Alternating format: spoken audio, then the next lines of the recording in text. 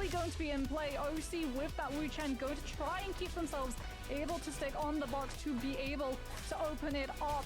Yodo F3 comes on through. Unfortunately, only lasts 3.5 seconds, so the second that it's gone,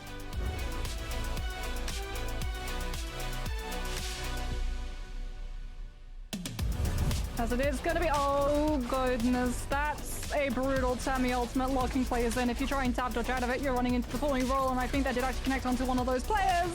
As Kakaishi with the slams able to find 17 JL's Benchu and hold the form a lot longer. 17 JL's AS might just slam the player down into the 40 roller.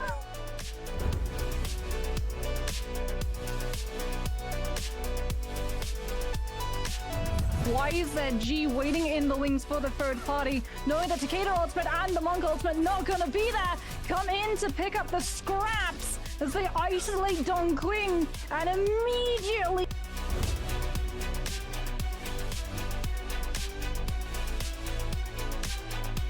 massive Flamebringer coming through with a massive strike here. As oh no, OC28 is gonna be able to snatch it away from him and says see you later. That's not gonna be enough.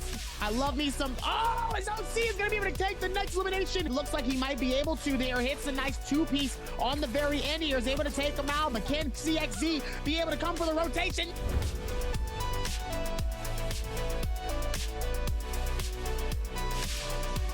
This in and push in onto this team of Bauda getting hit by a massive bow, and he ends up getting it again. to connect the distance on to the Yoder sitting on that ballista either. The finish coming through has been absolutely insane for all these teams. As the Takeda comes through with all of these finishes, absolutely juggling these teams, and Double S is going to try to hold this together as long as possible here, but it's clearly not going to be enough as the full team of 17 to hail, because we are the champions of the world.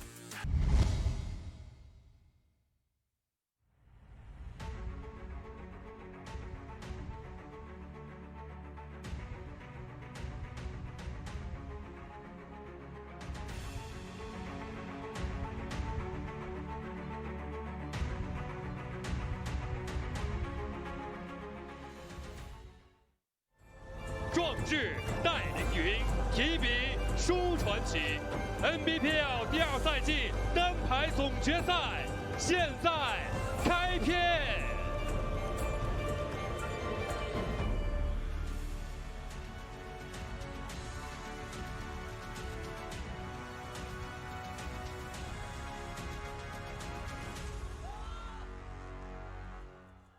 我记得18年的时候是电竞元年嘛，然后我看他们比较热血，然后我也比较兴奋，再加上玩永劫之后，我分打高了，认识的高分朋友都来打职业了，然后从那个时候我也想来。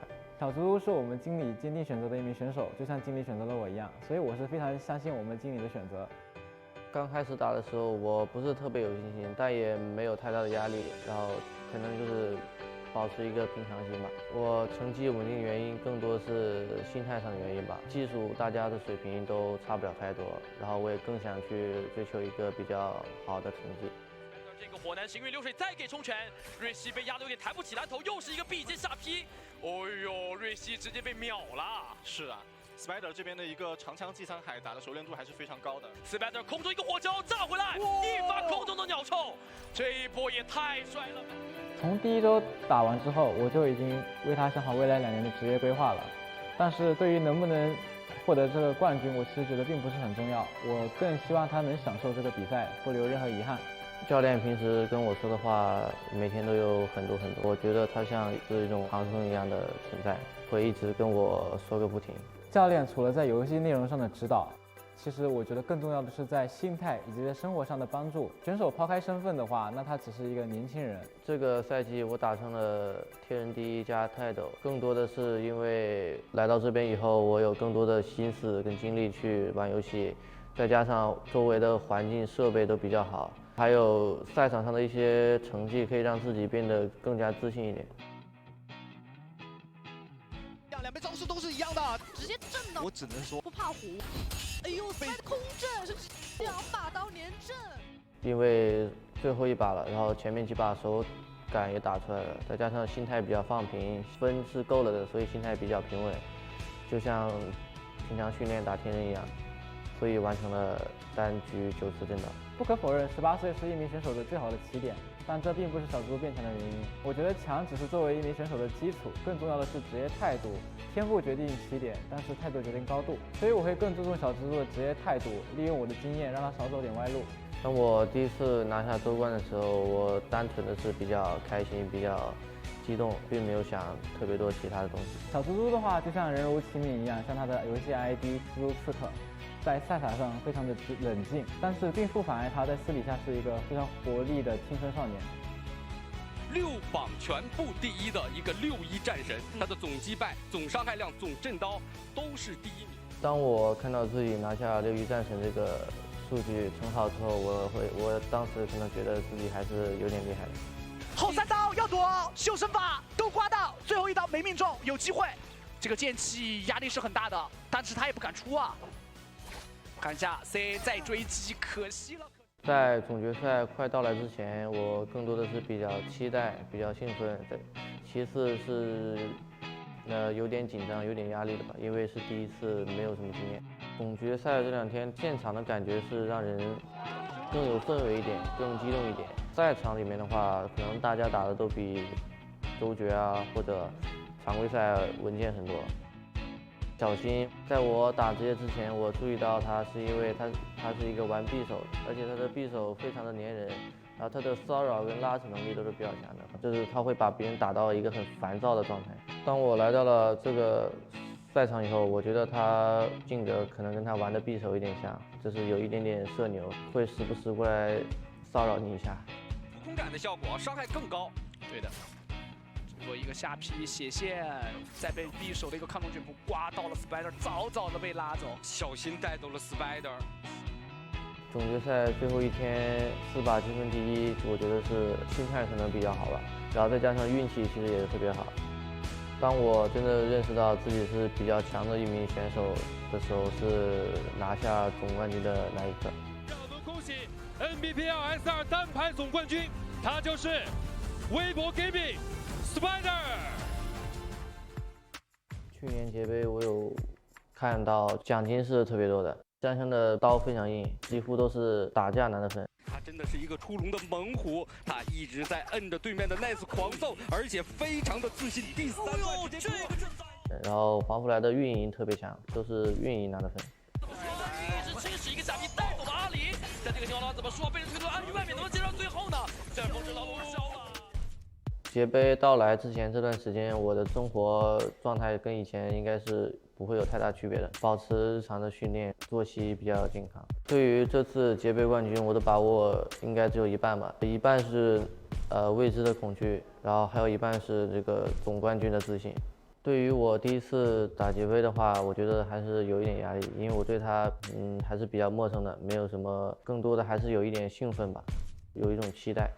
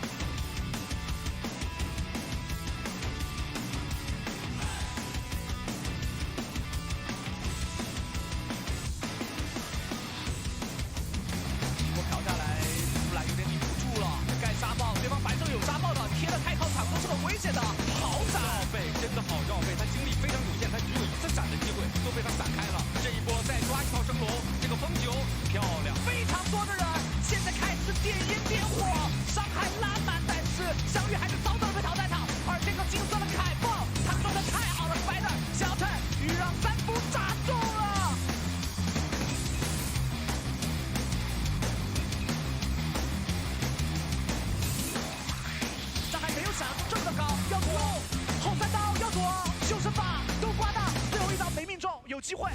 这个剑气压力是很大的，但是他也不敢出啊。看一下 C 再追击，可惜了，目前直接冲一个张纸，这个2A 怎么说？3A 再取消。Spider 这个火男行云流水再给冲拳，瑞希被压得有点抬不起来头，又是一个臂肩下劈。哎呦，瑞希直接被秒中了。Spider 空中一个火球炸回来，一发空中的鸟扣。这一波也虽然是太刀到手，但是没有甲，而且被小猪抓了一套先手。这个时候小金人方场的反打了，哇！他这个2.0中，我们可以看到地头上方的 Spider 又拿起半分了，而且还拿了3个，上龙，再接上龙，空5连着下劈直接带走。SD 的关注度少年郎敢问天地是锋芒，让我们恭喜 NBPL S2单排总冠军，他就是微博 Gaming Spider。对，接下来。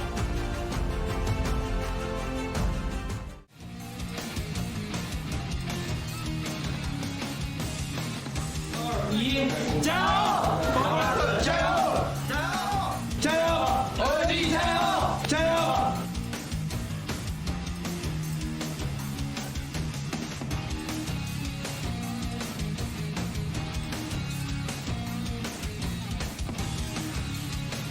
纵观全局，但看到有个飞刀楼就有了，空摘了一个，空摘了2个，还有一个前师兄啊，330这边也直接被带走。兄弟们，一窝蜂封杀刺死，哎呦，直接把尬的雷打死了。齐剑浩 RD 是满编队，因为来到决赛圈之后没化妆，肯定对于天海大师这样的阵容来说更舒服。有一个风闪闪在，双方要争夺起来，一个 BG 打飞，再来一个风闪闪，330这边躲不了对方的一个白许多，想震荡，这个风雨没有 K 到，但是对方手里跟风手330这一波战胜了对手。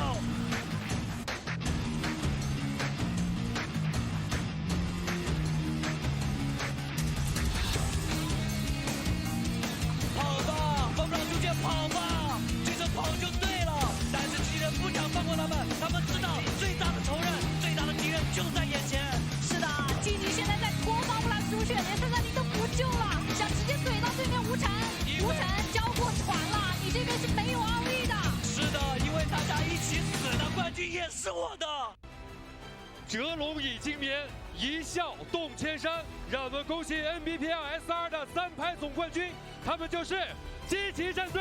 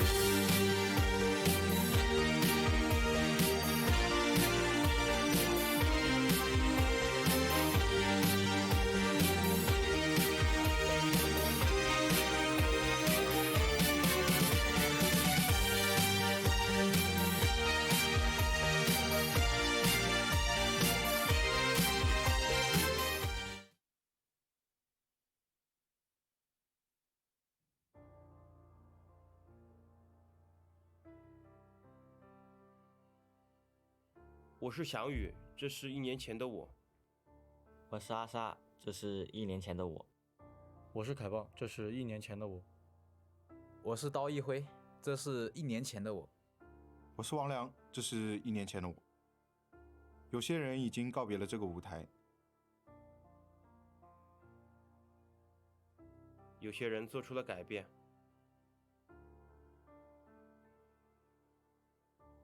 而我们还在坚持的。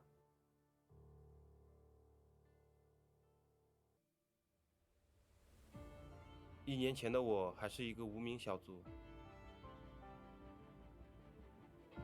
1年前的我无法取得稳定的发挥，天赋不能尽显。1年前的我初出茅庐，畏手畏脚。1年前的我锋芒初显，但在火刀门下，我还不曾拥有一席之地。1年前的我殿军受奖，第4名丽丽27分，但很显然，没有人会记得殿军是谁。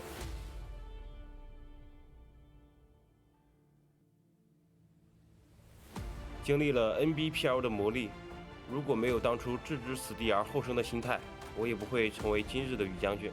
我不信这波能反杀，看一下翔宇的这波操作，上来再顶盘子，追到3升楼，这波他正当的空着了，他失误了，这个正当组合剑，残血，他驯步，他秀了。在积极战队完备的赛训体系下，我攻守兼备，稳定得分，名列前茅。不想知什么时候给，而在这个时候翔宇状态非常的差，而且没有长稳的情况，想打出这个状态。就在这个时候，翔宇被淘汰，阿莎再劈碎这边那个刀一挥，我最后一刀斩碎空气。强者需身经百战，每一次突破自己的极限，即便面对强敌，也能从容面对。就看海豹能不能完成逆转了。谁的几百分，这是很关键。现在的话，我觉得楚真已经很残了，这个时候被钩索打断，然后直接来个龙虎乱舞，海豹的拿到了，海豹第7个，海豹这个时候已经第8名了，他现在已经成功逆转，他把13少给顶掉了。你可以嘲笑我的固执，但绝对不要小看我的信仰。如果没有这份觉悟，又如何称得上火刀门门主？刀哥打 Spider， 但是刀哥说了，我现在最擅长的武器不是火刀，是长剑。哎呦，这地形太差了，两边冲拳间的博弈，但刀哥再做反顶，反手给 Spider 颠了一发火球，空中3角杀吗 ？Spider， 哎呀，刀哥这边还是技胜一筹啊。你们或许只看得到我的整活，来，这边王良是已经抓到一个人，对，爱用匕首爱装酷，但是王良制裁你记住。但我想说，如果没有足够稳定的心态，是不可能继续向前迈进。王良，他拿下了，你别跑，好小子！这一刀中了，来看一下空中这一刀能不能接到，接到了，来了，哎呦，又拿1分，再次斩杀刘星宇。吃个花，那奥义又要好了呀！啊，梁子这一波滚雪球太厉害了。节杯，我势在必得。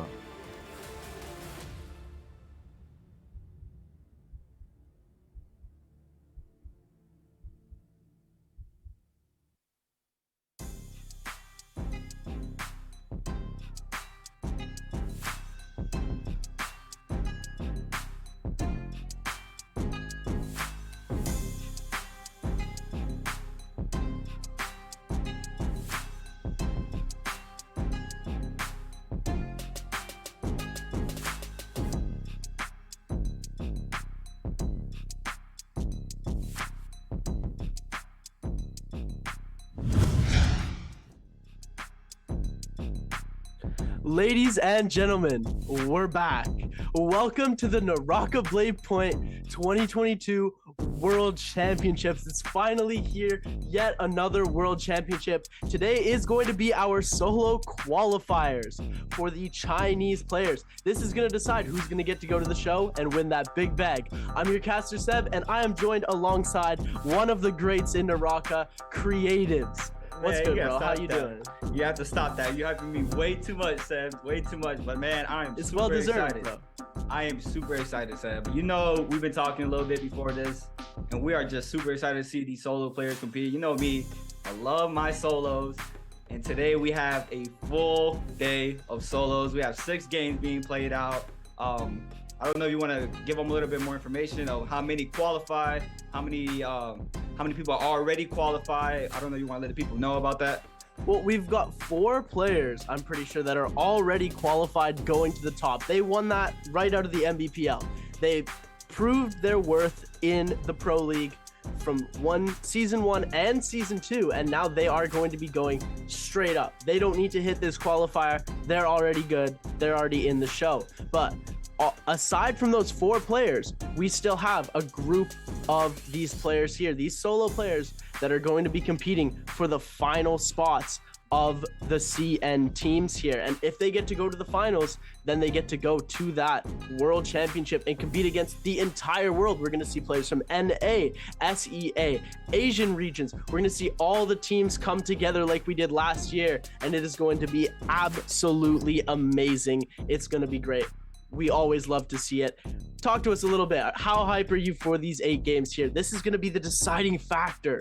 All of these players, we've watched them grow from last year's World Championships to the first season of NBPL to the second season of NBPL, and now we're seeing them again at the 2022 NBWC. Like you stated, Seb, the league is one thing. You know, you can dominate the league, you staple yourself in the league, but I think you being very dominant qualifying here and you being able to show how dominant of a player you are just throughout the whole world stage against players from different regions, NA, EU, CAS, every region out there. It's just something more major for me personally.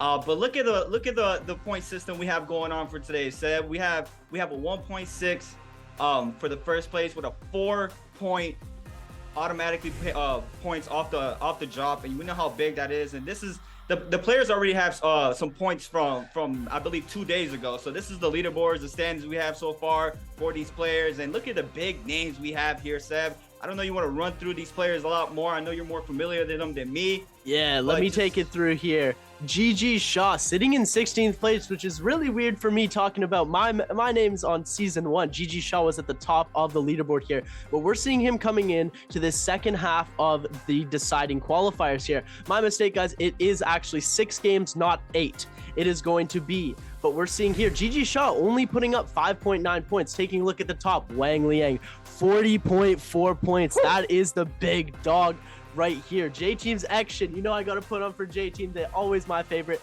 Still gonna be forever. 16.6 points. Got a little bit to make up here, but we're gonna see AOW Shunmu Kong here also coming in with 18.2 points.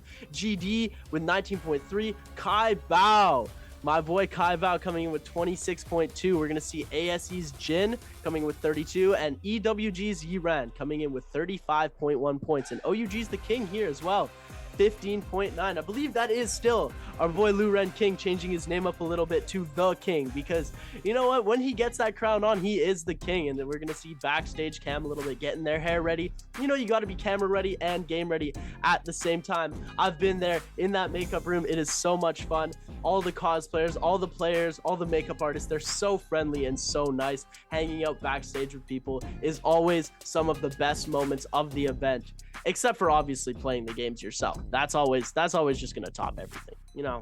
For sure. Like, everybody already ready to compete. Man, it's gonna be a super exciting set. I can't wait. I love solo so much. It's crazy. It's crazy that we're finally here. The Mainland qualifiers is finally here. It's been a long time. It's been a year since the last World Championship, and we're back with another qualifier for the Mainland. We do have I believe all our other regions have already qualified and have their slot secured. So those players, big congratulations to them for that. And I do believe as well that after the games today, we will be seeing the draw pools for the World Championship in December, so. Yeah, it's going to be really cool. We're going to actually get to see which teams are going to be playing against each other. Just like the NBPL and just like last year's World Championships, there's going to be 3 brackets. We're going to have Group A, Group B, and Group C. And they're all going to be devised of 8 players each here. This is not going to be just the China Mainland players. This is going to be for everybody. We're going to see who's going to be in Group A, who's going to be in Group B, and who's going to be in Group C. Because they take Group A and B play, Group A and C play, Group B and C play. That's how they do it to get the standings, so everybody gets to play against each other, because they can't fit everybody into one solid lobby. It's how we do it here, and it's how we've always been doing it. You guys know. If you're new, here's a little bit of education for you. You know that you can't have everybody in the lobby, so you got to split it up a little bit. That's how they make it fair for everyone to get the same amount of fighting advantage. You don't want to have one player who's only facing off against these other players, which makes it so he has a better chance because he's not facing off against someone that he's weaker against, because we always have these rivalries. You know, we see this player here, we're going to see him, if he was only facing off against, you know, the top players all the time, it wouldn't be fair to him, so we got to get him on to different spots. Iran here, if he was always facing off against J Team's Action, it wouldn't be as fair. A little bit of education for y'all. That is for sure. But I'm seeing a lot of these players, they have that Zaping up there as their pick rate. But now with Zaping kind of already out of the meta completely, I'm not going to say she's completely out. But now I'm very interested to see. I personally can't really keep up with the Mainland League, but I'm interested to see which heroes I'm going to see today coming out here in the solos. I have a couple picks in my head who I believe are for sure picks for these players. I know we were talking about that a little bit as well. We did run through them. We did say Tomok. I personally said Tomok because Tomok right now, I believe he is super strong. Obviously a Takeda. For me, I personally want to see a Tarka. I love Tarka. I've been saying this every single time. I want to see the Tarka out. I don't know, who do you want? What hero you want here to come out today, Seb? So obviously, I love to see my boy Tarka, and me, I'm a Takeda main. I gotta put it out there. I'm not ashamed of it. I love Takeda. Playing him, especially, we're not gonna see any spear play today, ladies and gentlemen. Sorry, staff play, because Correct. staff is not gonna be a part of this qualifying event. It'd be unfair to the other 6 games that they've already played. So we are going to see no staff play, but staff and Takeda mix so well. All the other weapons as well. Takeda is just your surefire way to be able to dominate the game in such an aggressive way. Of course, if you're a different kind of player, you like to play with Justina, who's able to do some of those offensive things, but is also able to come back with the defense, using that freeze to be able to give yourself an advantage, freezing yourself, and then using that ultimate to be able to freeze other players, keeping them in place while you absolutely annihilate them. And here we go, ladies and gentlemen. We are going to be getting into game number 1 right away here. Taking a look, we're going to see Jin, Kai Bao, Ego, Dao Yihui, Sha, Xshin, Reki, Yiran, Shen Wukong, Jox, T225, Xian Yu, The King, Panda Man, Wang Liang, and Shu Zhang coming through. We're going to take a look at these hero picks, and wow, you were right off the bat. What did I say? It's 4 Temmie. What did I say? My goodness, Temmie coming through. Another 4 Temmies? Panda Man gotta go on target. No, 8 Temmies so far. This is crazy. We're gonna see these other 4 picks here. No way we're seeing a full Temmie I told game. you. No I told way you, we're Seb. seeing a full Temmie game. Right now is the man. And it's kind of sad to see that in our region, personally for the NA region, Tomok is not really overpicked like that. But this is right here is going to be a staple to show you how much of a strong hero Tomok is and What is why going on? he is going to be picked right now. But look, the players are loaded in to Morris Isle. We are going about to begin. I think this is game 7 for them, correct? This is going to be game number 7, but today it's game number 1, ladies and gentlemen. We're going to see a couple of players. We're going to see Ventus's team going down on that lower south side of the map. Nobody's spawning directly on Celestia, but we're going to see the King and Xshin around in those gold zones. We're going to see Gigi Shaw getting Shadow Jade Mine all to himself here as we're looking at the northern parts of the map around Zest Winery. We're going to see a couple of players as well, but not too much action going on there as we're going to take a look at game number 7 or 1, whatever you want to call it, ladies and gentlemen. Let the games begin. Wang Liang already with that purple armor. No weapon so far, so this could be dangerous. We're going to see some wisps getting thrown and trying to get away from that as fast as possible. Picking up that dagger, and yes, as always, I am your caster, Seb, and I am joined with the man, the myth, and definitely a legend in the Naraka community, Creatives. I appreciate you, Seb. Always with the gas up. I really appreciate it, bro. But we're about to get into some real action. We see the players already looting up. I see daggers out. I mean, obviously, we're going to see the dagger. We know how strong the dagger is here. Look, everybody already with the dagger. He's just running past the spirit. It doesn't even matter. We have Panda Man in the back end. Looks like he might be catching up to Wang Liang there. But it looks like he does not want to take a fight at the moment. He currently has purple armor, so he does have the armor advantage, but it looks like we do have a scrap off here. Xen now is going to get aggressive off the grapple. He's going to 2.0 down a nice little back tap dodge from T225. Comes to scrap off. He's going to cancel that LMB charge off the nunchucks there. Oh, he pairs a little bit too early, and the soul break is going to come into play. And now the Tomok ultimate is going to be invested here for T2. He's going to throw out the wisp, but he's holding blue in a big pair from T2. And that's going to do it for him right there. Xen is going to be taken out. What a beautiful parry coming in from him there. Wow.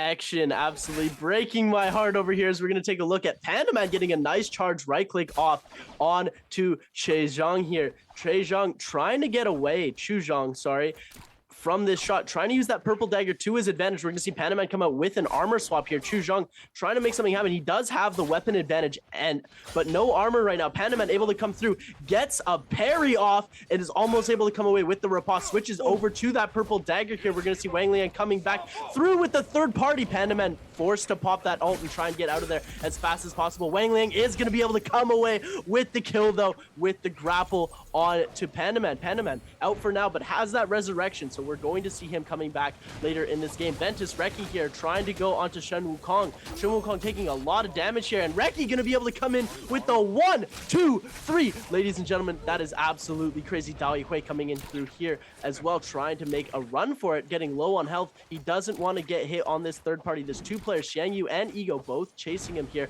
We're going to see Gigi Shaw also starting a bounty onto OUG's Lu Ren King, or the King. NAD's Dao Yihui trying to get away, using that stone form to just block the attack, cancels the hit that could be offered from him because he knows that parry is way too wide open here, as we're going to see him still getting chased relentlessly. It looks like he's going to try and come back now and take this fight, knowing he has an advantage now that he's got the armor swap here, trying to come through onto Ego, launching that second attack through here. He's going to use his F to be able to just put a little bit of distance between him and the other players. Catches Xiang Yu in that, and he's going to go into that stone form again. Ego hot into chase here. Is going to be able to take off a lot of the health with the dual blades, and Ego getting the kill.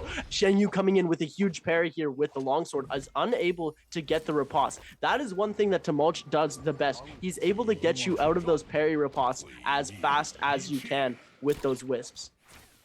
Wow. The aggression right now from these players is, man, I love the aggression. They're coming out straight fire, straight heat, pushing whoever they can right now. A lot of these players want to get a lot of kills right now, especially if you're below that top 8 right now.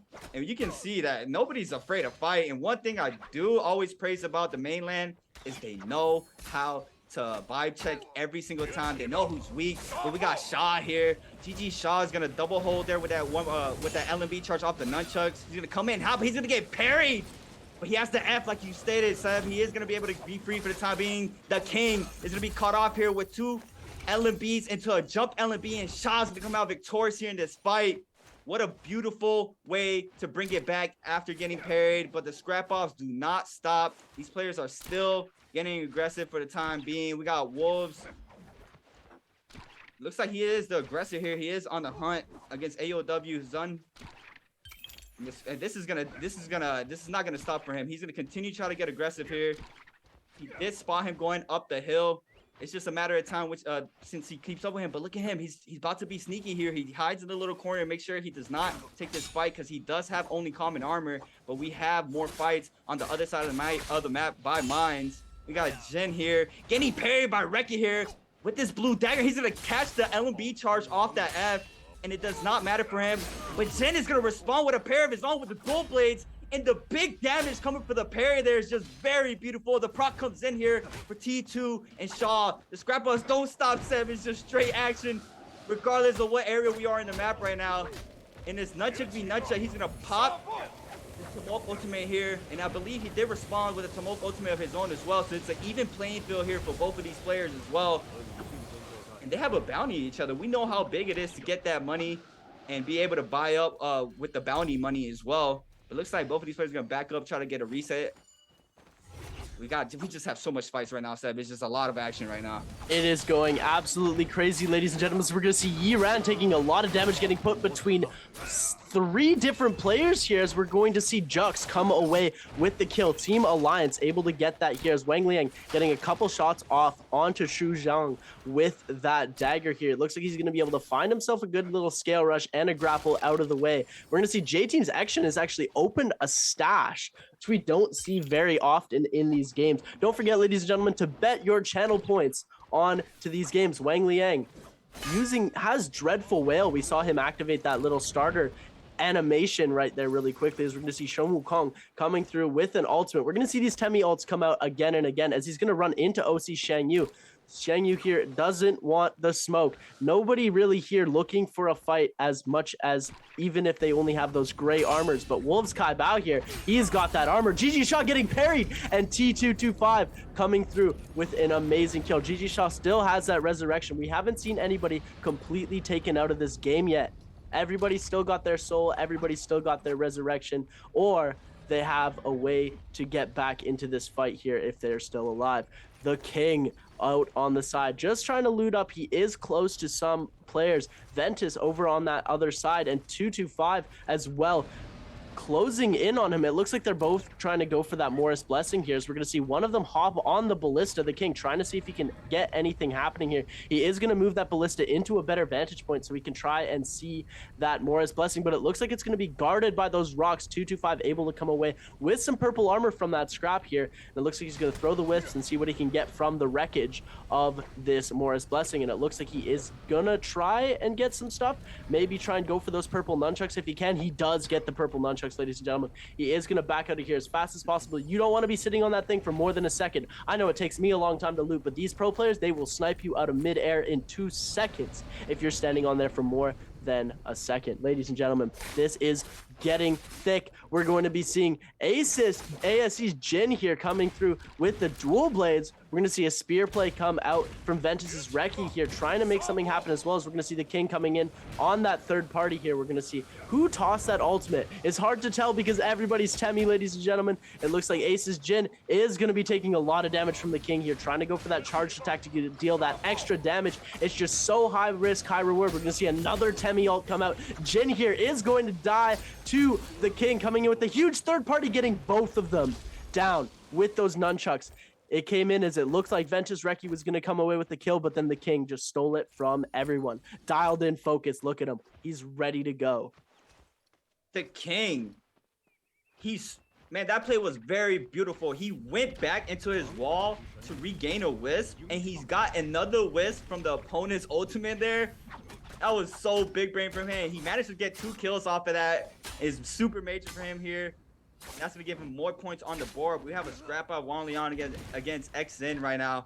He does have the gold nunchucks in hand, though. We know how much damage that puts out. But the scrap off here is going to continue to happen. XN is going to continue to be aggressive here onto Wang Liang.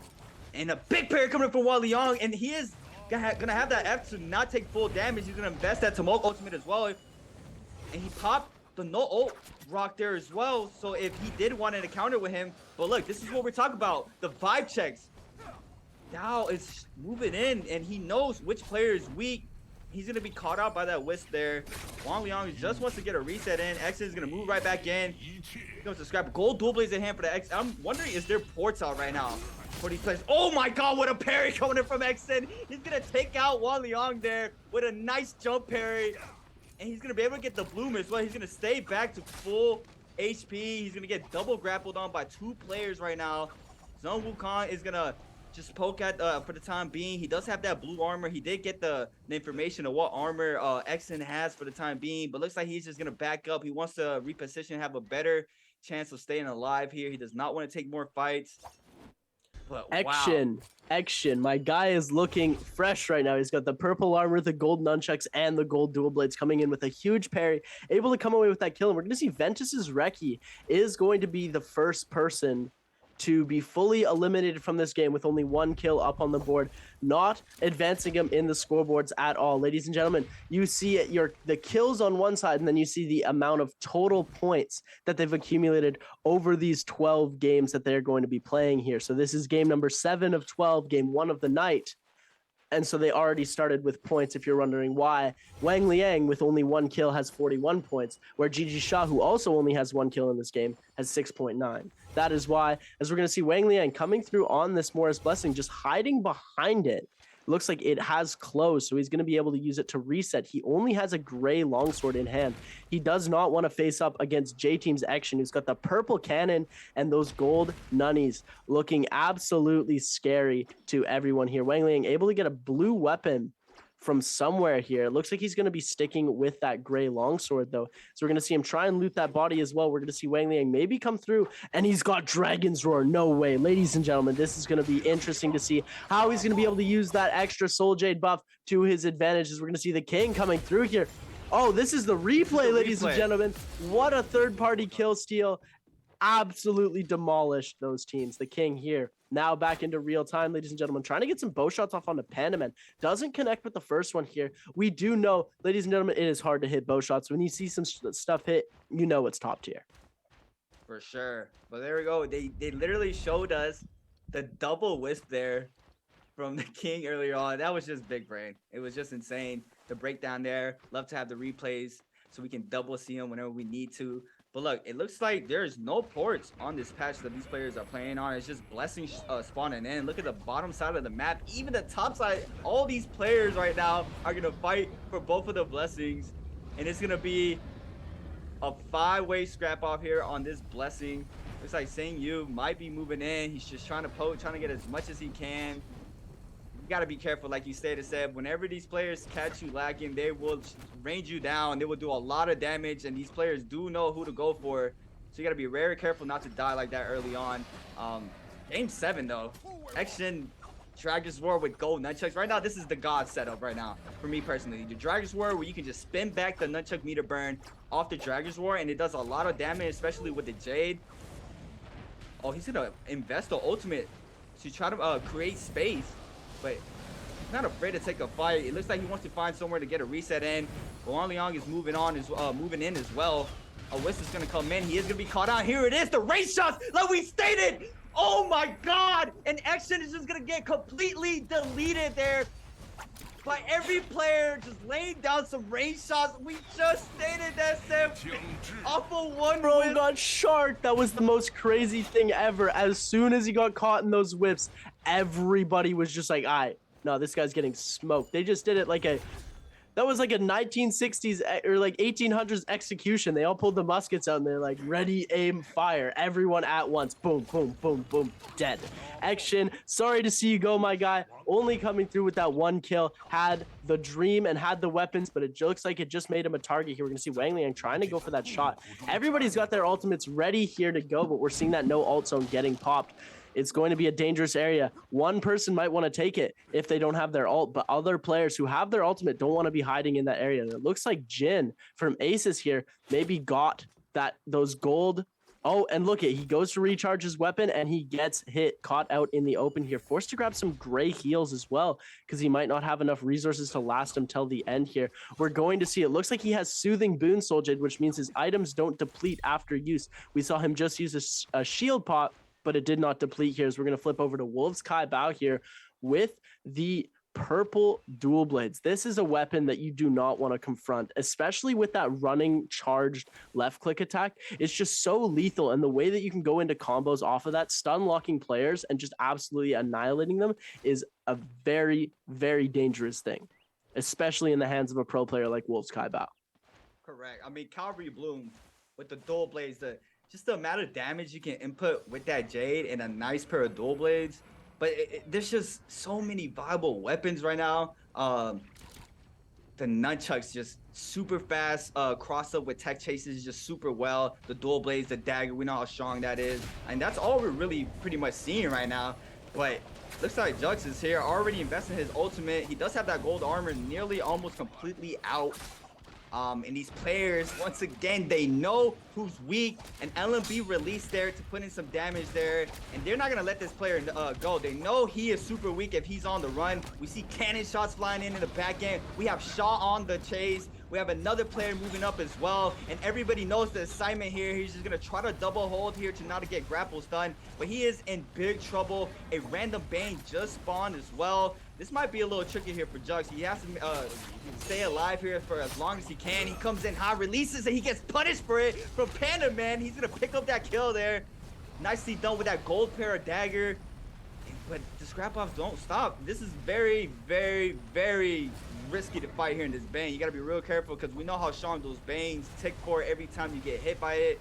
And you do not want to be caught out there. So it looks like Panda Man is gonna back up, try to find another place to reposition because he does not want to fight there and he knows it. Everybody else as well is gonna scatter. But we have some seen you close to Panda Man. Looks like they're not gonna try to fight for the time being. This is probably where the time where it slows down a little bit, Seb. They're just gonna wait for the circle to completely close. As we see, there's only 19 seconds now. Yeah, it's just a waiting game at this point. Well, as soon as you get those first kills and as soon as you use your resurrection, you have to play this super carefully. It's not your average ranked Naraka game where you like, oh, I totally could have killed that guy. I'm gonna salty run back. No, this guy has replenished his health completely, gotten insanely better weapons. And if you try to fight him and you take the slightest amount of damage, your shield goes down to half. You have the entire lobby on you. Oh. It is so difficult to avoid these players as soon as they come through with you. We saw Jux went for that gold armor, got punished. He could have stayed back and not played for that Morris blessing, but they have this mentality, if I can't have it, no one can. So if you're going to try and take it from me, I'm going to take it back from you. And the entire lobby is thinking like that. You're like a shark with blood in the water. You're dead instantly. That's exactly what we saw. That's the thing, though. When you play Naraka, and if players are not doing that, it's a whole different game than when you have players like the Mainland that they know the assignment every single time. It's just a whole completely game, Seb. It's just beautiful to see. Everybody knows what is the quickest kill, the fastest way to get points. And as we just noticed, everybody knows the assignment. They're going to try to secure that kill for themselves. But unfortunately, only one person can do that.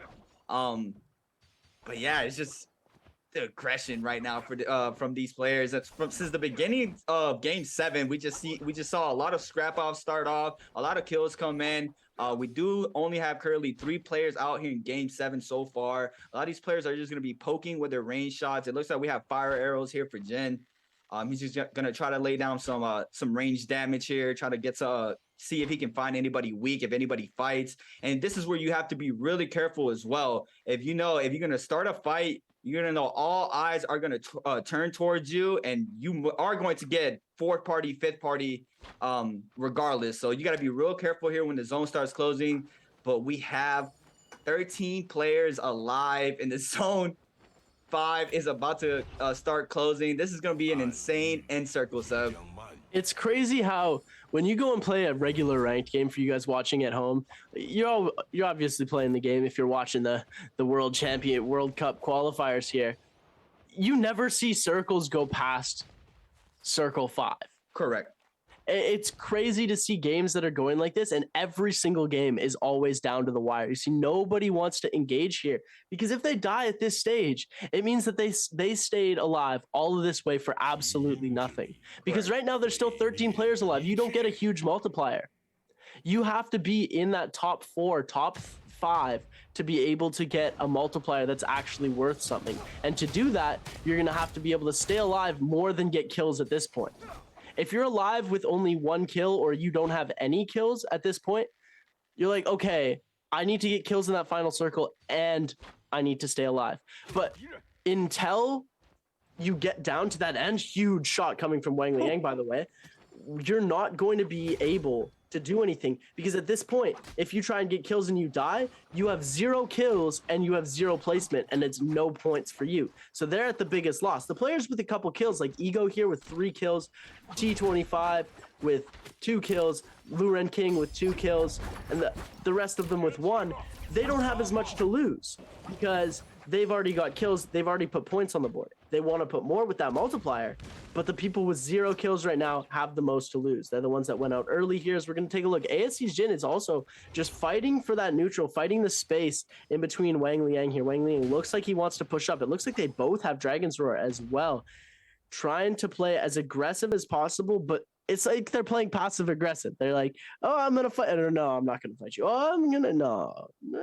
And it's a teeter-totter back and forth. You see they're sending out their shots. They're like, look, I have Dragon's Roar. I'm so cool. It's like, yeah, I got Dragon's Roar too. Don't mess with me. As we're going to see Shomu Khan here coming through, losing a lot of health. And look, the sharking has already begun.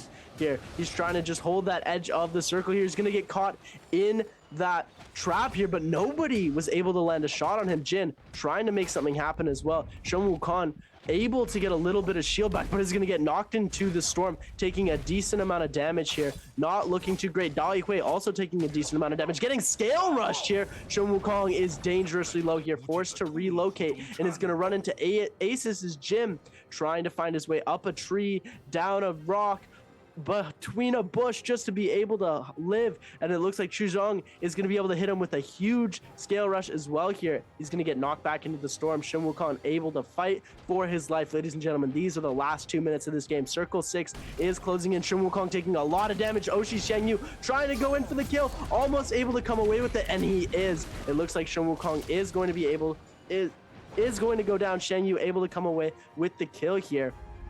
Unable to loot the body though. ASC Jin is going to go out into the storm to loot that body as fast as he can, get that soul bloom essence, get the rest of the shield, get the alt charge back so that he's able to fight in. He almost has that alt fully charged here. We're going to see the king not with his alt charge. Wang Liang also doesn't have his full alt here. We're going to see T225 trying to come through with some Dragon Roar onto Wang Liang. It's just Dragon Roar back and forth on almost everybody here. Jan taking so much damage. 225 coming through with a huge kill here. GD's T225 coming through with an amazing play. T225 and Wang Liang with the Dragon Sword right now, they have the advantage right now. Look, Wang Liang's going to spin back the Nunchuck meter break. He's going to take out T225. Now he is probably the only player right now with Dragon Sword. And we saw T225 spin back for a kill. But look, the damages are just coming in right now. The kills are being confirmed right now. Everybody is in a scrap off. Everybody does not want to die. Shun Heng right now is going to try to get some Scale Rush damage in. Wait, we got Prize Fall out right now. We have a lot of Jades, a lot of gold weapons and purple weapons as well.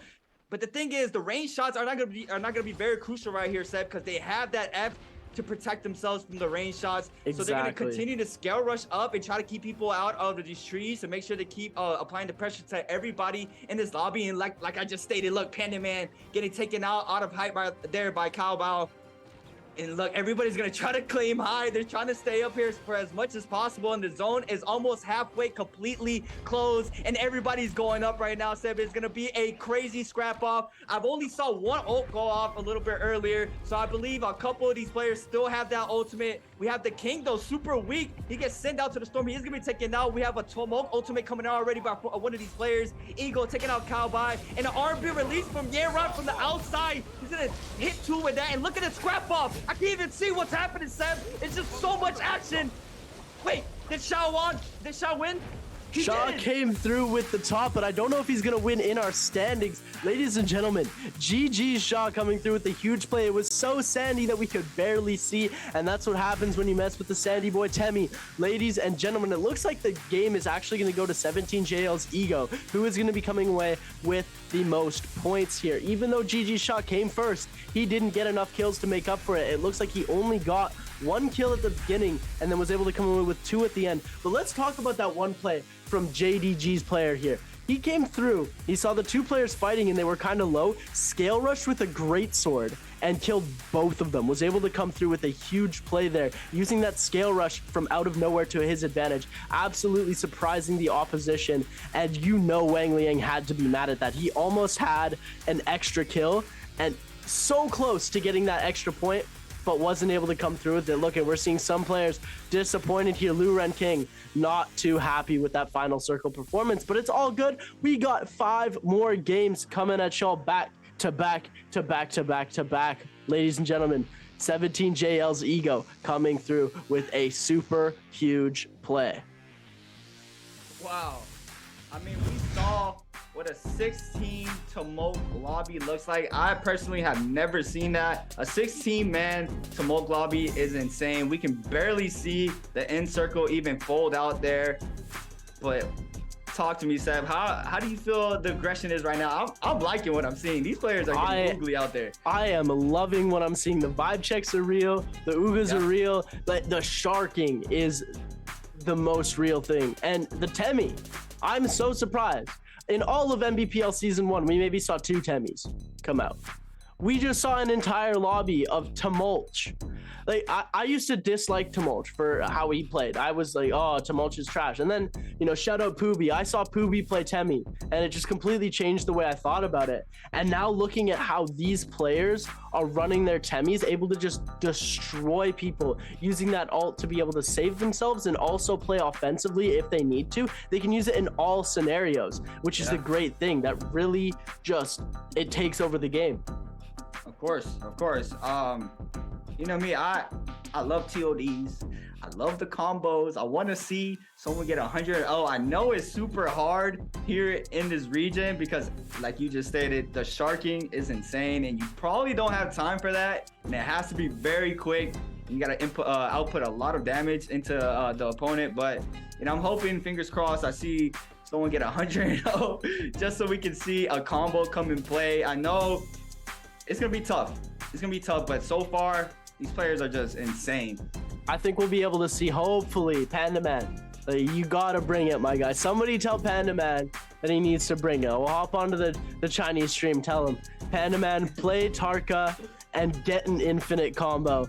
Bring him 100 to 0 because we always love to see it happening. It could happen, especially early in the game. We'll be able to see a lot more stuff happening and going on compared to how we saw, you know, that late game where everybody was just hiding, ratting it out till the end, making sure that they were only attacking when absolutely necessary. Taking a look here, we're going to look at our scoreboard for the game.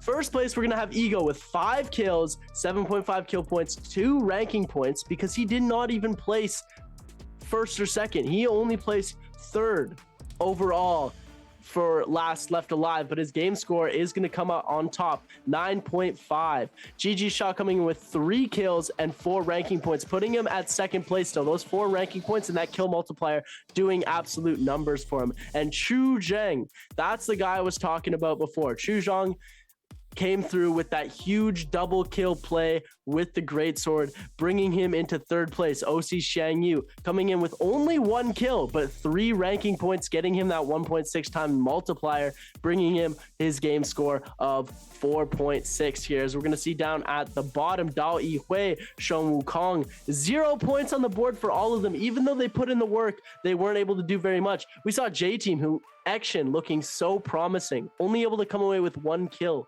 and 1 game score point for this game. We're going to see how this is going to affect our full standings at the end of the first 3 games and at the end of the last 6 games.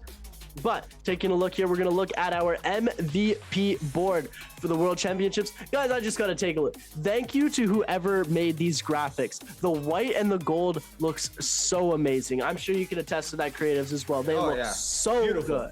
Good. But going through this damage, it looks so beautiful. But look, we got 17JL's Ego here. Look at that, 7.2k damage for this player here. 2 kills on the board.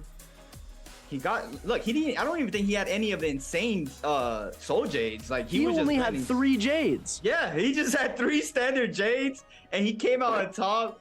But look at him, man. Look at the damage he put out. I mean, that's all, that's what I was thinking in my head right now. You have 16 insane Naraka players. I was watching them play and like, they're all aware of what's happening. Even if they're in a fight, they know what's going on behind them. If they see or hear anything, they're always checking. I saw when there was just Dragon Sword releases on the back end, like he's always checking what's happening around him. He's always aware of his surroundings. And man, these lobbies they're very scary, Seb. They're very scary. Oh, for sure. They are the absolute worst. I would hate to be in one of these. I'd just be in the bush the entire time. Not gonna lie, ladies and gentlemen. We can't compete at this caliber, but we love to watch them compete at the caliber, and you know, those who don't do cast. Yeah, that's true. I mean, we're here, but we are glad to be here. I hope everybody is enjoying the games so far. We just went through 1 game. We have 5 more games being played out as well. I'm interested to see how the Holorock gaming is going to be, what heroes these players are going to be picking out for that map. We do know Holorock plays a lot differently than Morris Isle, so that's gonna be super interested to see how these players go for that route on the hero. Oh, for sure. You're always gonna see a different hero pick depending on the map. Like, I'm not too sure about the trios, and these are the players that have already qualified the teams for the group stage at the Naraka Blade Point World Championships. Team GBL Shin, Baoda's Huang Fly. We're going to see WBG's 13 Xiao and NPG. I'm not exactly sure who played for MPG. WBG Spider actually coming through. And NPG's Dubai. Ladies and gentlemen, I've been getting these names wrong, but it's all good. NPG's Dubai, GBL Shin, Baoda's Huang Fly, and WBG's Spider coming through. And they're already qualified. They're good to go. They're set because they had an amazing performance in the NBPL. And ladies and gentlemen, if you don't know what the NBPL is, it's been our tournament. It's been our league that's been getting us to this point. It's been the build-up, the backstory, the preseason, the origin story of all of these players. And now it is their boss fight, their final moment where they evolve as a person, as a Naraka player, as a character. This is a life-defining moment for these players. It is more than just a game, ladies and gentlemen. This is life.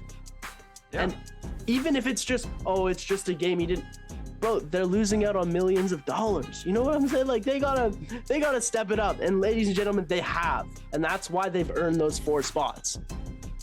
Of course. I mean, this is the big boy here, the World Championships. The World Championship, like we were stating, or like I was stating earlier on when we first came in. The league is one thing. The league's, don't get me wrong, the league is major. It is super big to be dominant in the league. But I just feel like if you can just show that dominance across the whole world stage, just for you to be that staple player and win a big tournament like that. I mean, there are players flying out from across the world to compete in this World Championship, and it's going to be insane. I personally cannot wait to see how the World Championship unfolds. But first, we have to go through the qualifiers. And then, fortunately for us, today is the last day of the qualifiers for solos. So today we're going to get basically our whole lineup of who's going to be competing for solos. And then tomorrow we'll be back for the trio teams who are going to be qualifying for the mainland as well. So yeah, it's just a lot of excitement, a lot of action. I can't wait how all these games are going to pan out for sure. Oh yeah, I'm so excited. Actually, let's give you a little. So the teams that have already qualified, this is only solos here. We have from mainland China, NPG, GBL, Baoda, and WBG. And then for our teams from North America, we have Team Glitch, we have Team Volume, shout out Creatives, and we got BSC, we got Orion, we got Rin, and then we also have another team here.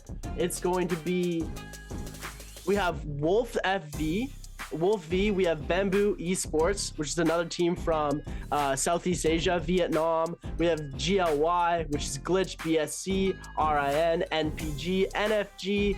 We have a lot of teams that we're going to be bringing to you, ladies and gentlemen. It is going to be absolutely crazy. We're going to get to see those later in the draws. Let me just read you the rules really quickly to just talk about them. The 24 solo players that have qualified will be divided into 6 pools. These pools will be sorted into 3 groups of 8. So they're going to be group A, B, and C for the group stage. That's how they're going to divide it out. 6 pools of 8. And so these pools are going to switch around as they go, like they do in the NBPL. Group A is going to play Group C, Group A is going to play Group B is going to play Group C. They're all going to mix and match to make it even for everybody. Ladies and gentlemen, it looks like we're going to be ready to take a break. We're going to hit you with those highlights and catch you guys in a little bit.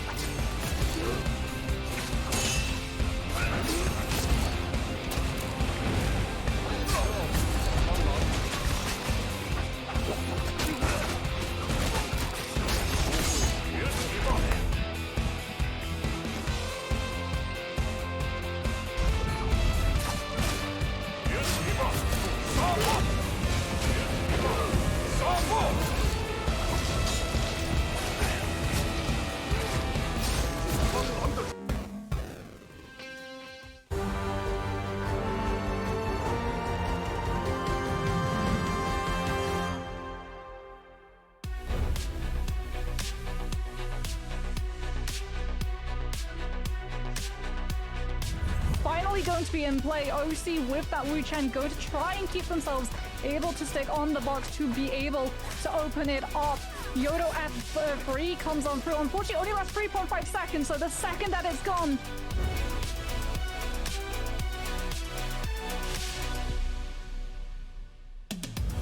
as it is going to be, oh goodness, that's a brutal Temi ultimate locking players in. If you try and tap dodge out of it, you're running into the falling roll, and I think that did actually connect onto one of those players. As Kakaishi with the slams able to find 17 JL's Benchu and hold the form a lot longer. 17 JL's AS might just slam the player down into the 40 roll.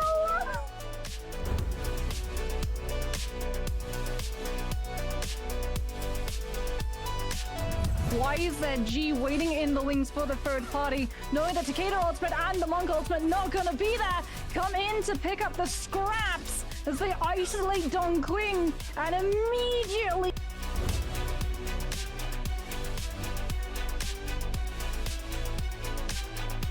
massive Flamebringer coming through with a massive strike here. As, oh no, OC28 is gonna be able to snatch it away from him and says, see you later. That's not gonna be enough. I love me some, oh, his OC is gonna be able to take the next elimination. Looks like he might be able to there. Hits a nice two-piece on the very end here. Is able to take him out, but can CXZ be able to come for the rotation?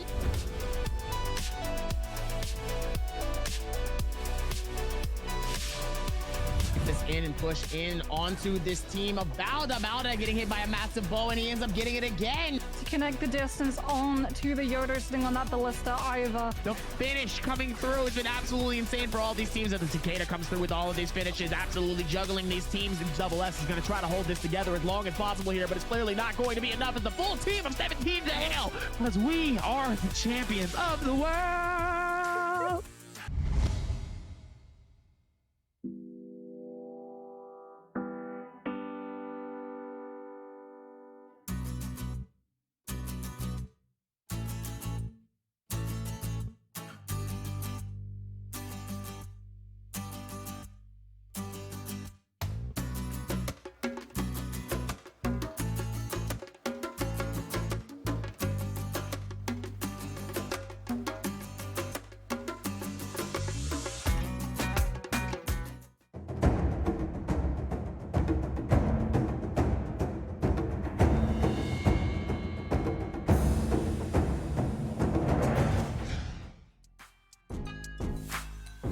Welcome back, everybody, to the 2022 Naraka Bladepoint World Championship Mainland Qualifier.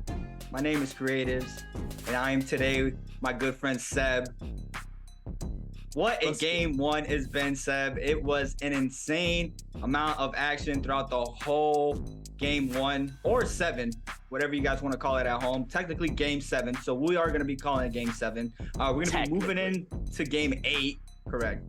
Yeah, we're going to be moving into game 8. I mean, what do you want to see here, Seb? You want to see a hero change up, but we have a question for everybody in the chat right now. Well, I want some treasures. I want game some one treasures. today. Long Leon for A.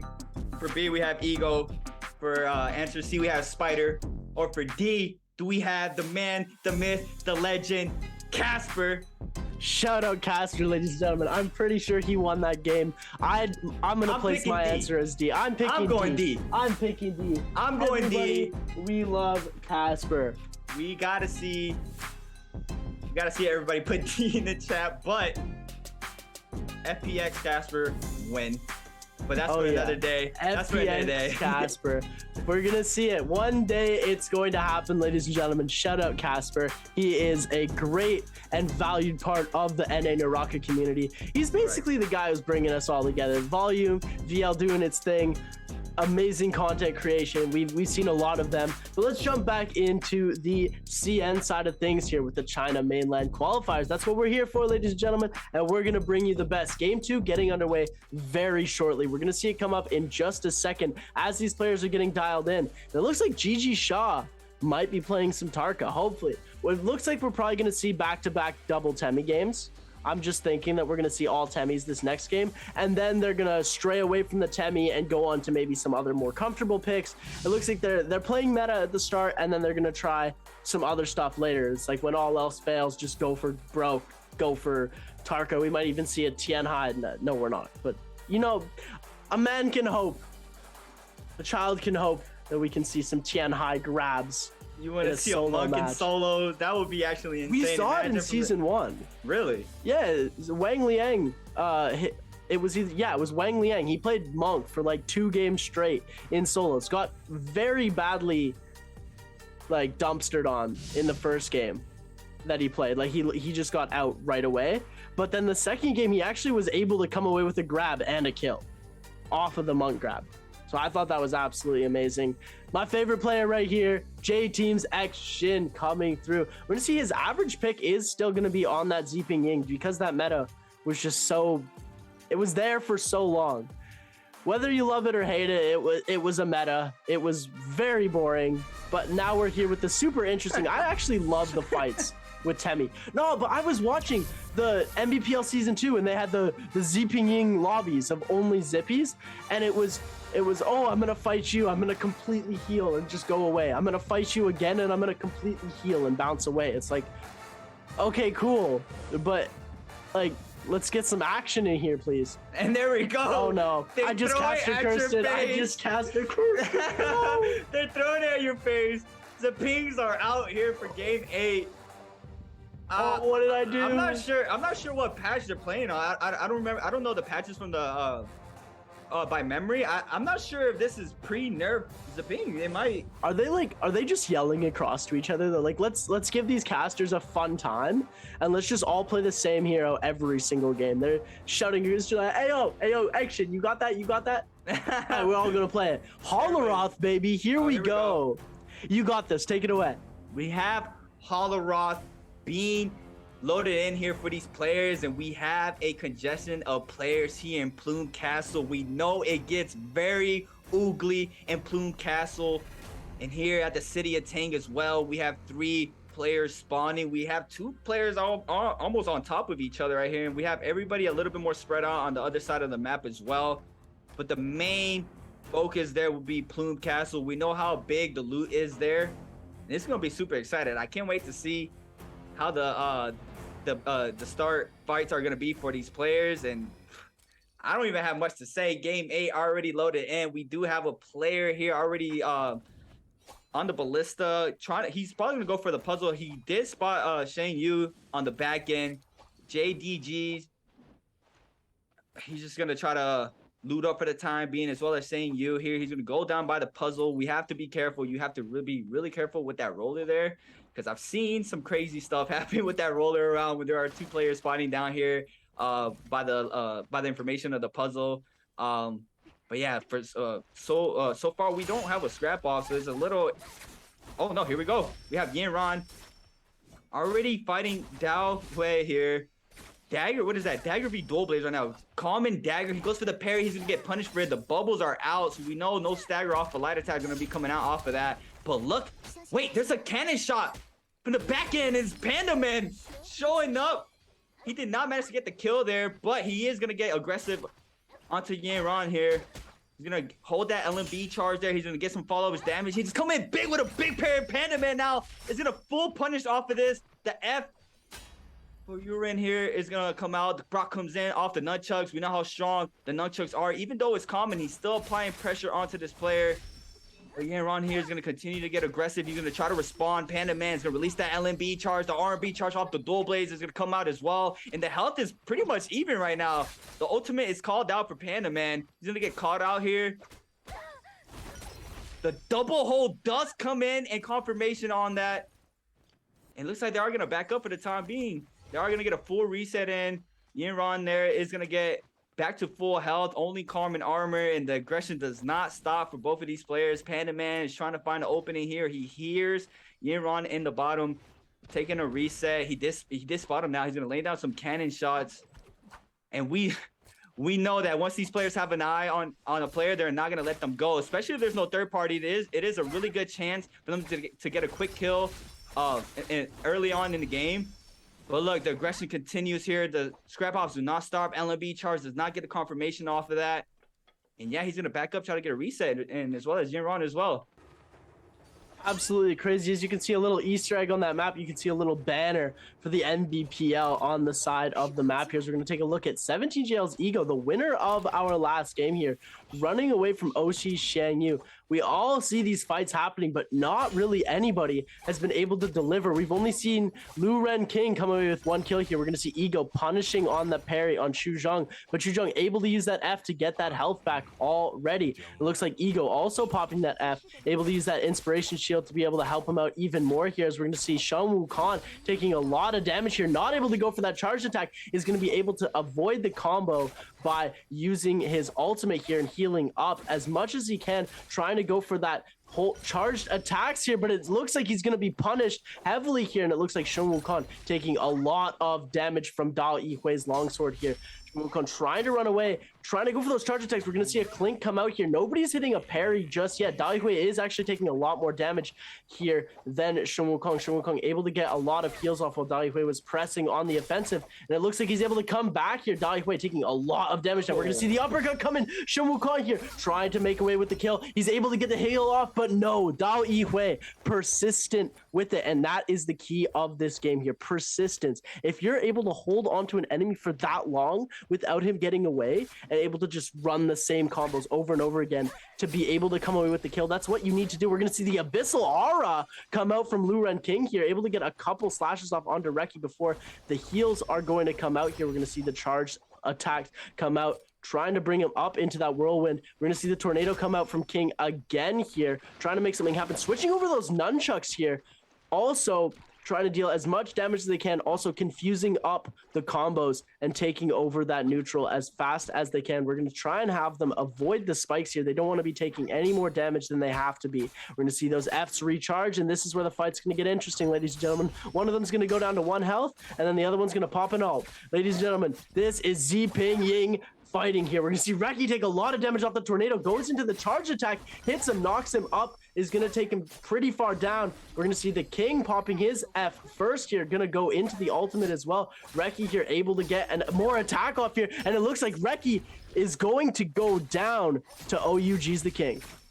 The King with the R&B confirmation there for the kill. Beautifully done. We saw how long it takes to kill one another here. But look, we have a 3-way scrap up. You gotta be careful with the cactuses, and there it is. The proc is gonna come in and it's gonna stun you. You gotta be real careful. But it looks like 17JL's Ego here is gonna continue to be aggressive onto Kai Bao there. But look, in the back end, it's Wang Liang here with the LB into the soul break to confirm a kill. And now he's going to continue to get aggressive onto 17JL's Ego, but he is going to respond with that nunchuck combo. He's going to try to back up for the time being. He baits out the parry, gets the LB confirmation to the full combo. Now Wang Liang is going to, he's forced to pop that ultimate here, and he's going to continue to get aggressive. The LB release off the nunchuck confirms here for Ego as well. He's going to try to back up for the time being. He has to be real careful here. He's going to continue to get prio off the crouch LB R&B as well. But here, the R&B confirmation for Wang Liang is going to continue to get some damage in. The proc comes in, and a big parry for Wang Liang, and now Eagle's going to be taken out. Wang Liang turning the fight around here, coming up victorious in this fight, and that is massive. Taking 2 kills there. That was beautifully done. Look at his total points right now, set with 45.3. He's heating up, and these players do not let go of the gas pedal. They just continue their aggression onto each other. And Yenron here is gonna, looks like he did spot GG Shaw. The confidence in these players to fight with gray armor, knowing that they're going to be able to gain it back at any moment here. Look at GG Shot able to go for an armor swap, almost going out right away. EWG's Ziran here in a lot of trouble, able to pop that F and that ultimate at the same time in tandem to be able to get a lot of health back, but it looks like it's not going to be enough as Ziran is taking a lot of damage from GG Shot. Absolute aggression here. If he's not going to be able to get away fast, this could be a problem for him, as GG Shot already gaining a little bit more health back. We're going to see Yiran slowly gaining health back from that ult, and it looks like GG Shaw has lost his prime opportunity to get this kill because WG's Yiran has come away with most of his health back here. So is GG Shaw. So this fight is going to get almost completely reset here as Yiran takes another hit from the cannon as the armor swaps back to the blue armor, and it looks like he's going to be able to go get a full reset before fighting GG Shaw again. He was so close to the kill, but no, alas, he got away, and this is Ziping Ying Naraka, ladies and gentlemen. These players fight each other every time in the league. You saw one swapped on over to the blue armor, and the second did the same. They know, like, they know their tendencies, you know, like these players are aware who they're fighting. I'm pretty sure just by the way they fight, they can already tell who it is as well. So that comes into play. That comes into play very massively. And I mean, that does not matter at the end of the day. Everybody's ready to fight. They want to get the kills. They're trying to get as most kills as they can. But yeah. Another thing they can do is they can also just take a look across the room, see who's concentrating the hardest, and just, okay, I'm fighting him. Technically, that is not allowed. You are supposed to keep your eyes on your monitor at the entire time. But I'm just saying, it is a thing here. As J-Team's action with the katana here, we're going to see him come through with a huge parry on Ace's Jin here, knocking the huge parry riposte into the jumping LMB, but it looks like it's not going to come to fruition here as he's trying to hit a scale rush. We're going to see the heal come out from Ace's Jin. It looks like he is going to be able to cancel the grapple onto Ace's Jin, but it looks like he's trying to get away as fast as possible. We're going to see another parry come out from Action here, knocking him even further back. He's trying to go for that Morris Blessing, trying to get some extra armor, maybe some extra damage. We're going to see a huge combo come out from Action with the grapple combo, dropping him in there, but is able to get away with it here. We're seeing the 3-band tech come out in full form here as Jin able to recover a little bit of health. Looks like he had either Mortal Defiance or used his ultimate to save his life here, as we're going to see the health and shield come back, but no, J-Team's Action able to come away using that combo tech and is able to come away with the kill, stepping ahead of Shun Wukong in the full standings to bring him to the top 8. Action. Fast katana. I see you, Action. He has that fast katana on him. And as you stated, that 3-band tech. But Dao Hui now is moving in. He does spot Action. Action, though, with that purple katana is going to try to respond here against Dao Hui. And he is with a big parry. Action now is going to swipe up that purple dagger as well. And they're so quick to take it. That's incredible how fast they see the weapon on the ground, how fast they manage to pick up that weapon. And look, they get a quick reset in, and the aggression re-aggresses here. Action is not going to try to let Dao Hui here go. He does spot him. He's going to scale rush up. He does manage to get a grapple in, but Dao Hui does not want to take this fight on right now. He's going to try to back up. And like I was saying earlier, these guys are all aware what's happening. They're always looking back, making sure that they do not have them on the trail. And I'm liking the little posters I see on the map. That is very cool. Wow. Did you see that? Yeah, I was talking about those earlier, those little posters, just a little bit of a homage to the Naraka Blade Point World Championships and the NBPL here. It's great to see how they're able to just change little things in the map and make it just so aesthetically pleasing here. Also, make sure to bet your channel points away. Give them all to me. I'm trying to get to 100,000. I'm at 83K right now. I'm going to drop a solid 20K on Wang Liang here because Ego is not looking too good. 17JL is in big trouble. Wang Liang here with that dagger. And we know how strong the crouch LMB is. He parries a little bit too early right there. 17JL's ego does not want to continue the aggression. He's trying to reposition. He does know there is another player around. And his AOWs in the back end as well. He baits out the parry. He does cross up that LMB charge off the dagger. That was beautifully done. Now he's out of there. He's out of there. He's going to try to find a place to reset. And it looks like he is going to manage to do that. And I don't think I see anybody scrapping off. It might be Wang Liang. He might have spotted Shun Wukong there, I believe. You know, one of my favorite things to talk about is how, this player is going to be able to go and pull a reset off, and how like they have to find a way to hide to get that reset and gain that shield back. We just lose the tech chase through so many areas of players just scale rushing and grappling away, hiding in bushes to try and get that one pot off. We lose that with these Zipin games.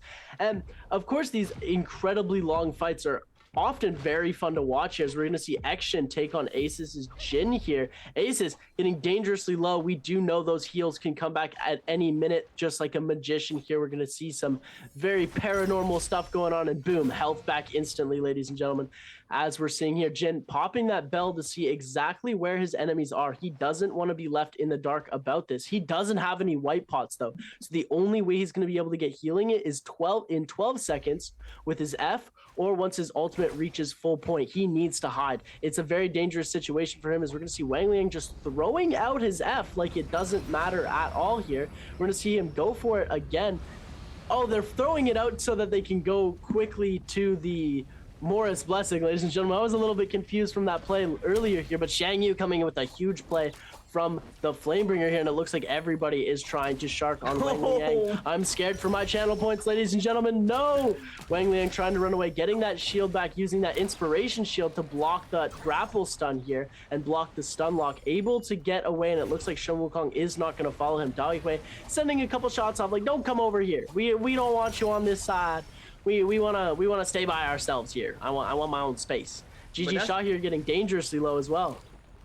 That's the thing right there, Seb. You saw that? They saw that he was already out of there, and they're cautious of how much resources they have to burn there to try to get a kill. He weaved that moonbait. He almost get caught off there. Shaw, though, does manage to pop another powder, but he's going to get hit by the bandit. He's back to have white armor there, or white health. Action as well. He did find a little corner here to reset in.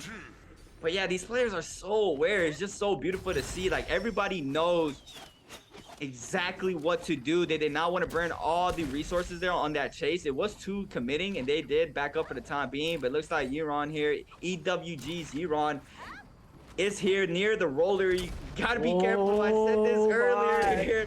You do not want to get caught there, because you will get full punish if you get hit by the roller, and you could potentially get taken out of this game as well. So it looks like EWG's Euron is going to back up in the time being, but Wang Liang in the back end, he was chasing him there, but we have another scrap off. J Teams, Action, this spot, JDG's, Chungheng. And looks like they are just going to back up right now. Eagle was moving in, 17 JL's Eagle. He does spot Action here. But it's just poking at this time. You do not want to be taken out. We already have 2 players out of game 8, which is still fairly early on for this game. So you do not want to be added to that list. 17 JL it's just straight poking right now. Straight poking. They're just trying to see what these players have, what type of weapons, what type of armor, if they have any Jades. We have GD's T225 on the Ballista right now. He's just gonna try to lay down some shots on whoever he sees on this Ballista. We know how strong the Ballista is, Seb. It's just so much damage, plus the fire, the burn effect that you get off of the arrows off of that is just... And the knockback as well, the stun, everything about the Ballista is just vile. Yeah. And disgusting and amazing at the exact same time. It is the craziest mechanic, I think, other than the fact that you can die to a trap now, which the reason why I'm so upset about it is just because I am victim to that roller so many times in games here. And these pro players have found ways around it. They're able to scale rush on the roof and stuff. And look at this, the King here able to come away with both, I think, the longsword and the armor here. So we're going to see KZ's Panda Man is going to go down to GD's T22-5 here. Wang Liang taking some damage as well. Everybody getting pretty low. We're going to see Jin here hopping back onto the Ballista, able to almost get a shot here. Misses on Shang Yu, misses on Kai Bao as well here. Just holding that last shot to see if they can hit one last player before having to rotate into the circle here. We are 8 minutes and 15 seconds left, ladies and gentlemen, with 13 players. This is that slow period that we see. Oh, the block from that Pixel. Just absolutely gut-wrenching here, as we're going to see Jin not able to hit a shot and is going to get actually knocked off the Ballista, taking an arrow to the face. What a trooper, getting right back on the Ballista, ladies and gentlemen. What a shot. I just saw it come in. I saw a player scale rush up and the shot came in. That was a very beautiful shot, but that does not phase Ace's Jin here. He's going to continue to get on that Ballista. Did not find to get any damage into to that. But I'm just so surprised how these players move in for the Blessing. It just shows how much of good resources a Blessing can give you. It is a lot of it's a lot of commitment. I literally counted around 8 players around that Blessing there trying to fight for it. I mean, obviously only one player can get it, but I personally have not seen that commitment from everybody wanting a box like that. So it's super interested to see it. It's just amazing how these players play. Well, it can be life or death with the box. Like this game we saw, especially with the Zipping Ying, there's so much of an advantage playing Zippy and going for boxes, because you're able to you pop your heal down, you loot the box as fast as you can, and you dart out towards your heal, your F ability, and you get that health back that you lose going for the box. Whereas on that last game, we saw him go for the box, get caught in that F, and then it was lights out. Correct. Because he was getting caught in a Temi F rather than a Zipping Ying heal. So it's all about hero play even if you see a whole bunch of people going for the box, like when we had that Yodo meta back in season 1, we saw a whole bunch of Yodo F3s just circling around a box, 8 to 10 at a time, which was absolutely crazy and unheard of here. As we're taking a look, Wang Liang with a gray dagger, but also has that purple or blue, I could not make out what it was, longsword as well. Wang Liang taking a lot of damage here, is going to use that F. Sheng Wukong playing absolutely aggressive. He does have the cavalry bloom on his dual blades here, and it looks like the entire lobby is starting to shark onto Wang Liang. 17 JL's ego is going to try and join in on this as well. He's going to pop that ultimate ability, gaining health back passively as he goes here, but it looks like he's going to get stuck in the thick of it, and this could be dangerous for Wang Liang, sliding and slipping out of here, doing the Michael Jackson, running around everywhere, just going, hee hee, you miss me, can't be caught by anyone, trying to run away as fast as he can, getting caught by Lu Ren King, almost gets hit there, tries to go around, and it looks like he has lost the trail of the rest of this squad here, because, oh no, Kai Bao here coming in with a huge charged vertical slash here, but it looks like he is going to be able to hide. He does have advanced heal as well, so this could be a very big help for him. Yeah, I mean, he was super weak, and look, he's back to full health, and he was mobile throughout the whole thing, and he had the best weapon for that, which was the dagger. We know that the dagger uses less stamina, and he has that LMB charge to have the leap over and the soul break as well. So the dagger is just showing how much of a strong weapon it still is, and I believe it's not going to be, unless it gets touched, that weapon is always going to be super strong. As well as the nunchucks, we see how strong the nunchucks are here for these players. We see a little bit of dual blades. We saw the cavalry bloom for one of the players out, so we know how strong that is. Obviously, with the LMB charge from the cavalry bloom, is just super strong. But right now, it's just a waiting game. The zone is about to start closing. It's gonna be a crazy end circle here, Seb. I don't know what to expect. I don't know what to expect. I know what we're gonna expect. We're gonna see all these ults get popped. We're gonna see everybody go from 0.5 health to 100 health in the final circle. We're gonna see this huge heal off go, and nobody's actually gonna fight.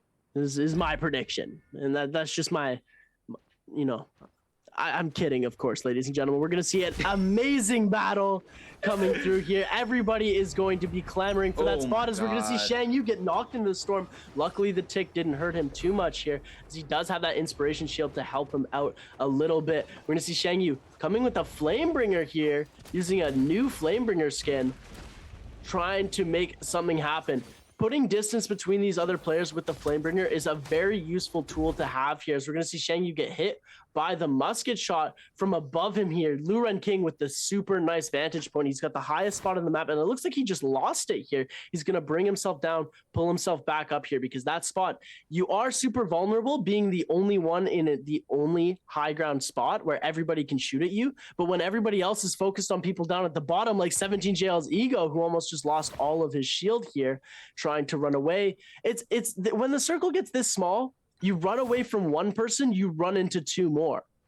It is so crazy to see how this is going on. Look at all these players just darting back and forth. Nobody stops for a second, because the minute you take your hand off the keyboard is the minute you die. I just saw something major. I see Euron on the left side. He pulled out that greatsword, because he know once there's a congestion of players, he can try to sneak in a 3 charge off that greatsword. Look, he's just charging and waiting. He's looking for an opening. So that's super massive. I see how they're playing, and it's insane. These players are insane. I cannot wait to see this zone completely close, and it will in 7 seconds. Zone 6 will start closing in around 2 seconds. And here we go. We have a goal longsword out for one of these players as well, and we have Jugs. He's weak. He has to run for the time being, but who will be able to catch him? That's the question with the Zapine. But wait, it's Wukong here with the cavalry boom. He lays down some damage onto him, and the bow shot comes in, and he's just gonna get focused here. He has to be real careful. Has to be real careful. He's trying to make a run for it, and it's just Flamebringer in the back end, bow shots, 3 charges coming out. Everybody has his eyes on him, and they're trying to catch up to him, but look, there's a pain showing how strong she is, and he's basically back to full once again, like nothing happened to him, and these players are forced to move in right now. Oh, Seb, you can take it away. You got this one. This is getting absolutely crazy. We're going to see Kai Bao take out Asus's Jin here. It's going to be the first elimination in all of this calamity here. Alliance's Jux also very low here. Taking a look at this circle, it is absolute chaos. I don't know which way to look. Where should I go? Alliance's Jux super low here, getting sharked out. AOW Shun Wukong is going to go down to Wolves' Kai Bao here, as we're going to see all of these players just fighting for their lives here. Lu Ren King looking very strong right now, so we're going to see the Flamebringers come out. Jox here also looking very, very low. He's going to pop the ult and the F, still taking flame tick damage while he's gaining back health. This might be enough to counteract it, but his health is getting so low here. He's able to gain a little bit back, but Ego almost coming through with the kill here, and he's able to take him down. Ego picking up his first kill of the game, putting him up into 5th place in the standings here. If Ego is able to come away with a few more kills, he's able to parry Lu Ren King here. Shang Yu also taking a lot of damage, getting knocked into the storm here. We're going to see parry after parry come out here. Kai Bao just trying to use those charge attacks to make sure nobody can hit him. Parry after parry. Action here, getting a riposte into a player he didn't even touch. Ego here jumping up high into the sky here, as we're seeing all of these players just trying and fighting for their lives. Wang Liang up in the sky as well. We can't even see where he is. 17 Jails Ego bringing him back into the circle. Everyone just trying to skywalk and fight until the end. Kai Bao getting knocked into the circle. Xu Zhang getting knocked into the circle. 225 getting low. Everybody's getting knocked back. It is so chaotic. Ladies and gentlemen, what is going on? We're going to see a Hepta Dash come out. Ego coming through with a huge play. 225 also very low here. Wang Liang getting super low, knocking Kai Bao into the storm here. We're going to see him come back with the ultimate, gaining a lot of health back here. Wang Liang coming off a kill onto 225 here, getting knocked in the circle. Everybody's in the storm. It is absolute chaos. Shang Yu getting a kill onto Yi Run. Ego is going to go down. Kai Bao is going to be victorious, and it looks like Shang Yu is going to come out victorious on top here. I don't know who won, ladies and gentlemen. That was the most confusing end circle that have ever happened, I've ever witnessed. My heart is racing. What is going on? And it looks like Lu Ren King might be the winner of this game, as we're going to pan the camera to the official winner in just a second. As we're taking a look, these players don't know what's going on. Their brains are fried, as are mine, because what just happened? Creatives, help me out here. Help me understand that. Seb, I saw like 3 double parries come out. The players tried to wait to the last second to pop the ult, but it wasn't even enough. We know it doesn't even matter in the zone. It was just straight chaos throughout the whole end circle. I'm trying to replay it in my head. We're gonna have to see a replay. We gotta see a replay for that, and we're just gonna wait and see who took it, because I honestly don't even know myself. It was OC Shang Yu who ended up winning that game, ladies and gentlemen, coming through with the most amount of kills. It looks like he might not. They did show it on the Jumbotron here that he won, or the whole stage, whatever you want to call it. But it looks like there might be a shift in the winnings, as we haven't gone to the scoreboard yet. It looks like they still might be tallying up who won and who lost. That was insane. There's no way they're able to tell that in such a quick amount of time here, as we're taking a look. And it looks like OC Shang Yu is going to be our winner here. Ladies and gentlemen, my mind is fried. I don't know what happened. It was just like, I saw people at the bottom. Wang Liang was like skywalking out of frame. They had everybody just condensed in that circle. People got so low, went out into the storm, took tick damage, came in, and then all of a sudden they had half their health back. I was like, no, he was dead. Just chaos. It was just straight chaos. Dead. I couldn't even see half of the thing that just happened. Just like game 1, it's crazy. We've had back-to-back lobbies with one hero being played out. That is actually rare, really rare to see. But yeah, we seen the Tumult come out. We seen the Zapine come out. I'm telling you, I saw like 3 double parries come out. Someone got a parry. I don't even know. I couldn't even see who was getting the parries, but all I could hear in my ear was cling, ding. Yeah. It was like somebody had won the lottery. Like the slot machine was just going off, like ding, ding, ding. We were in Vegas for a hot minute there, and we saw the riposte from the parry. Like we're going off onto people who didn't even get touched. Just wrong place, wrong time. Boom, you're losing health. Yeah, I mean, even though the ping was out, I mean, the health was just dropping. It was just dropping mad fast. The zone was closing in. I can't wait to see how the standings are right now, Seb. I mean, off of that game, I mean, Shang Yu came out on top victorious, winning game 8. Oh, wow. Yeah, that was insane. He put on for Team OC, ladies and gentlemen. That was absolutely crazy. They just...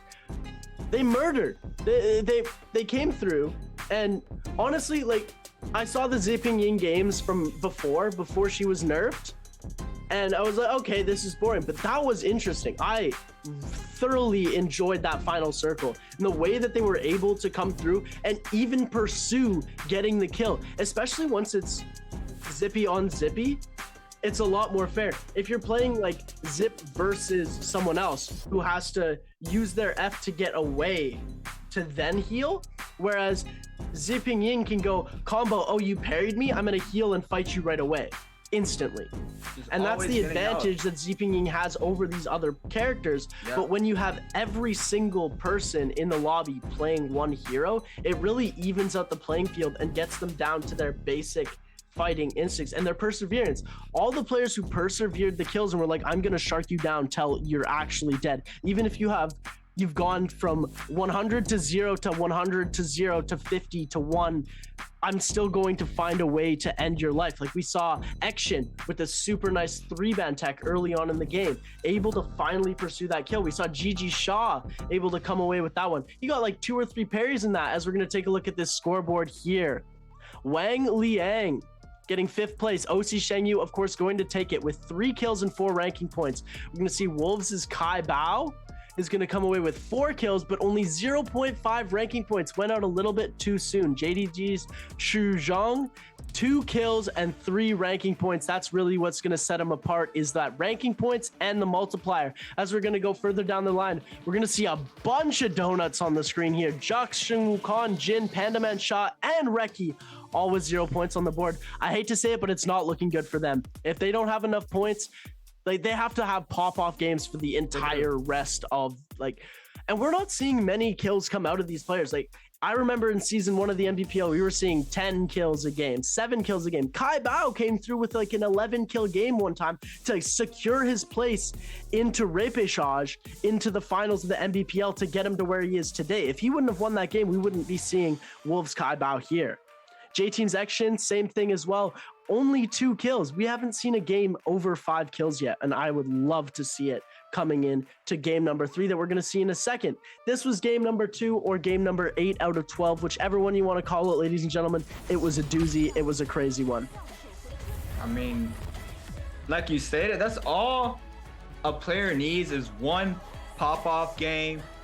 But look at Shane Yu. OC's Shane Yu, look at the damage, Seb. Yeah, it's the damage difference between, like, we saw 7,000 damage from our MVP last time, 13,000 damage this time, because they just have to do so much more. And what's going on with the Soul Jades? Nobody that's winning is using anything that's gold. We're seeing 3 gray melee resists. Yeah, that's actually rare to see, and he had Gecko Foot. Let me repeat that again for the audience. Gray melee resists. That's what you get at the start of the game, because you need some protection against people who are just going to come in with a purple greatsword right off the bat because they're running luck. You don't want to use gray melee resist at the end of the game, especially against players who are super good at getting those shots, and you want as much damage prevention as possible. You want those katana saps, you want those legendary melee reduction jades, and nobody's running them. We don't see those heptas, we're not seeing those dragon roars come out. We're not seeing them here, and I wonder why. I think maybe it's a psychological thing. Is like, you get a gold jade, you're like, okay, I'm winning this game. Whereas all these players who don't have these gold jades are like, we're just gonna grind it out, we're gonna tough it out with my gray jade. So I don't know what's gonna happen, but we're gonna see in the future to see how these players are going to be using these jades in the future, because we've seen Prize Fall, we've seen Dragon's Sword, but they haven't come on top. It's absolutely crazy. I'm thinking because it's a Mortar War, the loot is split in half than, you know, regular Tarot Shaw. So a lot of the good jades, you got to get them off the blessing. If you get lucky, like you said, like, I mean, our last 2 MVPs have not even had sap. I mean, Shane Yu still had 3 common melee resists. I mean, at this point, it's just, you get what you can get. So, I mean, the fact that he even won with that amount of Soul Jades is just incredible. I mean, it just shows that these players, all they really need is a good weapon, some good armor, and they will still come up on top. Oh yeah, you could give them you could give them literally any circumstance and they're still going to be able to come through and whoop anybody at this game because they're the best. They're the professionals. That's why they're the ones competing for this money and not other people here. And that is the part. Ladies and gentlemen, that was absolutely crazy. We're going to see some highlights in a minute here, but let's just talk about it. I want to see what are your predictions for the Naraka Blade Point World Championships. Who do you think is going to be coming away? Talk about the NA scene for us real quick. All right, we're gonna go down the NA scene. You know, our 3 qualifiers is Tryhard, Light Hypernova, and APF. I'm here in the NA scene. I have not seen someone more consistent than Tryhard. I've been watching Tryhard for almost a year now, him compete, and I know personally Tryhard as well. And he's just so composed at the game. Like his tourney mindset is just insane. I think Tryhard can be up there for Worlds. We have Light Hypernova as well. Light Hypernova, he's really good as well. Light Hypernova, he's aggressive, but he knows when to take his fights. Like I stated in the interview we had earlier to present the World Solo Qualifiers for NA, as well as APF. I mean, all these 3 players have what it takes to win Worlds, but I'm seeing a whole different type of game playing out here in the mainland. The mainland is just just ahead. They're just ahead, honestly. It's the fighting styles are just so different. Like I watch. Well, I mean, I get into lobbies with lots of the NA players who are going to Worlds and stuff. Like Hypernova's griefing me in my games half the time. But I see their playing styles, and it is so different. It's quick compared to the China mainland players, compared to the C players, compared to the EU players. Everybody's got a different vibe and a different style for the way that they play this game, right? Nobody has the exact same way that they play individually and per region. We see a lot of different ways that these different players and the styles clashing is what I'm going to be the most excited about seeing these NA players play against these CN players and the way that they're going to be clashing on LAN as well, not having to deal with those high pings because of course, you know, we play against the CN players all the time but it's on high pings, there's always excuses being thrown out, always lagging. This is going to be the true test of skill, and this is what I'm so excited for. Lil Nova, though, I'm so hyped for Light Hypernova to pull up. He's going to do his thing, man. He's been one of the people I've been watching the most. Tryhard as well. I know him from the last Naraka Blade Point World Championship. He did very well in those trios games with Pooby. I'm just so hyped. I mean, I can't wait, but you know what else? What has to wait is us for Game 3 to come back. Right after this quick break, everybody, we'll be back with Game 9 of the 2022 Naraka Blade Point Mainland Qualifiers.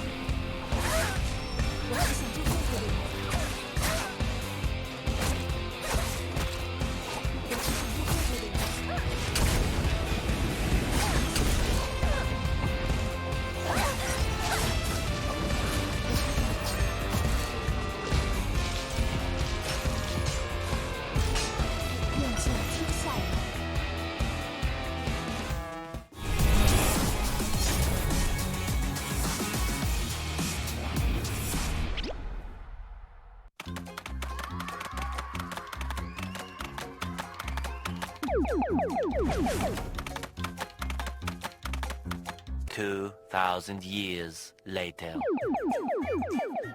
The NBPL Professional League is held in the Ice Cube venue in Winterstar, located in Lingang's special area of China's pilot-free trade zone in Shanghai. The Ice Cube covers an area of more than 4,000 square meters with a peaceful white exterior wall and translucent blue glass, which makes it elegant and luxurious. It's located next to Shanghai Haichong Ocean Park and only a 10-minute drive from Dishui Lake, the largest artificial lake in Shanghai. There's also Shanghai Pudong International Airport and to the north, the famous Shanghai Disney Resort. Everyone entering the Ice Cube must have a PCR test and their body temperature checked to ensure that all players are safe for the games. After entering the venue, players proceed to their locker rooms. There are 16 bright and comfortable individual rooms on site, which provide the players a space to relax while ensuring the privacy to discuss tactics. After being all rested up, the players then proceed to the stage. The stage competition area is divided into 3 levels from low to high, while the center of the stage is divided into left and right sides with one group on the same side. There's space for a total of 48 players from 16 different teams that can participate in the competition here at the same time. Well, all the NBPL players have their fists bumping and are ready for some intense games. And although we're not with them, we can also cheer them on at home through the internet. The second season of the 2022 NBPL is guaranteed to be exciting.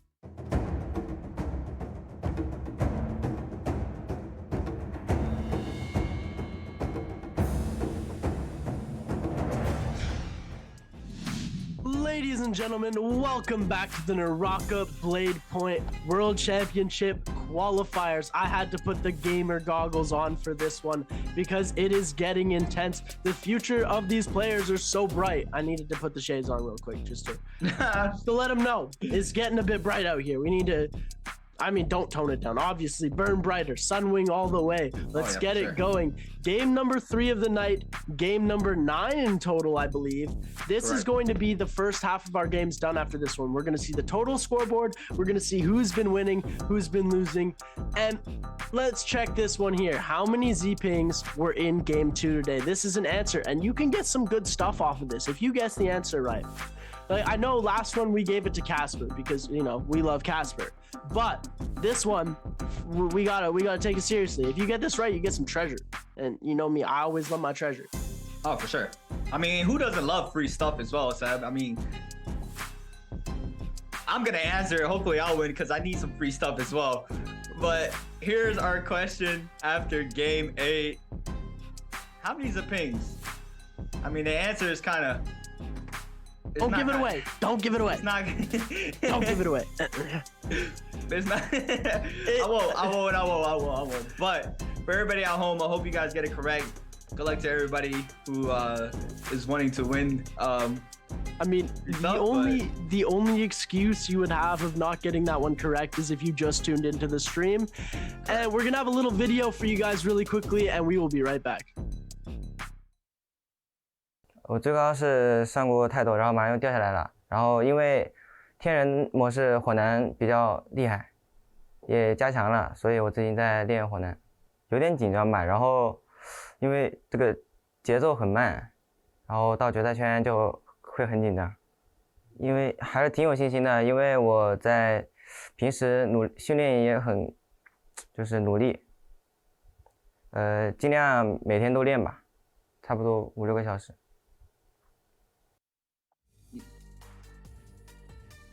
The chain. You see that AOW drip? Oh, yeah. He had the chain on, the iced out AOW logo on the chain. I thought that looked amazing, ladies and gentlemen. What do you think? I thought it was pretty cool. I mean, we heard him. You gotta look fresh to play fresh, right? I mean, he's looking fresh, and he's always. I mean, he's doing his thing. So I mean, it's paying off. It's paying off, yeah. 100%. And like he said, he's been practicing some Tarka, but he's nervous. So let's get him to get that Tarka out. If we see a lobby full of Tarka Gs, I will flip. Woo! Like, I will flip out. There's nothing that would get me more excited than seeing a lobby that's entirely full of Tarka Gs. And I know I caster cursed us last time to say I didn't want to see some Z-Pings, so give me some Tarka. Yeah. Give me some Tarka. Castle Curse us this time, Seb, with the Tarka. I want to see the people's elbows come out. I want to see the infinite conversions. We're going to have to wait and see. It looks like these players are getting ready here to load into Game 9. But look at the artwork. We got the gold, the Rocket Blade Point Championship right there with the Moonbane Dragon in white and gold. It just looks so fresh with the Vermilion's Bird as well. And there it is! Oh, yes! Let's go. My go. goodness. I'm actually freaking out right now. This is crazy. Come on. We have no whammies, no whammies, no whammies, no whammies. Let's go. Tarka locked in. What else do we got? Come on. The slow pan, the slow reveal. Let's go. Oh my God, we got 4 more. Come on, all Tarkas. Yes! Oh my God. The 16 Tarkas are out right here for Game 9. This is my personal dream lobby. We have 16 Tarkas loaded in. You want to tell them where these players are going to drop, Seb?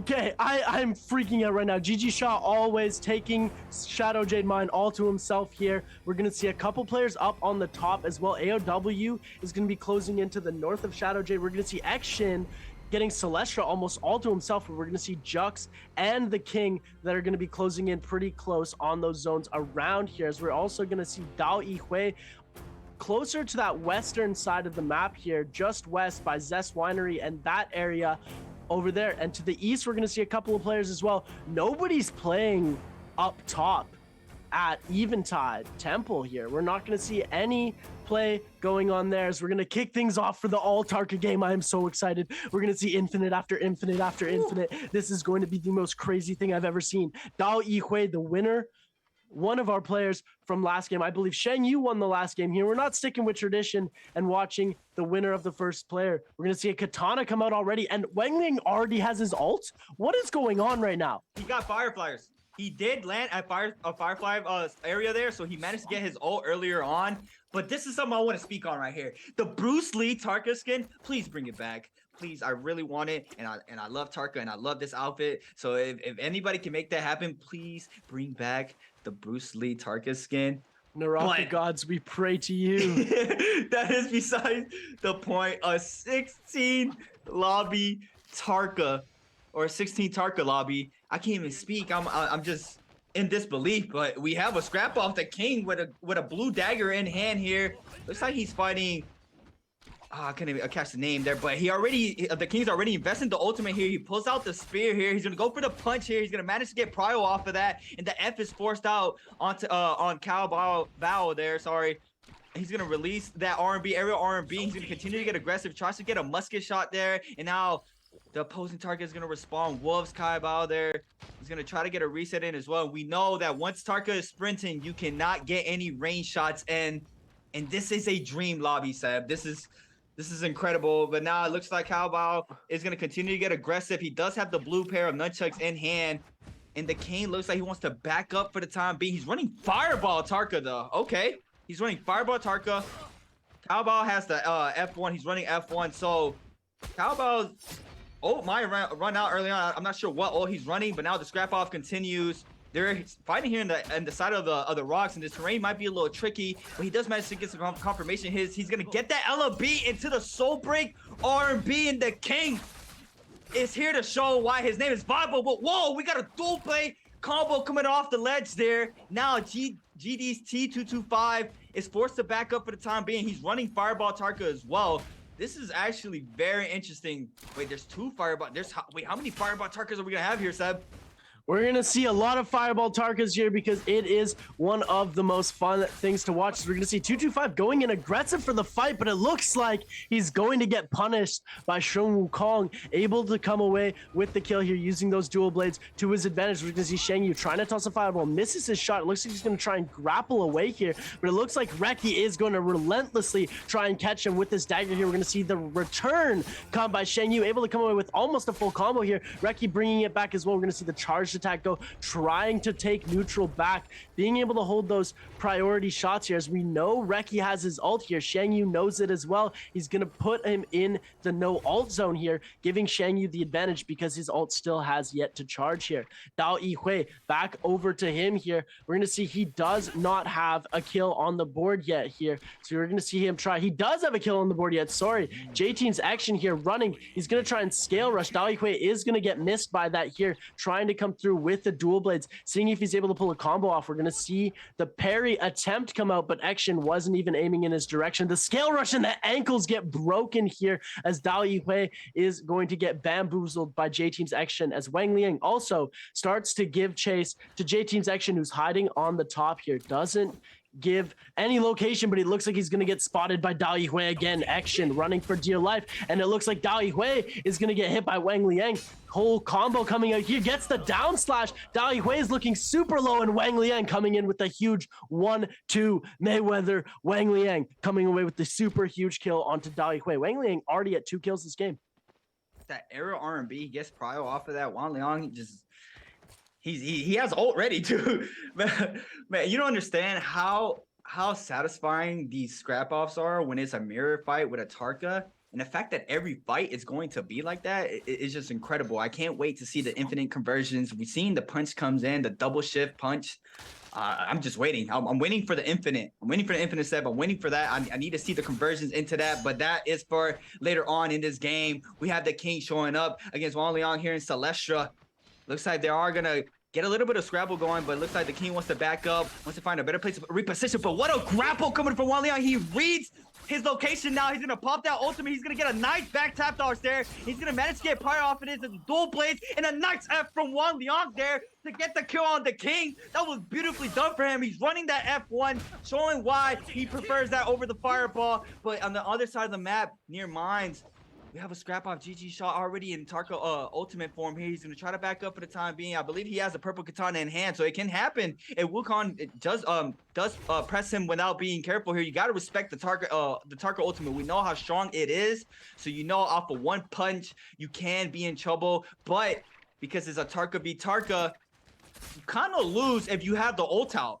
If you catch someone in infinite, look, he tries to go for the punch here. The dagger clink comes in against the katana. He's going to get that fireball, and the grapple LMB is just go right through that. He's going to pop that ultimate, and a nice fireball coming in from above. And now the battle is here. A big pair coming out from Wukong here, and he's going to manage to get the full combo. That was a clip until... Oh, I thought he was going to get the LMB confirmation there as well, but he did not. But he's going to continue to get aggressive here. He's going to throw down that fireball. He's going to throw down another one, but the second one does not connect. GG Shaw here. It might be in big trouble. He's going to continue to get aggressed on here. He's going to respond with a fireball of his own. Now he's going to pull out that dagger. The Wukong is trying to get this kill here. Nice. Tries to get the air. Oh my god, the battle is a one hit here. And now on a nice back top dodge, but it does not matter. Wukong's gonna die. And GG Shaw's in big trouble because it's Panda Man showing up. And I remember Panda Man, he was holding it down for the Tarkas. He's been playing Tarka for a while, and he comes here at a perfect time to secure another kill for himself. Panda Man's out here like, y'all are some clones, man. I've been doing this since day one. He saw the fight was getting low. It was down to a clink at that last spot there. And GG Shaw was able to just get that timing perfect, come away with the kill, but had no opportunity to heal because boom, Panda Man right in your face and ready to come away with the kill. Taking a look at our scoreboard really quickly, Wang Liang already with 3 kills up on the board. Nobody has as much as him, with the only other players with kills. Lu Ren King with 1, Sheng Wukong with 1, Dao Yihui with 1, GG Shaw with 1, and Panda Man also with 1. As we're going to see Action taking a deep dive down into low health as Yi Ran dealing a lot of damage here, as we're going to see J-Team trying to run away as fast as he can. Yiran is going to get stuck by the door a little bit. The ankles have been broken. J-Team's action just breaking ankles all game. He's been doing that, able to get away from a lot of these skilled chasers, as well as we're going to see another bounty come out on Asus's Jin is going to be able to capture a bounty, see if he'll be able to capitalize and get that extra gold here. As we're going to take a look at Alliance's Jux, incredibly low here, and we're going to see Wang Liang also in his ultimate trying to make something happen, trying to go for that infinite, did not make it happen, and it looks like Jux is going to try and double jump, go into that F so he's able to avoid getting hit, as Dao Yihui is going to come in for this third party here. Jux dangerously low, Wang Liang trying to make something happen here, gets the infinite, almost goes for it, and he looks like he is going to be able to come away with the kill anyways, and we're going to see Wang Liang go down to Dao Yihui just off on that third party. Wang Liang is still on 4 kills and has his resurrection available. It looks like he took the kill and he took that death with pride, because he knew there was nothing really he could do about it here. He saw that third party coming. He's like, you know what? I got the kill. At least he went for the infinite, realized that somebody was trying to third party him, and said, you know what? I'm just going to go for that charged attack, give myself a guaranteed kill here, as Pandaman is getting tech chased by Ventus's Reki with that dagger here. We're going to see the full shield come off of Reki. That purple dagger doing some absolute damage here, as we're going to see the ultimate come out. Reki just waiting to put his ultimate out. We're going to see a lot of damage come out now. If Pandaman goes down now, this could be the end for him here. So we're going to see him run away now, and it looks like Reki is giving hot in chase. Might heal up before he tries to re-engage in the fight, because Pandaman is able to get a heal here. We're going to see the ult versus the ult, and the katana is coming out here from Pandaman. Pandaman taking a decent amount of damage here. It looks like he's going to try and run away as fast as he can so he can get at least one pot off. But no, Reki's able to come in with a super huge slam into LMB and is going to take away that one kill here. Pandaman still does have his resurrection available, is going to use his soul and go and heal himself up, get some more loot, and join back in this fight shortly. Wow, I'm seeing the conversion they're doing with the spear. They're going from the aerial R&B into the double shift punch, which you can do the similar thing with a katana with the aerial LMB into the double shift punch. But to see it here with the spear, that is like the second time I'm seeing it here in game 9. It's just beautiful to see these players know what they're doing, and we're seeing people fighting. We see a random fireball from the back end just flying by like a fireball jutsu. It's just incredible. These players are on it right now, and it's just straight fireman's out, and cannot be more happy to see the Tarka man out right now. It looks like GG Shaw, though, is backing up.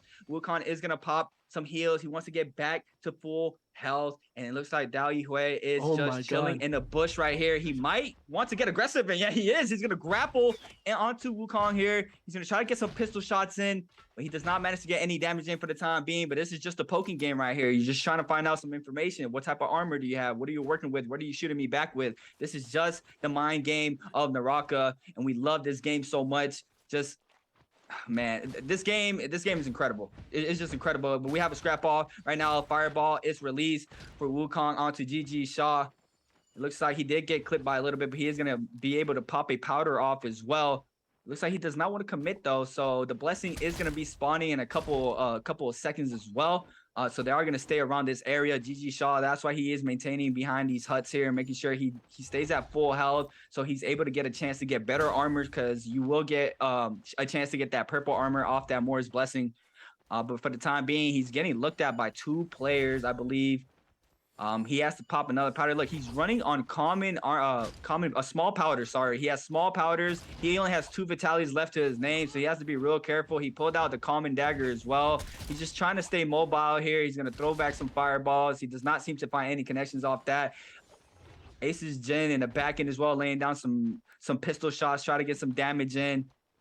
But AOW's Wukong here is just he has them pinned in here in this hut. He's just gonna wait for him to escape, but looks like Ace's Jin is gonna move in as well, and they have their eyes on GG Shaw's, because he does have that blue armor, and he's just out of there. He said, I do not want anything to do with these 2 players right now. They're applying too much pressure. It's not worth for me to lose my game over a blessing. So he is going to be out of there, and we have a 4-way scrap off here who are going to be fighting for this blessing that is about to spawn in.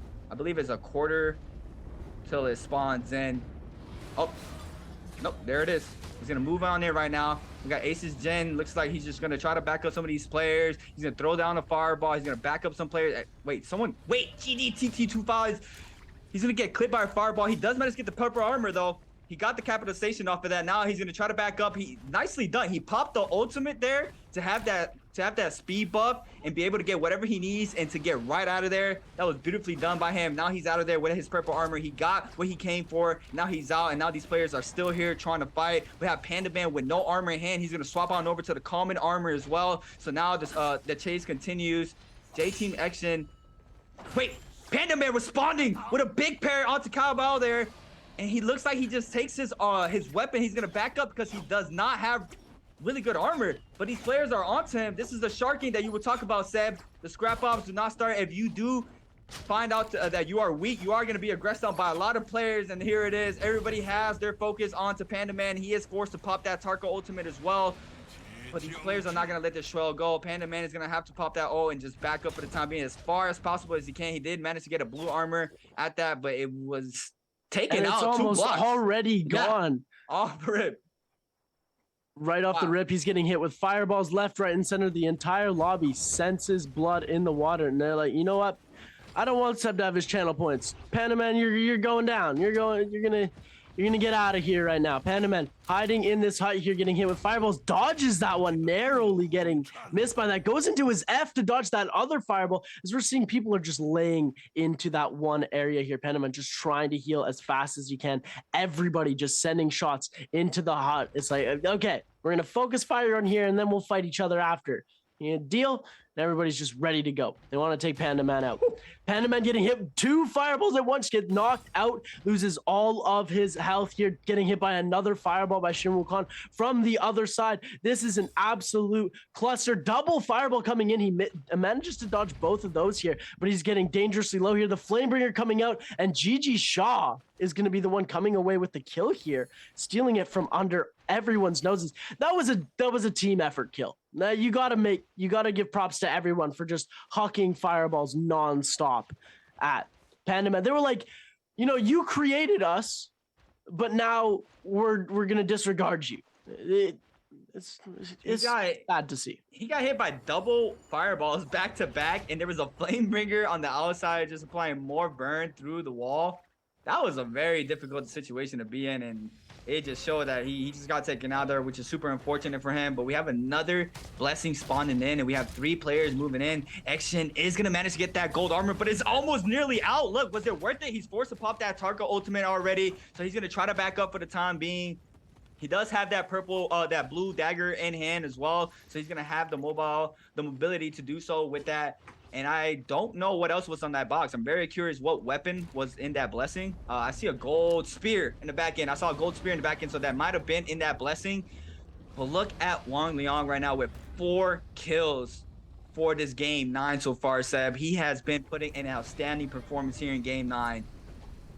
Yeah, I want to see Wang Liang break that 4-kill barrier. We haven't seen anybody get more than that amount of kills yet. So hopefully we can see a couple more here. So we're going to see Shang Yu try to deal some damage, but it looks like he's not going to try and take these fights here. It looks like Wolves Kai Bao as well trying to make some action happen, but only when these players are passing by. They're doing these little drive-by attacks without fully committing to these fights. And it's just a waiting game right now. The zone is about to start closing in 40 seconds. A lot of these players are already kitted. I don't think we're not going to see an infinite come out, because once this zone force completely closes, we're going to move into the small zone, zone 5, and doing an infinite there is not very smart. But we're going to have to wait and see what we get from this game 9. These players are just here in the poking game. He has Dreadful Well, so that's going to be very massive for the movement there. As you can tell, if you cancel the Dreadful Well into that kick, you get that infinite mobility off of it. It's not infinite, but it's a lot. If you pair that up with like Nether Step, it's just so good getting around, especially in a situation where you can get focused by everybody in the lobby. Having something like that is going to be massive. But it looks like Cao Bao did manage to get the gold spear off the blessing box. I believe it was from the blessing box. If not, he still has a gold spear in hand, and he's gonna try to find a way to apply some damage onto these players and pick up a kill. But for the time being, he's just gonna back up. He's gonna wait for the zone to completely close. Looks like he is gonna ride the wave, the zone on the right side of the map right now. These players are starting to move in. Zone 4. Wow. We're about to get into a very cluster right now. We're about to get really clustered right now, Seb. Yeah, this is the calm before the storm, ladies and gentlemen. 15 players left, so we haven't seen as many players go down, but we got 6 minutes left in this game. Circle 4 is closing onto Circle 5 as we speak here. And these players are just getting ready for this final circle. And like you said, we're probably not going to see an infinite for the rest of the game. We did see a partial infinite, but he ended up ending it way quicker than he probably would have wanted to, because he needed to get the kill as fast as possible because he knew he was being third-partied. Yep. But it was satisfactory enough for me. We're seeing a whole bunch of fireballs being thrown, and that is literally my dream. This is a fantasy I have at night. This is literally the best thing that has ever happened in Naraka. Oh man, the firemans. I can't believe I'm seeing 16 firemen in a lobby. And this is the replay. Look, this is where he was getting caught. Oh my god. The single fireball into the double fireball conversion, and then another fireball from through the wall. That was just so much pressure. Look, another one sneaks in, and he does get hit by that, and he just getting laid out by some bow shots as well. The flame bringer that I stated earlier. That was a very tricky situation for Panda Man. It's super unfortunate. Yeah, that was the most incredible thing I think I've ever seen. Wow. The amount of teamwork from a solo lobby, who they're not mic'd up, they're not talking to each other, but they all understood the assignment. They're like, okay, we're getting this guy out. He's the OG Tarka, and it's time for out with the old in with everybody else, because they're late to the trend and they're hating on the OGs. It's sad to say it happened, but it did happen here. So we're gonna take a look. Shen Wukong here with the Flamebringer on the top, just adding more insult to injury. The fire on fire on fire. As we're gonna see, Shen Wukong does have those purple nunchucks with the Bruce Lee skin on them. Speaking of the Bruce Lee skin, you like that Tarka Bruce Lee skin? Those nunchucks are looking great. You are still able to purchase them. You are in the shop right now. I did go ahead and cop them late. I didn't get them when they first came out, sadly, but I still got them now. They look absolutely fabulous, and they are a super dope skin. J-Team's action ratting it out up in the top there, as Dali Hui is going to try and go for a triple charge to see if he's able to hit anything. He's going to end up canceling those. As we're going to see, these fireballs are getting thrown past the distance. They're just throwing stuff at each other right now. This is that calm before the storm. And we're going to see the storm close a lot more before we're going to see any action, especially with these Tarkas. They don't have that liberty to heal up as fast as they did with the Z-Ping game. It's going to be a lot different with the way that they're going to choose to engage in these fights, because they can't heal up as fast. Sure, some of them can F up and not take any damage, but that's still nothing compared to an ult and an F ability that can give you shield and health. J-Team's action taking blows after blows of fireballs here. He's trying to hide into place. He narrowly dodges that one there. It looked like a little bit of a pixel glitch, able to protect him from fireballs. He gets hit with another one here. Dali Hui going for that triple charge. We're going to see a Flamebringer come out. Action able to heal up a little bit. 2-5 here. Also getting a couple musket shots off onto Dali Hui. Dali Hui forced to take that heal. We're going to see another fireball come in and get Action here. Action is getting the Panda Man treatment here. Another one comes in. He's able to dodge that one. Gets hit by another. Oh my goodness. Ladies and gentlemen, this is absolutely crazy. These fireballs coming out are just absolutely destroying everyone. Take a look. This is our games scoreboard here. We're going to see Wang Liang in first place with 4 kills and a 4 game score. Dali Hui as well, 2 tied with GG Shah here. We're going to see everybody else at 1s and 0s here. Panda Man still in 4th place here compared to the other players. OC Shenyu does have that dreadful whale. It is going to be a super useful tool for him in the future, especially with that movement and the damage buff. It is going to be absolutely crazy. Luren King here now hiding in his little house, and we're going to see as the circle 6 starts to close on the circle 7, the high ground is getting lost. Everybody's going to be forced to come together, and this is where we're going to call it, ladies and gentlemen, because This is where heroes are made. Which Tarka will reign supreme? We have no clue. It is going to be absolute calamity. We're going to see a Neja's Might come out from Wolves Kaibao with the golden spear. T225 is in absolute shambles right now, taking all of his armor and some of his health here. We're going to see a lot of damage coming out. Daihui getting knocked down here, trying to use that greatsword to the most of his advantage. We're going to see all the ults come out, all of that talk come out. We're going to see the huge parry riposte come in, but it is going to get blocked away here. Daihui is going to go for some kind of heal before he tries to re-engage in any of these fights here. Nobody's going incredibly low, though, except for Alliance's Jux down in the middle here as he's starting to try and run away. He needs to heal up, otherwise he's going to be in a lot of trouble.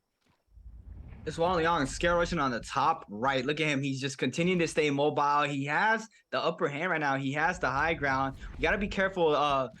The king is in a bottom man. He's just waiting this out. The zone is nearly almost touching him. But look at the scrap up. Look at the double hit off that fireball from above. And another hit. It looks like Action gets taken out as well as Vince's Reki. 2 players getting taken out, and here comes all the fireballs being released from all these players. There's just so much fireballs and so much burn on the ground right now. You gotta be really careful. He's gonna use the fireballs to get height off of this. The ult is about to run out, 2% left onto that, and the dagger is gonna come out right as soon as his ult comes out. He does manage to have another hit off of that, but the dreadful well from the bottom end is just so much action right now. Jiran is forced to pop the ultimate there off of that dreadful well. Look at the scrap off right here, Seb. Eagle is gonna get flung out of the zone. Cao Bai is trying to stay up, and there's just so much action. We have Dao Yue here. Kill onto Ace's Jin there. He's gonna be flying out to the zone, but he's gonna throw down another fireball. He wants to tick that white health. He's forced to move in, but it's the king in the back end with that Flamebringer. He's flying the pressure, and there's another fireball from above. I don't even know who's releasing these, and it's Jiran getting very weak, and it's Wang Liang coming out victorious, but I'm not sure if he took it home. Oh my god, that was absolutely crazy there. Wang Liang coming away with 6 kills there, and it looks like he is going to be the winner of this game. We did see a huge amount of kills come out from Da Yihui. Da Yihui putting in a lot of work to make it to the top there. He is definitely going to be in 2nd place, at least there. But Wang Liang finishing last with 6 kills, that multiplier and those placement points, you immediately have 10.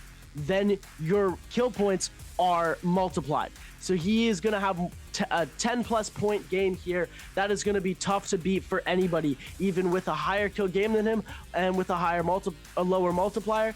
It is going to be tough to beat. He is in that top spot right now, just coming further and further away and not letting anybody take his spot as the #1 for the Chinese qualifiers.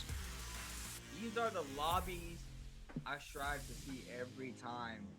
13 to 15 player in circles like that are insane. Half of the time, it's very hard to see what's going on because it's just so much action. Everybody investing their ultimates, investing their abilities to try to maintain the high ground and or win there. And it's just Wang Liang doing a perfect job staying alive, popping his ultimate when he needed to, and he does come out victorious here in game 9. But wow, 16 Tarkas. 16, Seb, 16 Tarkas. Real quick, we just gotta praise you, Naraka gods. Praise you, Sunwing and Moonbin, for giving us a 16-player Tarka game. You know, the only thing that would be better would be a 16 Takeda game next. And if that happens, I don't know, but I have to do something. I'll bet all my channel points, and I'll do something, because that, if we get an all 16 player of the same hero for another game, I'm gonna go crazy. My brain is already struggling to handle the fact that we had 16 Tarkas.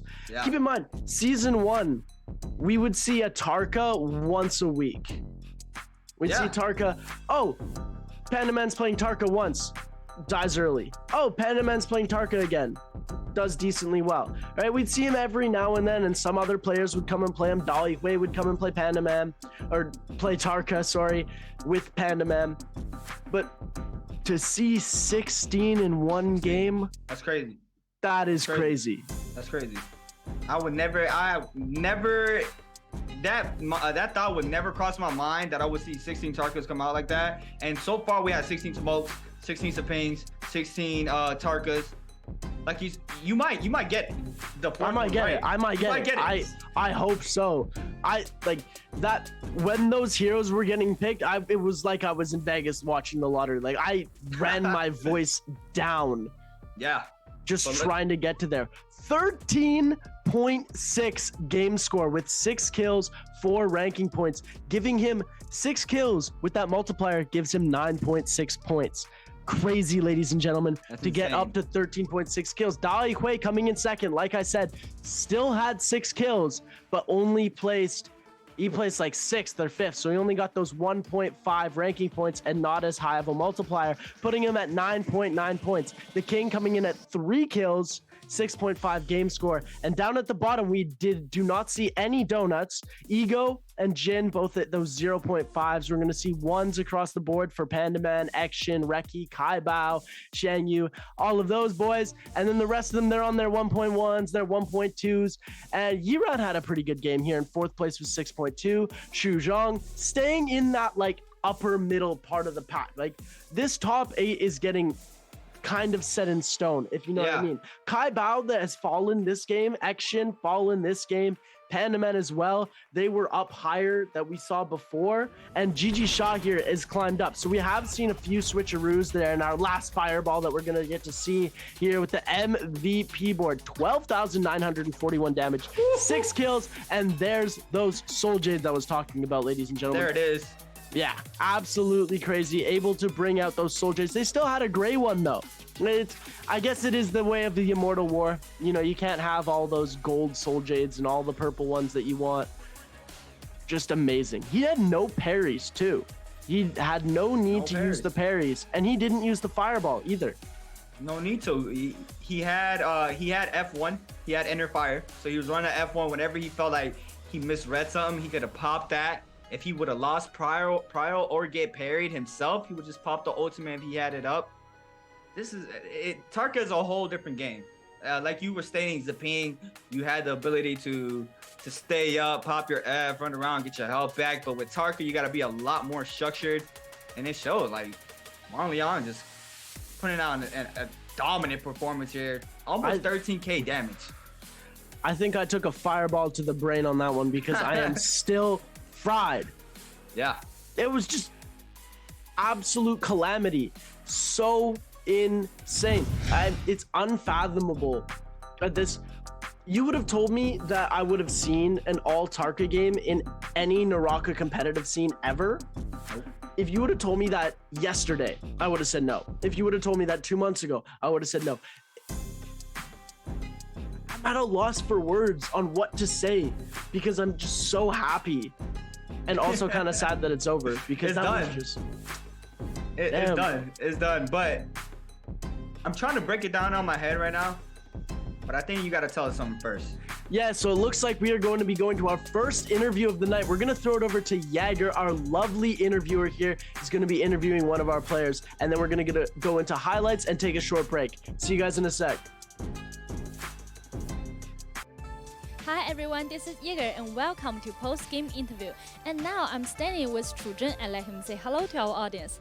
Hello， 楚真，先和大家打个招呼吧。大家好，我是京东 Gaming 的楚真。欢迎楚真来到我们的赛后采访。Welcome and congratulations! Today you have very excellent performance. And today I have a question in the game today. So I saw you today use the Tarka and use the F3 Tarka. And we know most of the time you are playing with the F1 Tarka. So I would like to know why. 那今天我首先有个关于游戏内的问题，特别想问一下楚真啊，因为今天看到你玩的这个寄沧海啊，其实带的呢是 F3 的一个寄沧海。对。但是平时你也跟我们之前聊过，说你带 F1 会更多一点，为什么今天会做出这个改变呢？因为打比赛的话，大部分人都是带火球的，然后火球比较容易拿到人头吧。在职业圈也比较好砸的人多一点。所以是为了比赛特意做的一个小改变。对。自己打下来感觉怎么样？还行吧，回去多练练吧。还要多练练。Okay, so I think because today I'm using the F3 is because it's the race today, and I think it's have very high damage, especially in the final circle, and can kill the have very high killing score and have very high damage in the final circle. That's why I use the F3 Tarka today. And so for me, I think I still need to practice Tarka, and I think I will do better. And if you suggest our audience, so in the daily life we are not consider about the race, which skill you think to like with the Tarka? 那我想问一下，如果说不用考虑比赛的话，我们平时玩家玩纪沧海哪个技能更好？平时都带 F1 比较多。为什么呢？因为 F1 它这个能无敌一段时间嘛，然后别人打的话还能反冲，然后反冲的话还能接蓄力嘛，就在博弈方面会比较好。但是比赛都是打圈嘛，但是所以说比赛中带火球，然后经常都带 F1。所以两者其实思路方法是不一样的。对。So actually in daily life, I will recommend everyone to use the F1 Tarka. It's because F1 Tarka can avoid the damage from the opponent for a really long time, and because you know the daily life we playing game and with the race they are like different strategy, and in the race we are doing more because of the shadow and want to have very high ranking in the game. That's why we use the F3 Tarka in game today. Okay, so you know in the game 3 we saw that everyone are in the like immortal temple when everyone is have unhealthy and they just escape and use their ultimate and around the immortal temple, and I want to know why they do this choice. 那我特别想问一下那波抢夺飓风客啊，因为看到在天人城其实我们很多火男他们选择开了大招之后是绕着不朽祠在跑，我想问一下为什么会做出这样子的就是这个逃跑路线呢？因为那个地方离天城比较近，然后天城那个不朽祠有3层，然后容易跑一点嘛。听到脚步的话就可以换角色，飞机上去了嘛。是的。好的。Because we are in the Silistra and because the Immortal Temple, there are 3rd floor in Immortal Temple, and I think if we use the ultimate and like escape there, so we can have like more rate that can successfully escape from the damage from our opponent. So because you know these days we have long time didn't interview Chuzhen, so I think now today we can saw Chuzhen again. It's very happy for all of us. We are looking forward to your performance next in the future and also in the rest of the game. 好的，那我们其实也很长时间没有看到楚真，今天能再次看到你站在这里，包括看到你今天的表现，我们都觉得非常高兴，也期待你接下来的一个表现。好，谢谢楚真，感谢你接受我们今天采访。Thank you, 楚真 for today's interview, and we will take a break and be right back later.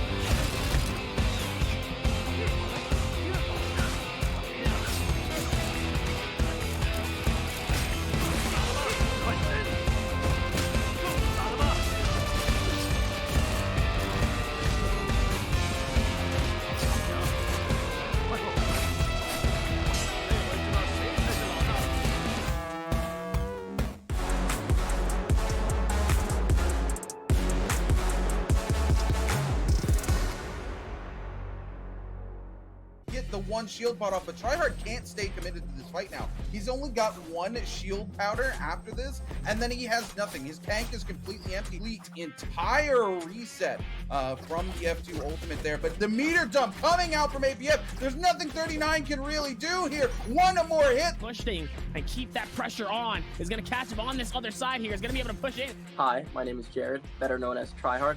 My name is Sean. My in-game name is VL Hypernova. I'm APF.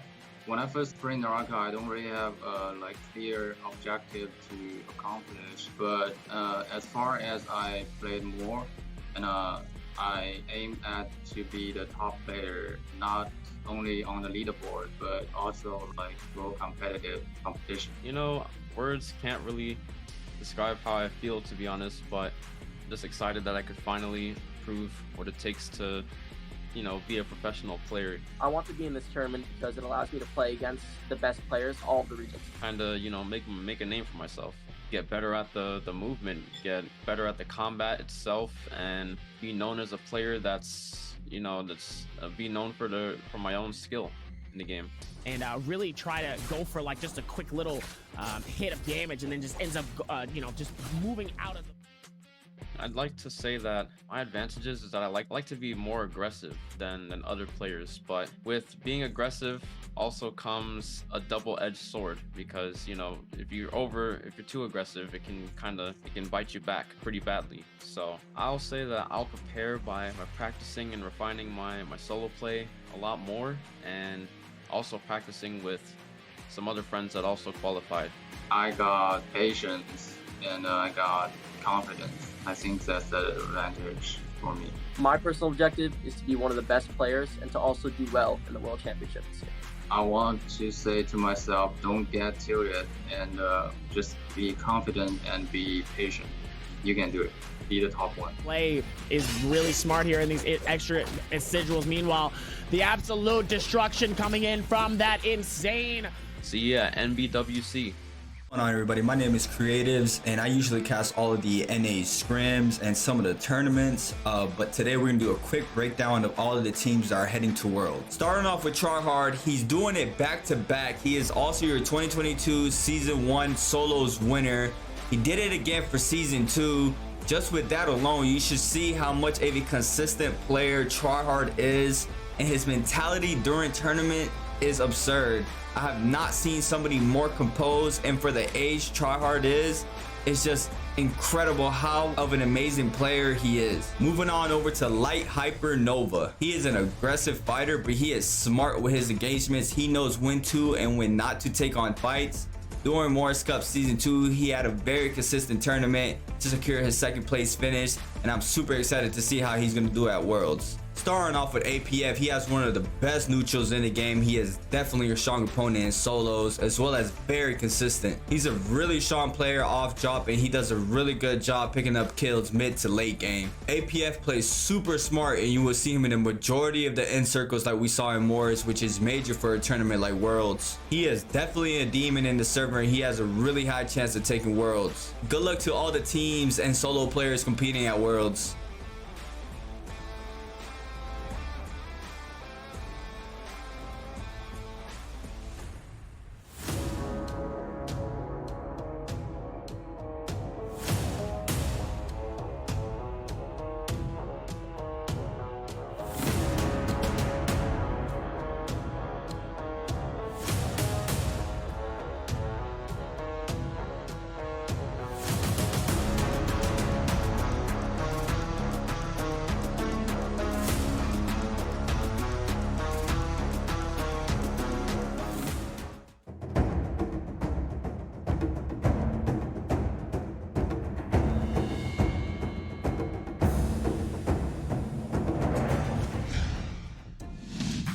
Welcome back, everybody, to the 2022 Naraka Blade Point World Championship Mainland Qualifiers.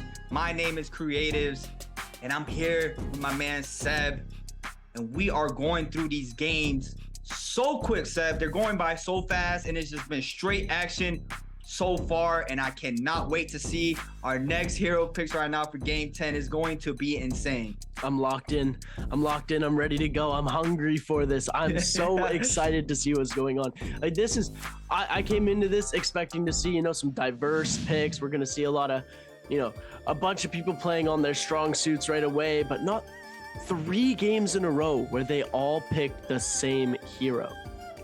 That is the craziest concept to me. I'm baffled And taking a look here, these are our overall standings after the first 9 games. So 3 games today, 6 games another day as it happened. Here are the standings. Bottom of the barrel is going to be Panda Man. Sad to see him down there. Action has dropped from that number 7 spot down to 11 here, only able to pick up 6.3 points as we're taking a look at the top. Wang Liang securing still on that top spot, leagues ahead of everybody else, as we're going to see EWG's Ran is going to be 48.1 points in second place here. Wolves Kai Bao is going to be only putting 9 points on the board today. Other players are going to be catching up to him as well. Like Asus' Jin, 1.6 points so far, but he's still up on those top 4 here. And these are going to be the players that are going to be qualifying for the Worlds final here.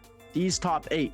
And it looks like we could see some shifts here, but it's pretty set in stone. Ego, Dai Hui, Chu Zhang, The King, Jin, Kai Bao, Yiran, and Wang Liang. These guys are running away fast with the prize. They're trying to put as much distance between these other players as possible because they know that some of these players, we've seen it happen with Kai Bao. Kai Bao came back. He was down in like 11th place. He needed to get to 8 and he managed to get to 6th place because he came away with like an 11 kill game and placed first. It was absolutely crazy and we could totally see it happen again. Repe Shosh is now. Qualifiers are now. Ladies and gentlemen, game number 4 of the night, game number 10 overall is about to start very shortly. We're gonna see these hero picks and oh my goodness, I'm so excited. This is gonna be the craziest thing. If we see an all hero game, I think you got it. I don't want to say I got it just yet. But if we got it, oh my goodness, I will. I'm gonna have to go for a run and just calm myself down. Like, nah, but wait, down. You know what was interesting to me? The top 8 is top 8, right? But right after that top 8, the 9 through 16, like they're still pretty close up there from that 8 to 6. So it is still anybody's game. I mean, you really need that one pop-off game, and if you get it, you can jump up on the ranks really quickly. Oh, for sure. But for Wang Liang, like he basically just needs to smooth himself, stay consistent throughout this the rest of this qualifier, and he definitely has his ticket on to Worlds. So I'm pretty sure he's sitting very comfortable right now for himself. He's sitting pretty. He doesn't really need to play his heart out.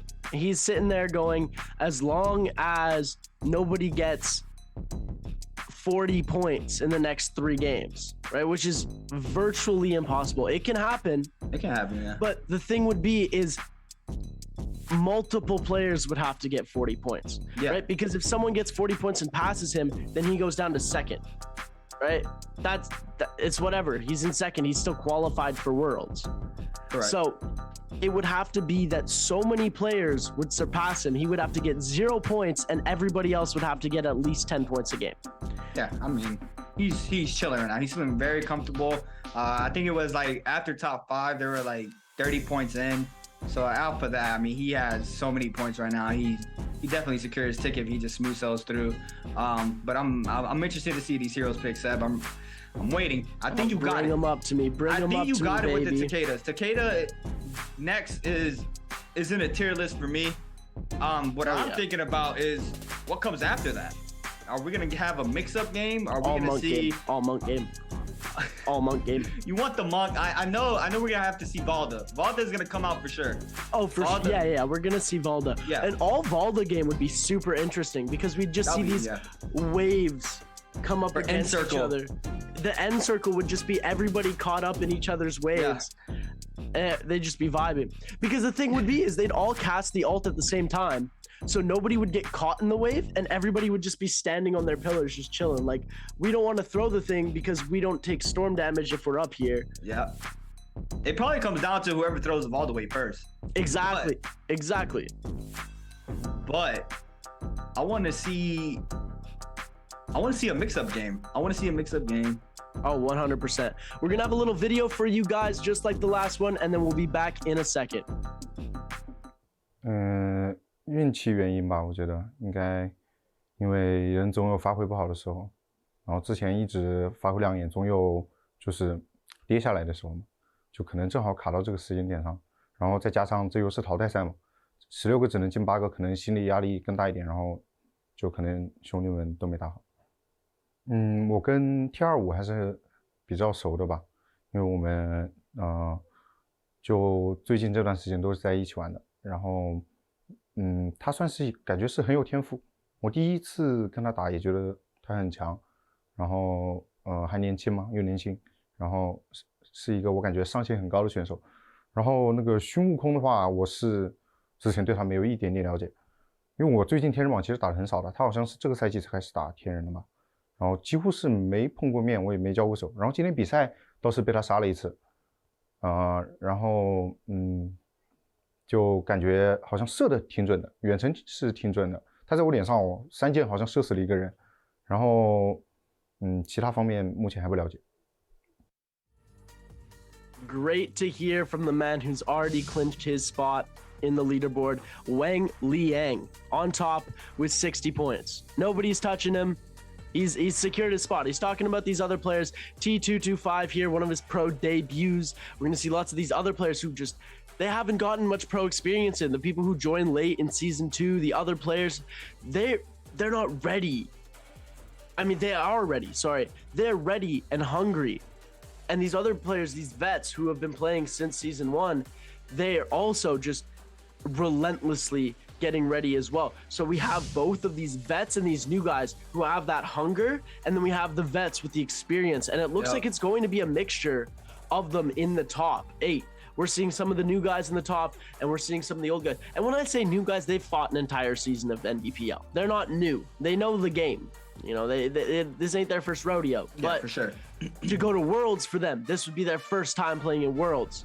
And that for them would be crazy. Here is the game start. Ladies and gentlemen, we are about to get ready to go as our monk is going to be telling us who these players are picking. As we're seeing all these players dialed in, locked in. Jin looks like he's about to have a nap over there. He's looking pretty calm and rested here. The king hot and ready. Everybody got their different styles, and we're gonna see Yodo.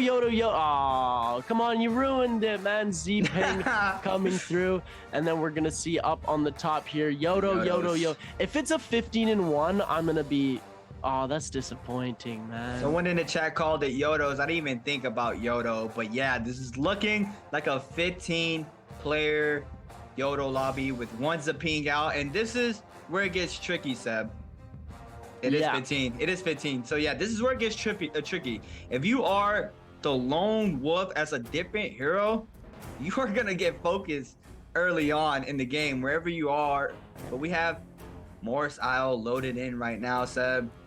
Look at the congestion of players here. Wow. It's very congested. Nobody is going to be going directly onto Shadow Jade. We're going to be seeing lots of those people by the Firefly spots that are going to end up rotating into Celestra here, as we're going to see just south of Celestra in that gold zone. There's going to be a huge 5-player cluster over there, and then spread out towards the top of the map just south of Eventide Temple here, as we're going to start with game number 10. Wang Liang, the winner of our last game and the leader in the leaderboards here. As always, I am your host and caster, Seb, and I am joined with, I know he doesn't like the gas up, but I gotta gas you up, one of the most valued members, and let I not stress this enough, one of the most valued members of the NA Naraka community, Creatives. Thank you, Seb. I always appreciate that. Seriously. But you know, someone we haven't shout out, it's everybody in the chat, everybody watching at home. You guys are amazing as always. Very beautiful people. It's always a pleasure casting for you guys. It is always amazing. You guys make this a million times much more fun than it already is. So thank you so much, everybody, for being here. Oh, and I see it on the side. Free codes incoming. This is my favorite part. Naraka giving back to the community. Everybody, get your Steam open and get that redeem code just ready. Have your other screen where you're watching the stream on and just have that ready to type in.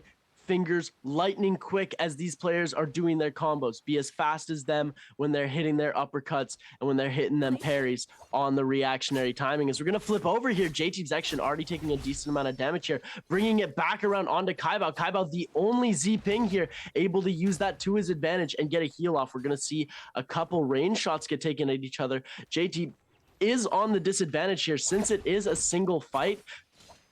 Kaibao has the hero advantage. Kaibao has the weapon advantage as well, as we're going to see the F3 come out early here. Kaibao already at full health.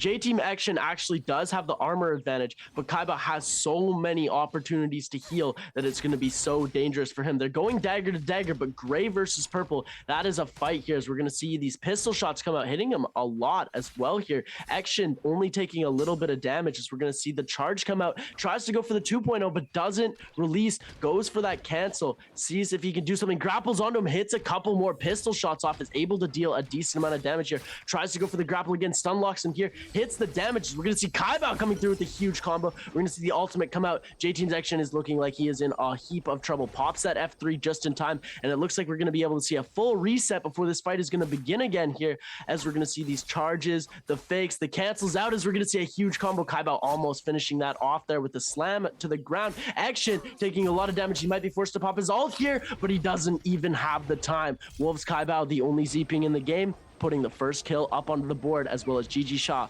taking out Xun Wukong, as we're going to see Shang Yu coming out with our first Yodo ult of the game. The ultimate is out for Shang Yu, but GG Sha is going to respond with the ultimate of his own. The last final slashes, I believe, did not connect, and a big weave coming in there from Shang Yu. He's going to be able to maintain the upper hand here. He knows GG Sha is super weak now. He's going to get aggressive once that ultimate fades away, and GG Sha is going to bait out some parries. He has that meter burn. If he needs it, he's going to release some, but does not seem to spin it back. And it looks like Shang Yu is going to get punished with a couple hits and a nunchuck meter burn, but the F3 is called out here. Shang Yu is going to get responded on by GG Sha throwing down his F3. Looks like both of these players are going to go in for the reset as well, but this is nerfed Yodo. So you can only pop one, maybe two if you get it as soon as that F3 comes out. And Shrapov continues once again, Shang Yu. Oh my god, what a back top dodge, but what a fake coming in from GG Sha from that grapple there. Off of that LMB release off the nunchuck, and Shang Yu is going to continue to maintain the pressure here. He's going to get that follow-up LMB off of the katana and then jump LMB, and GG Sha is trying to respond. And the F3 is called out once again. GG Sha is very weak. He has the F3 here. What is he going to do? He's going to try to grapple him out of this corner. But GG Sha manages to pop a powder there. He's going to continue to get aggressive. Shang Yu is trying to find an opening here. He does not seem to get it. He's going to go for the aerial R&B. He's going to get punished for it. He's going to release an LMB charge into that. And GG Sha is finally going to get taken out there by Shang Yu. What a big fight there for Shang Yu, coming out victorious here. That was massive for him. He's going to put a kill up on the board for himself. He's going to get up some loot as well. But Hui here is going to get aggressed on by a couple players on the outskirts here. He gets getting hit by some cannon shots, and look, he's gonna get just aggressed on by everybody. He's gonna get parried as well, and it looks like he is gonna be taken out. T225 here is gonna come out big with that kill, and he's gonna continue to back up and laying down some range shots off that purple pistol there. But we have a scrap off in the storm. We have 17 JL's Eagle getting caught up by LMB charge off a dagger, and he's gonna respond with one of his own as well. Cao Bao now is gonna continue the aggression here on the trail, and a nice pistol shot here to confirm the kill for him. And the Lone Wolf Zaping throwing up some real damage and putting up kills on the board right now against a whole lobby of Yodos. That is insane. He's doing his job right now. Wolves Cao Bao right now is putting out a show for us. What did I say?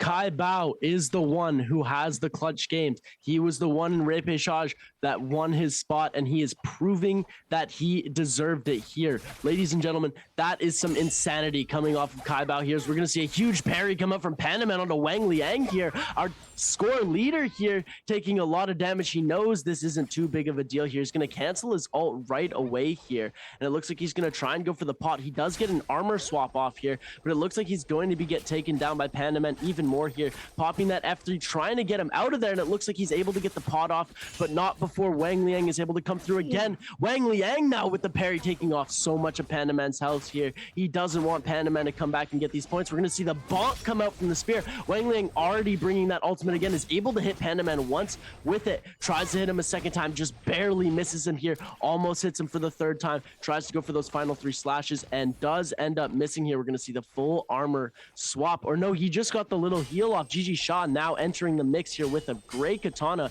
Came off the revive here, trying to get him out of that healing spot. And it looks like we're going to see a huge parry come out from GG Sha, and Sha punishing. Wang Liang coming through as well. We're going to see the charge left click come up as well.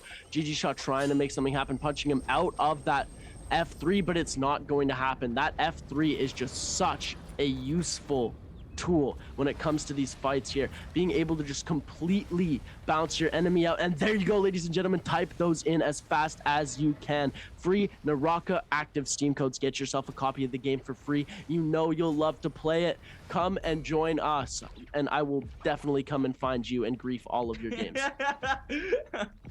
Getting called out by Seb here. Super unfortunate, but like you stated, you guys gotta be fast with these. Whoever has the fastest word per minute here is gonna win a free copy of Naraka Blade Point. Make sure you guys type those in as fast as possible in the Steam client. For everybody at home who does not own the game, this is a opportunity of a lifetime here to get a game for free. I remember back then we didn't have any free games like this, but now we're blessed. But that is besides the point. We are blessed with scrap offs. Action is gonna get some damage through the wall there. He's gonna pop this Yodo ultimate. He's fairly weak here. He does spot a player. It's 17JL's ego, but it looks like he's gonna go up high to try to find a place to reset. He's gonna use the Yodo ultimate to find a better place to reset, but he has someone on his trail. He has 2 players, 3 players. I see Shane Yu. I see Ace's Jin as well. We have another third in the mix as well. J-Team Action is on the run right now. He's trying to find a place to reposition. He's doing a really good job running away right now. And these players are like wolves, Seb. These guys are just on it. They find the trail. It's like they smell blood and they know exactly where they're going. And everybody is trying to find him right now. Ace's Jin with that full purple armor in hand. It looks like Shane Yu did spot him there, but it's not the player he's looking for. But somebody might hear him take a reset here. Action is literally the ankle breaker of the century. Yeah. He should be playing a professional sport. Like, bro should be in the NBA. He's got those ankle breaker tactics. We saw it last game twice. He was able to get away from so many different players there. He was getting hit with fireballs all over the place, was able to dodge out of everybody. It's his specialty. He's able to get in and out, and he's slippery and he's smooth with that movement. As we see Yiran here trying to do some stuff onto Wang Liang, but it looks like it's not going to land with that bow shot here. We're seeing him just protecting the space, making sure that he doesn't get hit, but if he has to send a shot, he will. Wang Liang just protecting his little building here, holding them with those charged attacks to see if he can catch anybody who is going to be brave enough to try and face off against Wang Liang in his safe little hut over here. We're going to see Gigi Shaw as well, just bouncing around on top, making sure he is not getting hit from anyone, holding those charges, protecting his ground. This is where it's going to start calming down. We're seeing it calm down a lot earlier, especially with Yodo, because Yodo at the start is super aggressive, but Yodo in the mid game just doesn't seem to become that aggressive, because as soon as those F3 charges go away and you don't have that F3 anymore, you're toast. As we're seeing him here, he's used all of his F3, and Shangyu and Action are still hot in pursuit. He's now got no way to heal himself except for his normal conventional ways like Battaglia and armor pots here. He is going to be able to get away though, and it looks like Shangyu has given up chase onto him. We're going to see Action is close by. People do have their resurrection, so there is still a chance for people to want to fight. But if they fight and their resurrections go away while they're fighting and they die, they still will not be able to resurrect after that. Using their soul, they have to make sure they're using it wisely. Like Action here has already used his soul. If he dies, he's out for good. And being out this early is not something you want when there's a whole lot of money on the line. But it looks like he's going to go for it anyways. Hits the nice shot off of OC Shangyu. Shangyu is going to end up breaking a few ankles here. Action getting a little bit of a taste of his own medicine.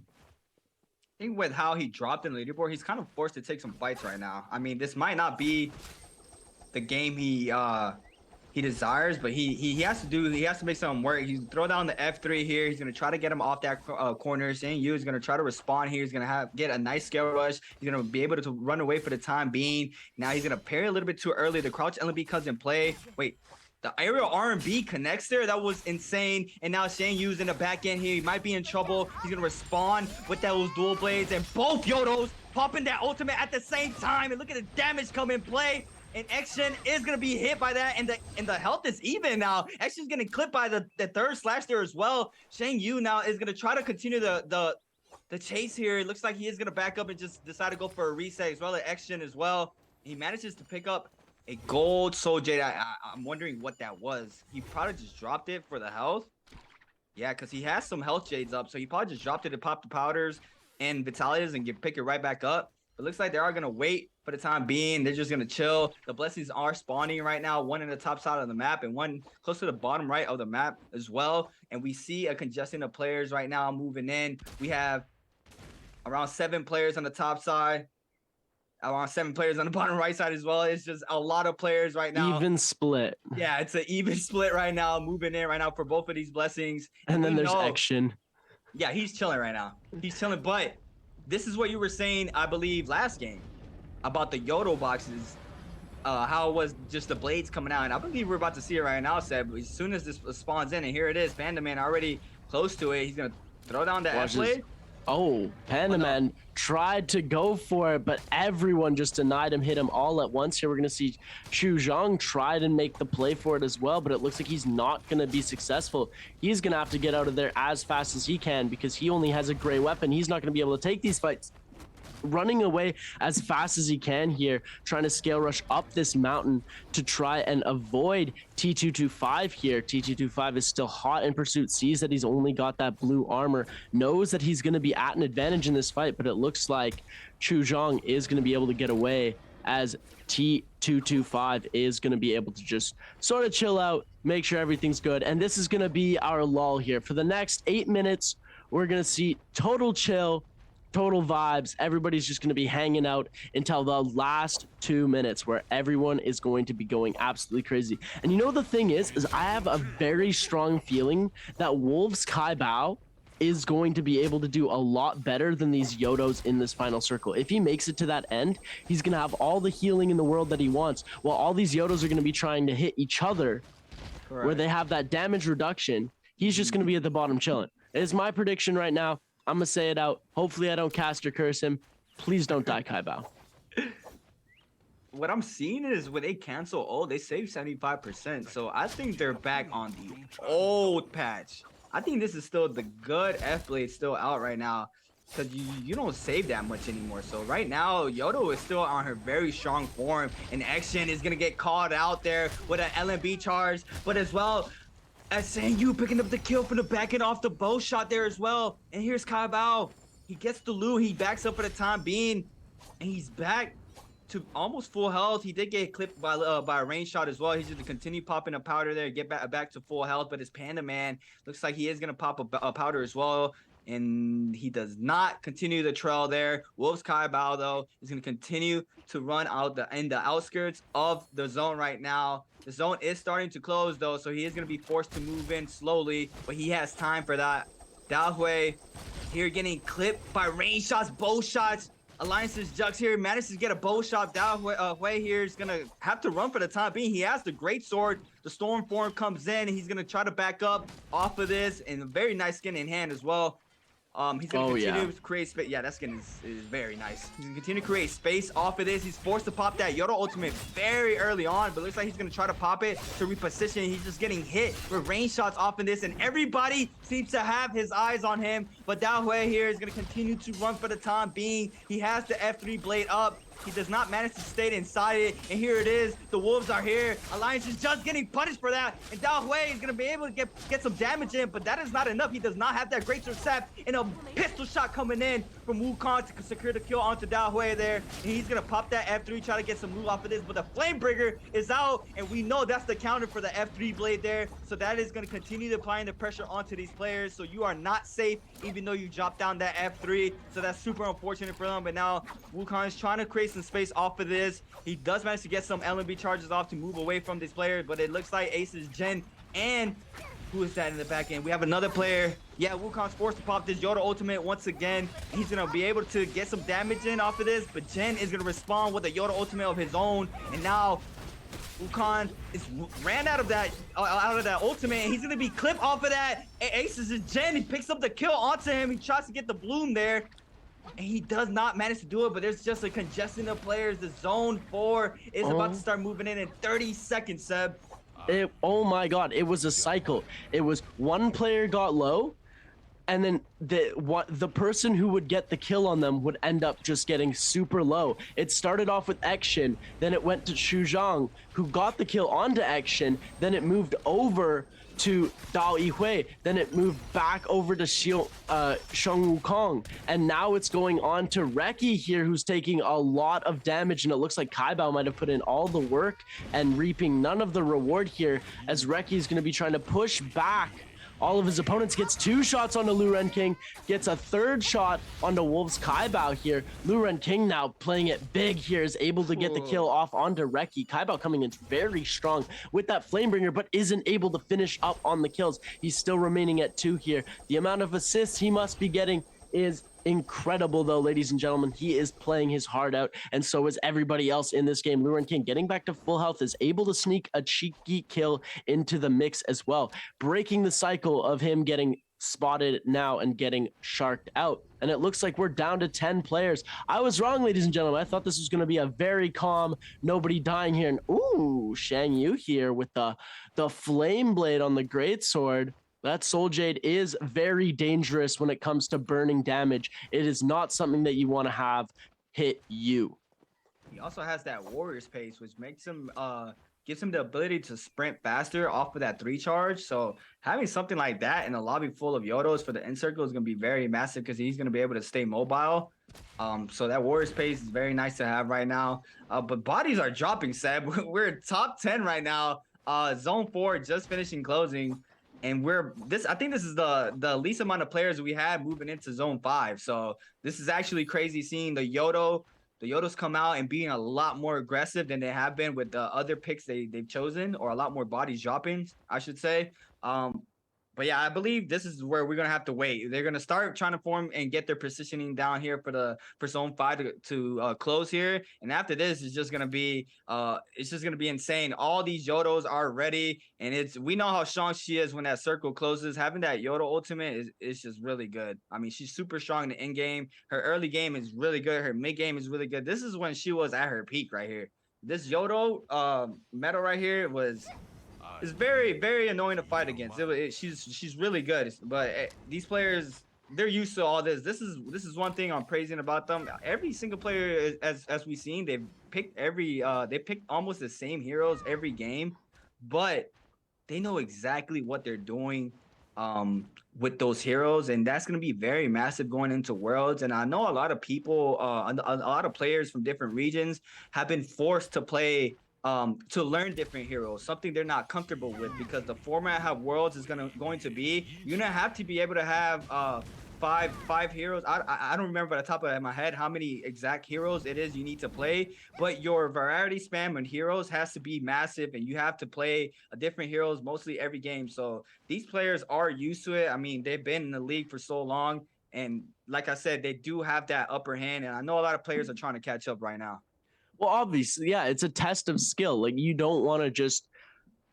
The people who are making this game, they don't want to see everybody just crutch the best player. It wouldn't be an interesting thing to watch, and it wouldn't be a proper display of skill if you... Oh, Blue Moon coming out from Wang Liang as well. It wouldn't be a fair display of everybody's skill if we were only seeing one hero getting played for the entire 6 matches. If everybody was playing the same hero over and over and over again, first it'd just be straight up boring. Second, I mean, we witnessed it. We witnessed it with the ping meta. I mean, but I just love their format. It's amazing. Yeah. It's incredible. It's nice because it allows players who are stronger on other heroes, and it puts an entire other psychological level onto the game, where it's like, oh, who's going to be playing on their comfort pick right now? Should I play on my comfort pick so that I can have an edge against somebody who's playing on a hero they're not as comfortable with? It adds this whole element to the game, this like, will they, won't they, what's going to happen? And I just saw Universe Slash come out from Ace's Jin over there, but it just creates such an amazing aura and atmosphere where we see hero diversity pick, which we haven't seen today, but like most of the time, hero diversity pick, we see different heroes coming out. You're only able to use a certain hero a certain amount of times because of the amount of points that you have. They actually show a really good graph of it in trios, where basically your team has 15 points. the first time you play a hero, it's 0 points taken off. Second time you play the hero, it's 1 point. Third time, it's 5 points, right? So by the time you can't play, you know, the same hero 3 times and then switch and play the same hero 3 times. You got to switch it up and mash it up. And that's what I love the most about Naraka Esports. They're forcing everybody not to just conform to a meta, conform to what's good. They're forcing everyone to play outside of the box and use their own style to finish it off. As we're finishing, these are the last 2 minutes, ladies and gentlemen. Circle 6 is closing on to Circle 7 as we speak, and this is where it's going to get hectic. We're seeing players taking shots. We're seeing those universe slashes come out from Ace's Jhin in that corner there. Kaibao dealing a decent amount of damage as well. Alliance's Jux getting dangerously low, able to heal up a little bit. We're going to see Kaibao coming in with the Flamebringer here, Yiran trying to deal some damage. Jux there getting hit by Kaibao as well. Almost takes him out there, but we're going to see the ultimate come out. Ooh. The Flamebringer, the dodge as well. Kaibao up. Alliance's Jux is going to go down to Xiang Yu with a pistol shot out of nowhere, sniping him and stealing the kill. What did I say? Kaibao's putting in the work, but is reaping none of the rewards. Still stuck on 2 kills here, with OC Xiang Yu coming up on top here. Now has 3 kills in this game, as we're going to see lots of players are going to start skywalking, trying to hold that top. Wang Liang just holding and sitting pretty. He knows he doesn't need to get kills right now. He's not going to put himself in danger until absolutely possible. We're going to see Xiang Yu take a little bit of fire damage here,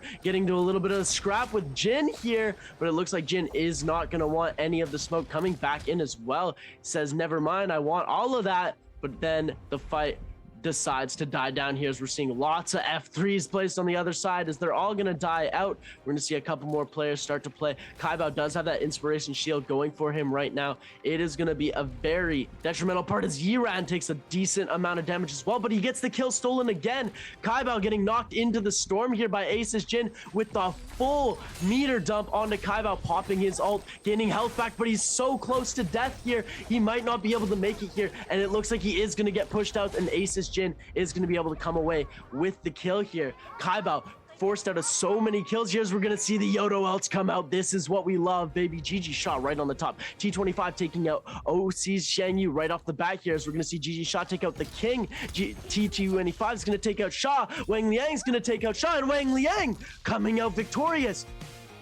Oh my goodness. Wang Liang, bro. He's doing it again.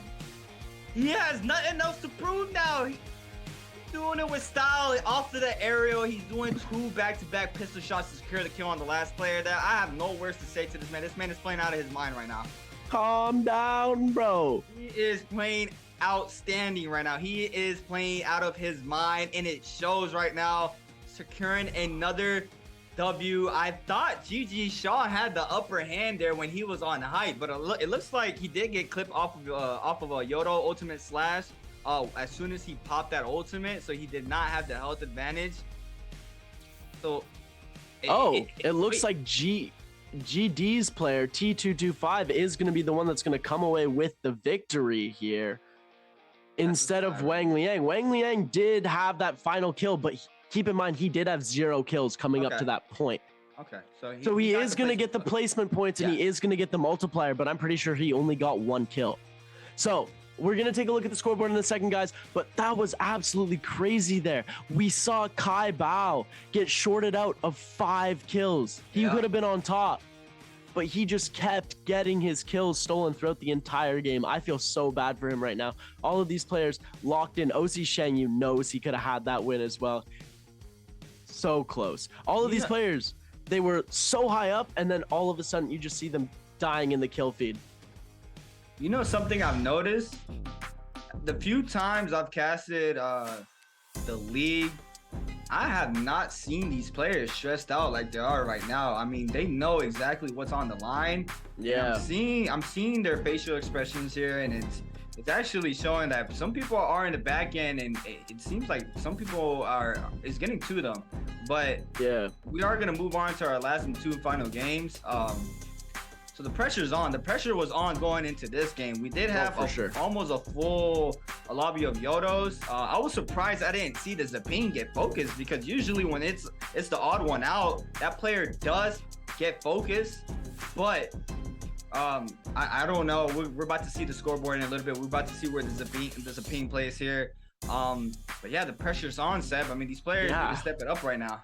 That's what I'm saying. It's like what you said earlier about how you're seeing that the anxiety and you're seeing the pressure actually kicking in on these players' facial expressions. Yeah. When we're in NBPL, when we're in the league on the finals, on the day of the finals, you see pure calm and pure determination on their face, like nothing matters. They lose, their facial expression doesn't change. They win, their facial expression, they might laugh a little bit, they might be a little bit more happy, right? But nobody ever varies more than just a little smile or a quick laugh. They're always dialed in, ready to go. Here, with so much more on the line than just a little bit of cash compared, because you still win a lot of money if you win the bi-weeklies, but the World Championships, you win so much more money here. And we're going to take a look as Wang Liang is going to get that second place with 3 kills and 4 ranking points. So he's still getting that huge multiplier on his points, and he is still getting that high game score. But T225 is going to come away with the victory with 5 kills,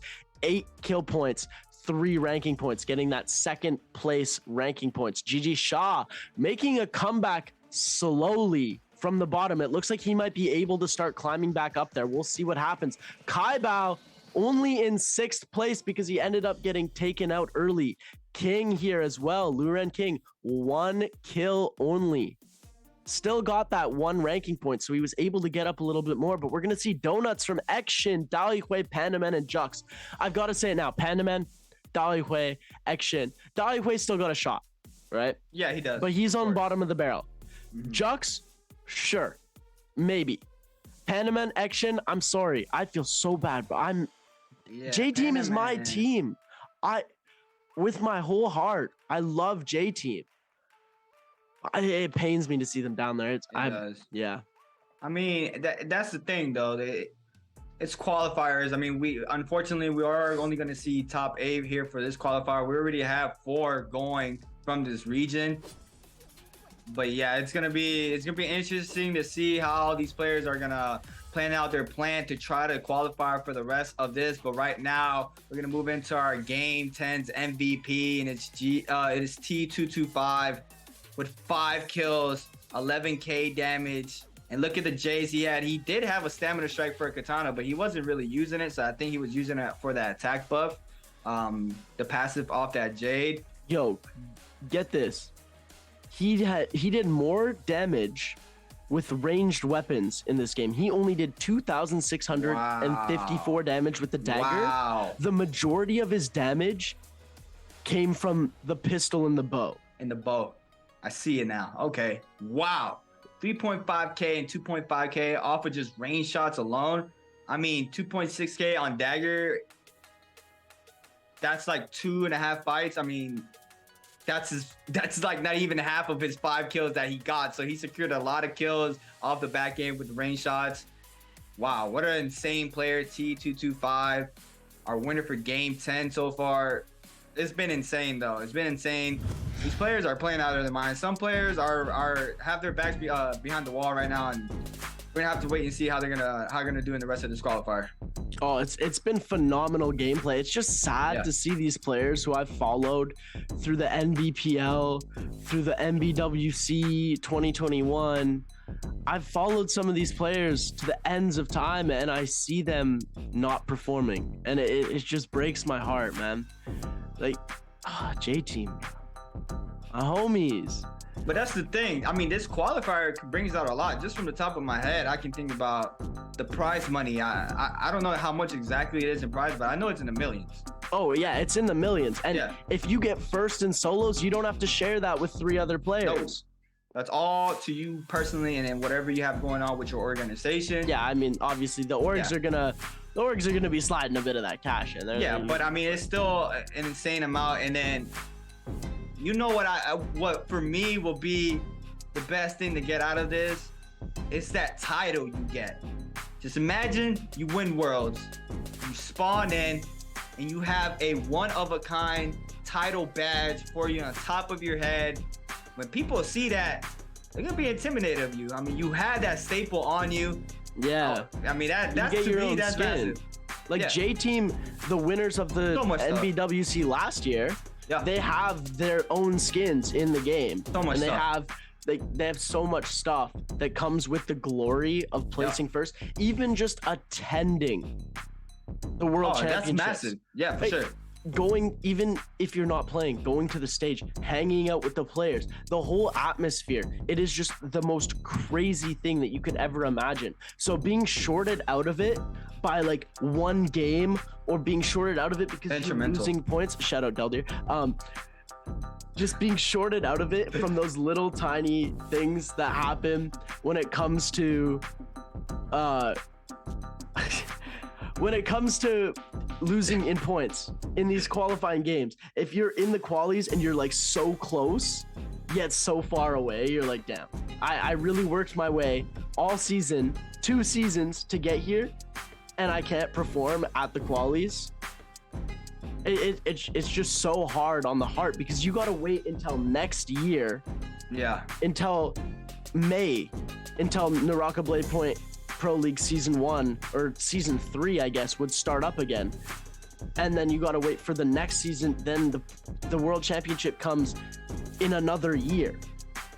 I mean, but that's what separates good players from insane players, you know? Like, you have to perform when the time matters, and I mean, we're seeing it from Wally on right now. He's chilling. I mean, we haven't seen the overall scoreboard after this game. I mean, I know he didn't get that many kills this game, but he, like I was stating, he just needs to cruise sell throughout these last 2 games now. I mean, he's fine. He got placement points. He has those points here from this game 10.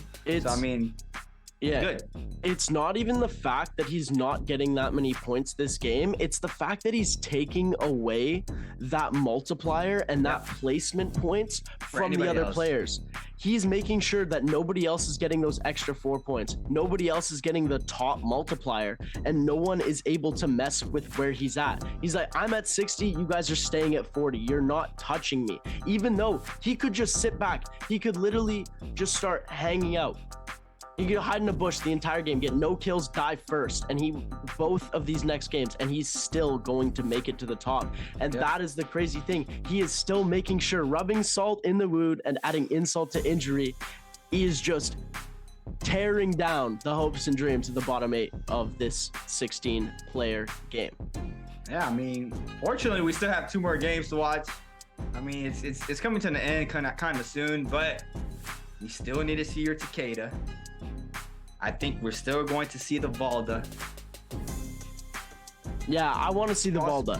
The Valda's going to be great. The Valda's game is going to be insane. I mean, you say you wanted an all-monk game. It's not going to happen. I know. Calm down, guys. Maybe Viper. Probably see some players play Viper. I think we're going to see a Matari before we see a Viper, and I don't think we're going to see a Matari. You don't think so? I mean, the games are running out.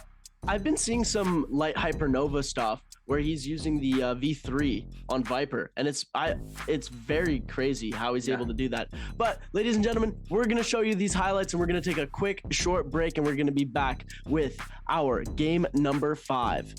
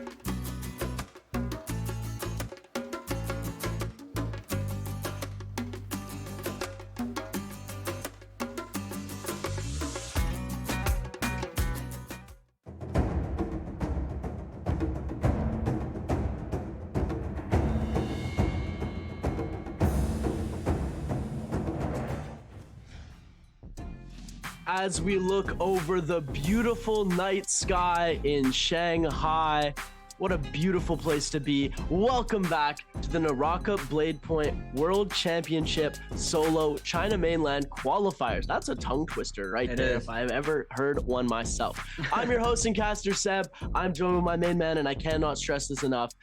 Creatives, the GOAT, Creatives. This man is crazy in Naraka. His edits will take you to another dimension when you're watching them. He's been gassing me up all night, guys. I don't know what he's talking about. But chat, you know this. You guys know that Creatives is the GOAT when it comes to editing these Naraka videos. He's the GOAT when it comes to casting. Bro's got everything on lock, man. He's a real renaissance man. Man, I just love this game, and I mean, this game has a lot of things that I don't see from our side. So I mean, we've been trying with whatever we can, just try to get people to make more content for the game. I mean, this game is so different than anything I've ever played. It's just insane. I mean, this game deserves a lot more love, seriously. Oh yeah, this game deserves a lot of love. And here's another question for you guys. These are pretty easy, so you should get this. How many solo games does the Mainland China qualifier hold in total? A, 6, B, 9, C, 12, or D, 18? Guys, come on. You got this. It's multiple choice, 1 of 4 answers. We've been stressing this the entire night on how many games. I made a mistake at the start and I apologized. I said it was 8 and then I said it was the other thing. So you guys got to make sure you're getting the right ones in the chat here. Don't be like me. Just vote with your heart and you will know. And you get some free stuff. Like, free stuff is dope. You get free in-game items in Naraka. And you know how much skins cost? Wait, what do you get if you win? You get free in-game stuff. Oh, we don't know specifically what you get? Okay. I wonder what they get. It says pay attention to your whisper box. I actually got a question right a while back, and I got a message from Naraka saying pick your favorite legendary weapon. Huh? It hasn't come to me. I don't know what they were saying about it. I don't know what was going on. But if y'all are getting free legendary skins, wait, I might have to try to get one because I need some skins. I love the skins. Give me some skins. I need some skins too, bro. Especially for the free. Come on. You know, I'm on my college budget. I gotta be economical with it. Of course, you know? Of course. I mean, who doesn't love free stuff? So free stuff's always amazing. Chat, you guys got the answer. I have faith in you guys. If I see wrong answers in chat, I'm gonna be sad. The chat has it. I mean, the chat's smarter than me. So I mean, I'm pretty sure the chat has it. And the chat has been here supporting us and supporting the Naraka all night. It's just amazing. It's amazing to see. We have the best community. I can't stress this enough. Other communities in games are super toxic. Everybody's, you know, there's so much stuff going on in and around the game that has nothing to do with the video game, and it's all negative. All of the stuff that I go through outside of the actual playing of Naraka or casting, doing anything with Naraka outside of the game, it's so friendly. Everybody in the community is just so kind to one another. You hop into a game, you see players who are like popular streamers, pro players, they will always be nice to you. You hop in their chat, you ask for tips, they'll always help you out. And that is what I love about the community. The chat is always popping, everyone's always nice, and the vibes are always just amazing, you know, like just makes you want to like. I mean, the song has got you right now. I mean, you love this track.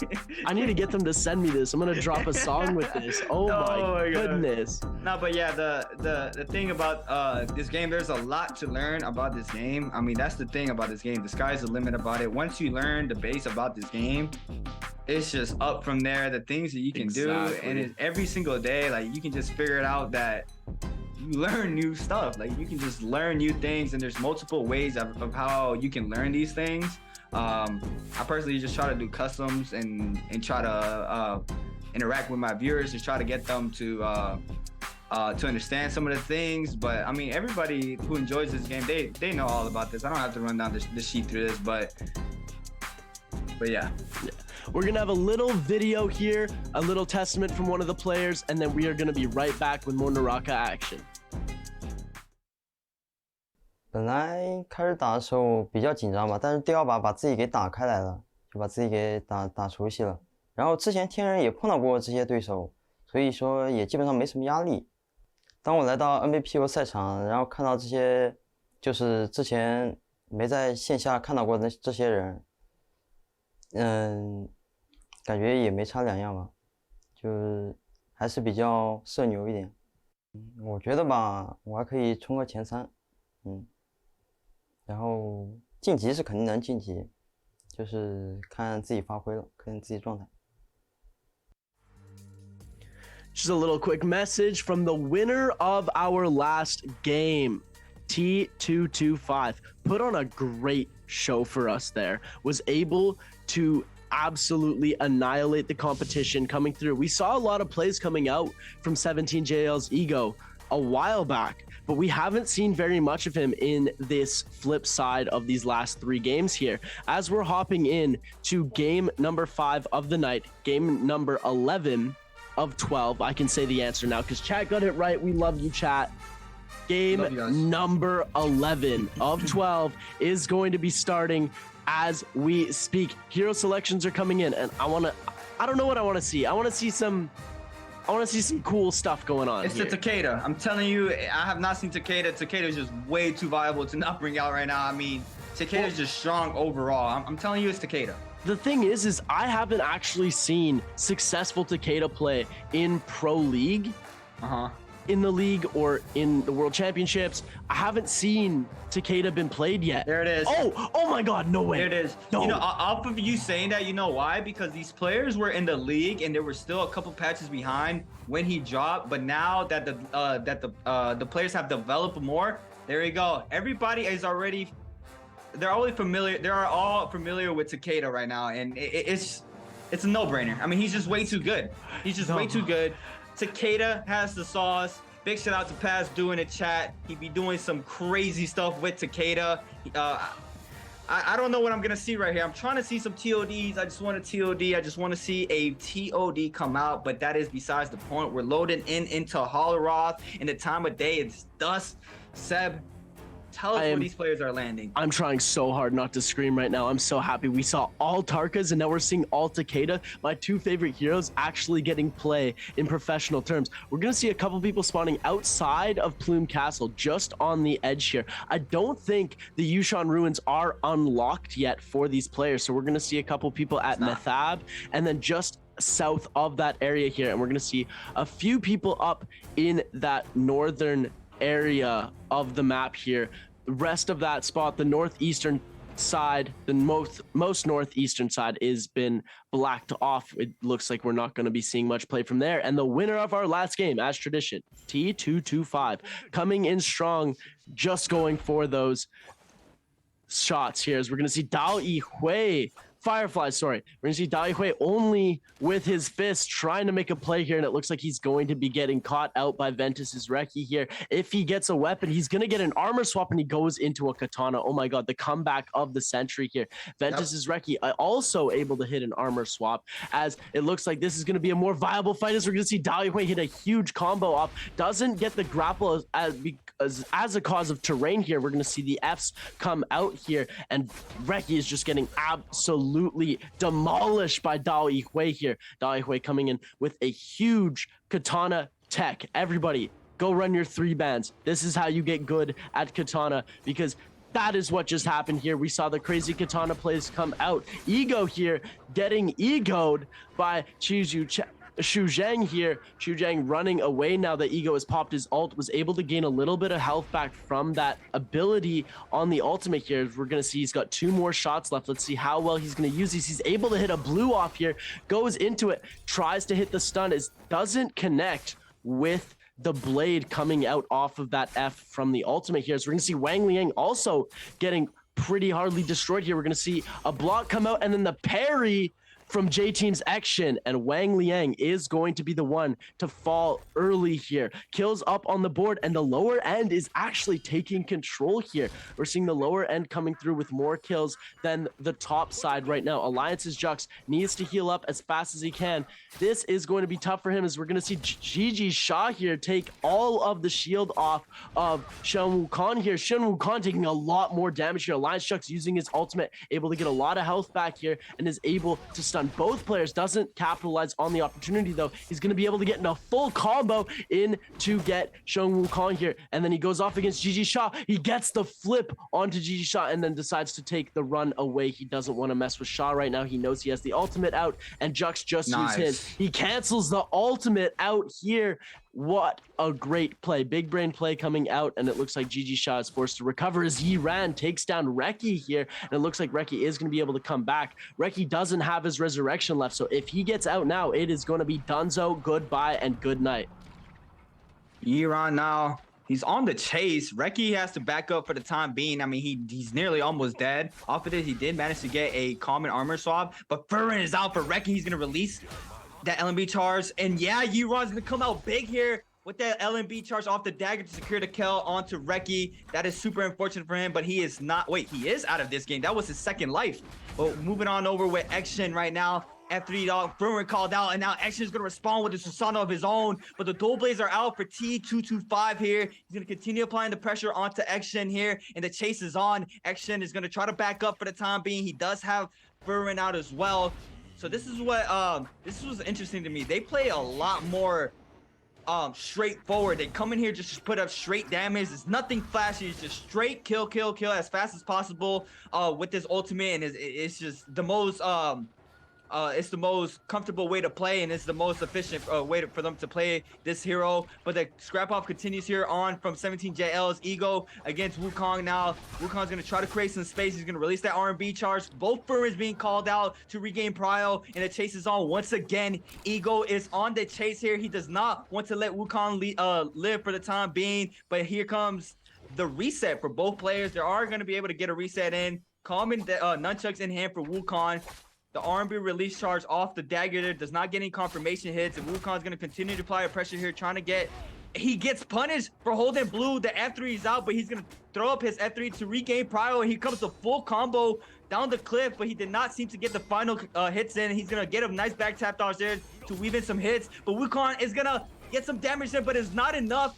17JL's Ego managing to secure the kill onto Wukong, and look at him. He's devastated. That is his game 11.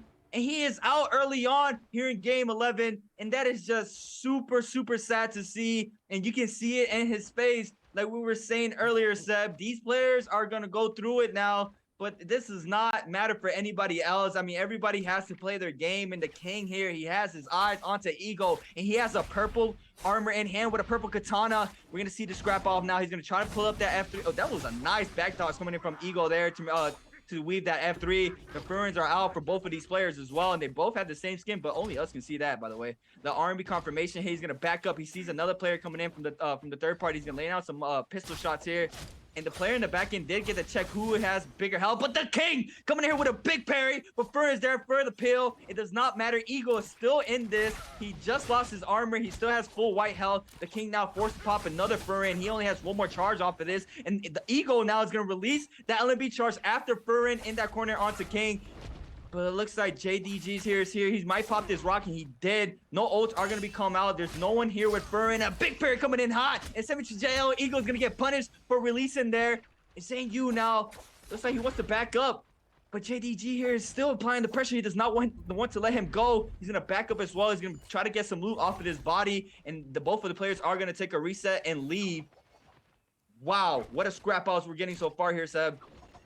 very crazy fights going off, and we love to see these Takeda on Takeda. It's all about who uses their ult timing best here, and it looks like Action is getting the thick of it here. He needs to get out of there fast, otherwise he's going to be in big trouble here, and it looks like he's able to get away for the time being here, and it looks like Iran is going to try and keep pursuit. He's going to be able to hit that armor swap and get a singular pot off here, as Iran looked like he was missing him. All of the shields gone, almost the entire reset, misses that F3 to be able to knock him and get that hit stun here, and it looks like J-Team's Action is going to try and just sneakily ankle break again, as EWG's Iran is still hot in pursuit, looking for him. He does see him here, doesn't know exactly where he's gone, knows the general direction, uses his intuition, and is trying to follow Action. It looks like Action's going to be able to get another reset off here, tries to go for the parry, mistimes it here, and it looks like he's just going to try and run away as fast as he can here, trying to see Iran. Looks like he's going to back off as well. Doesn't want to risk too much too early here, as we're going to see all souls are, I'm pretty sure, off the table right now. Wang Liang able to get an armor swap, got that purple, but then had to go back to the blue because it was not helping him in the slightest here. All of his purple armor went away really quickly because he was just getting sharked by the rest of the team. Dao Yihui hot in pursuit as well here. Here, we're going to take a little bit of a look at a glyph page from Wang Liang.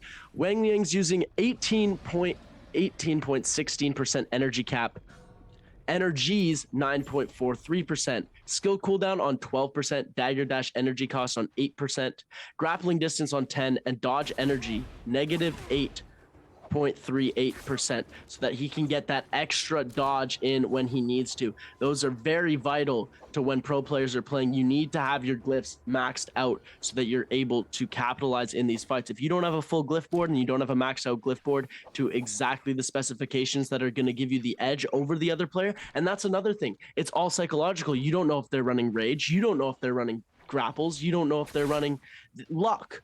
Right, so you got to make sure you know. It's obviously easier to predict when it's in a game like this, where most players are going to be running semi-rage, semi-grapple distance, and lots of dodge with barely any luck, because it is Immortal War.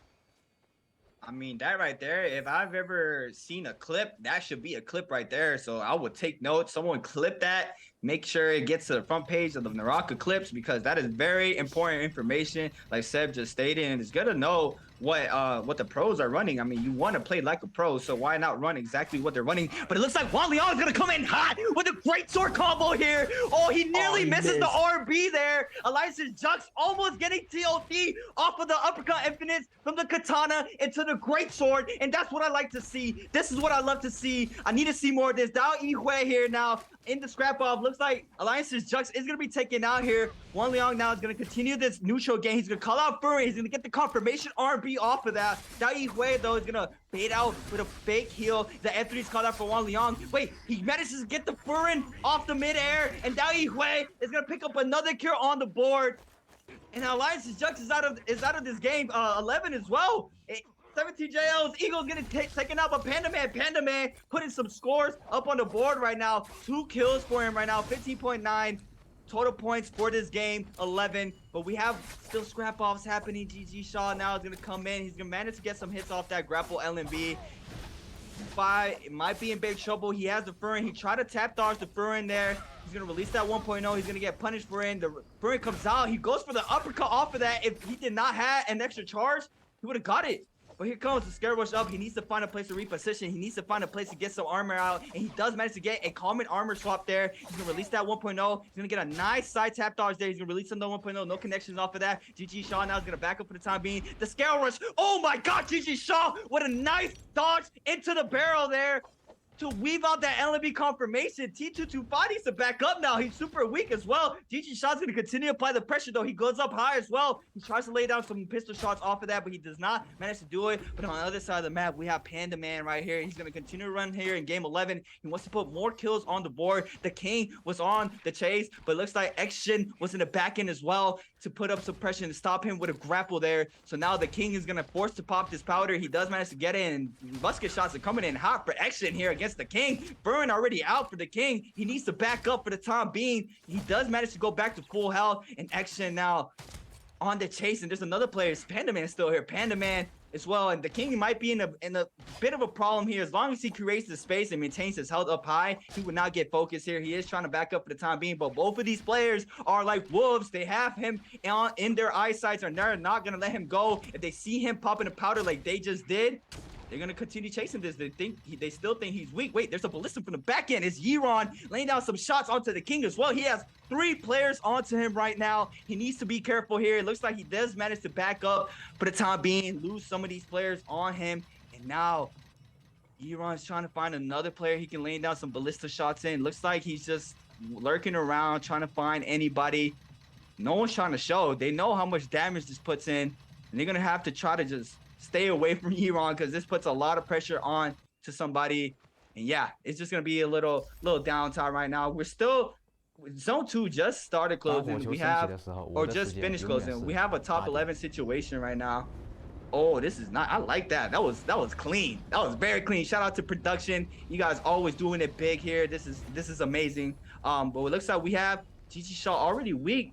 Wolves Kai Bao was in the back end. He does not seem to want to aggress GG Shaw here. But there's a lot of players here. There's 5 players. Zhangju almost getting caught up in that Bane. He's weak. He needs to find a place to back up and... Oh, but the ballista from downtown. Yiron snipes him out there. Zhangju's gonna be taken out. Look, one hit, he gets completely demolished there, Seb. And that's crazy. Oh my god, another shot. It's crazy because Shang Yu is one of the people who actually needs these games to go in his favor. And Kai Bao getting knocked out, knocking out T225 as well. Shang Yu is at 29.1 points, sitting in 10th place. If he is able to surpass Dao Yihui and Chu Zhang, he's going to be able to make it in. So Shang Yu, Chu Zhang, and Dao Yihui, and you could sort of consider Action and Shaw in this. They're on a bubble here. These next 2 games determine whether or not they're making it into the finals. It's basically done for Xiao Wukong, for Reki, for Pandaman, and for Jux. They have no more chances.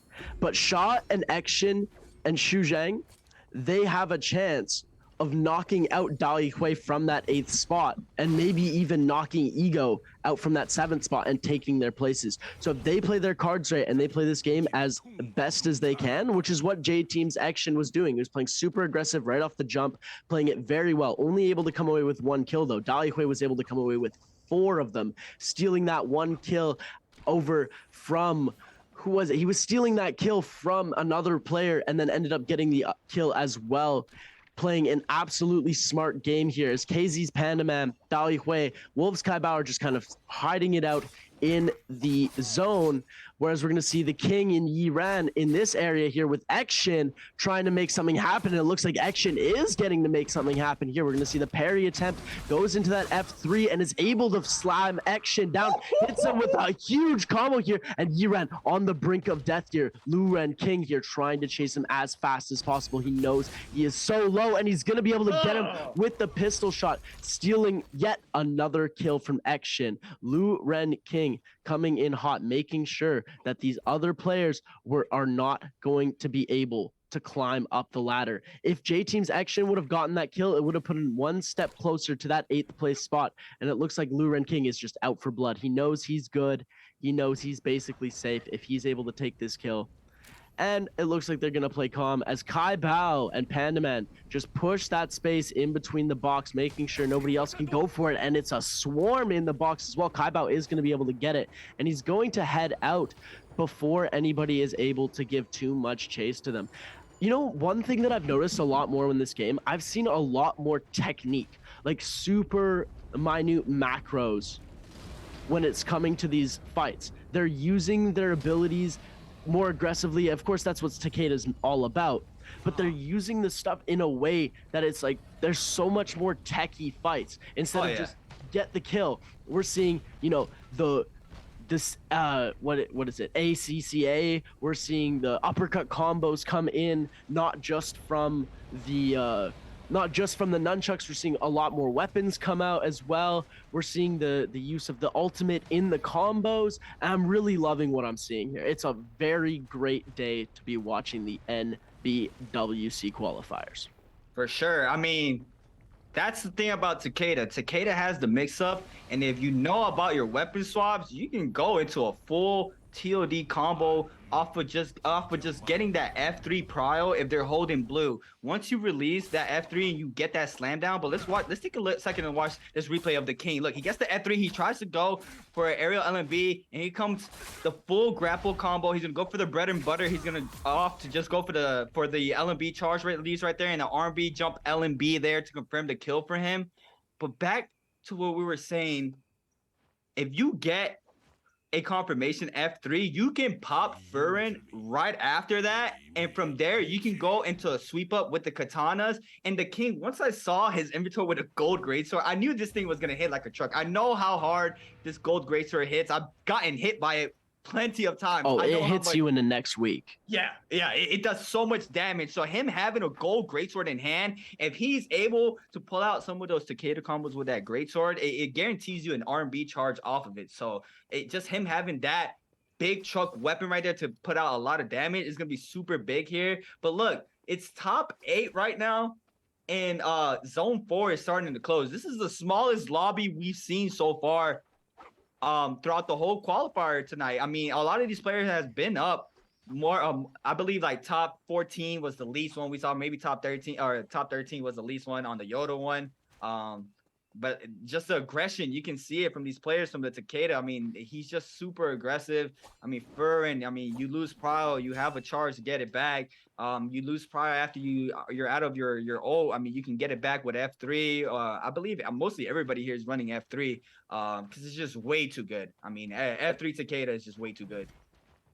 And the fact that it also adds like this is the second last game. So the stress in that bottom half's fingers of the people like Xu Zhang, who are literally 1.5 points away from taking that top 8, and people like Xiang Yu, who are close as well. Same with Sha and Action. The players who have the potential and are so close to being able to make it into that top spot and be able to come away with a qualification, they're frantic for kills at the start. They're starting to play a little bit off their game and a little bit more aggressive just because they know that if they don't take these risks, they're not going to make the cut. This is when the point where everybody puts everything on the table. The first game, everyone was a little bit more reserved. We saw a lot of people alive in that last circle. We always see a lot of people alive, but this is circle 5 closing on to circle 6 in 15 seconds,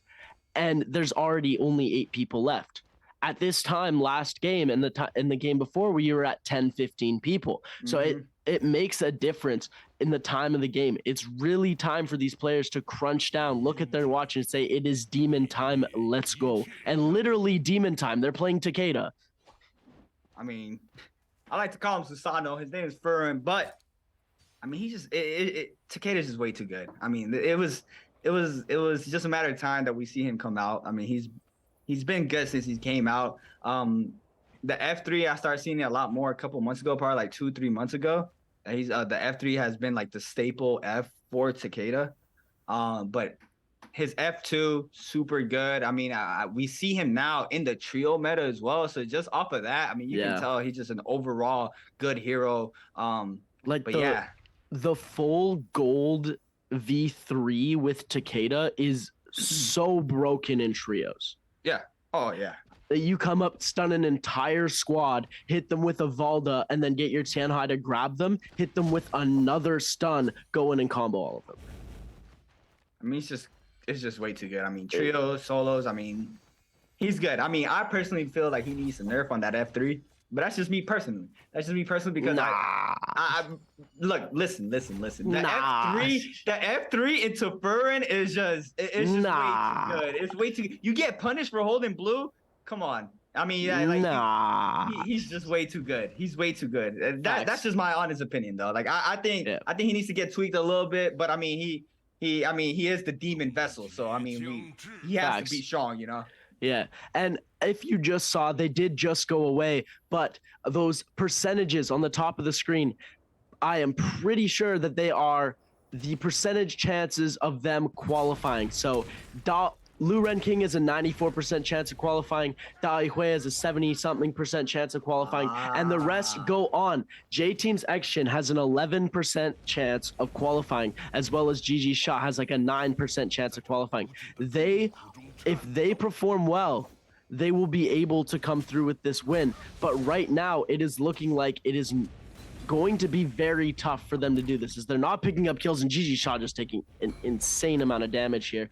Storm Tick as well, and it looks like he's gone to Jin here. His percentage just dropped very low here. Aces Jin coming away with his first kill of the game, actually, but he's already at 40 points, so he is leagues ahead of everybody else, and he is basically safe and secured here. As we're going to see the King trying to make some strikes onto X-Shin from J-Team here. Lu Ren King taking a decent amount of damage. We're going to see the scale rush up into the sky. X-Shin laying fire to the land as Panda Man is just vibing in that little corner here. As we're going to see Kaibao knock X-Shin out of the circle with an ult and goes into the slam with the greatsword, absolutely demolishing J-Team X-Shin's dreams and crushing my heart. No, I'm gonna need a replay on that. I think he got the Furin down the cliff into the R&B aerial release there.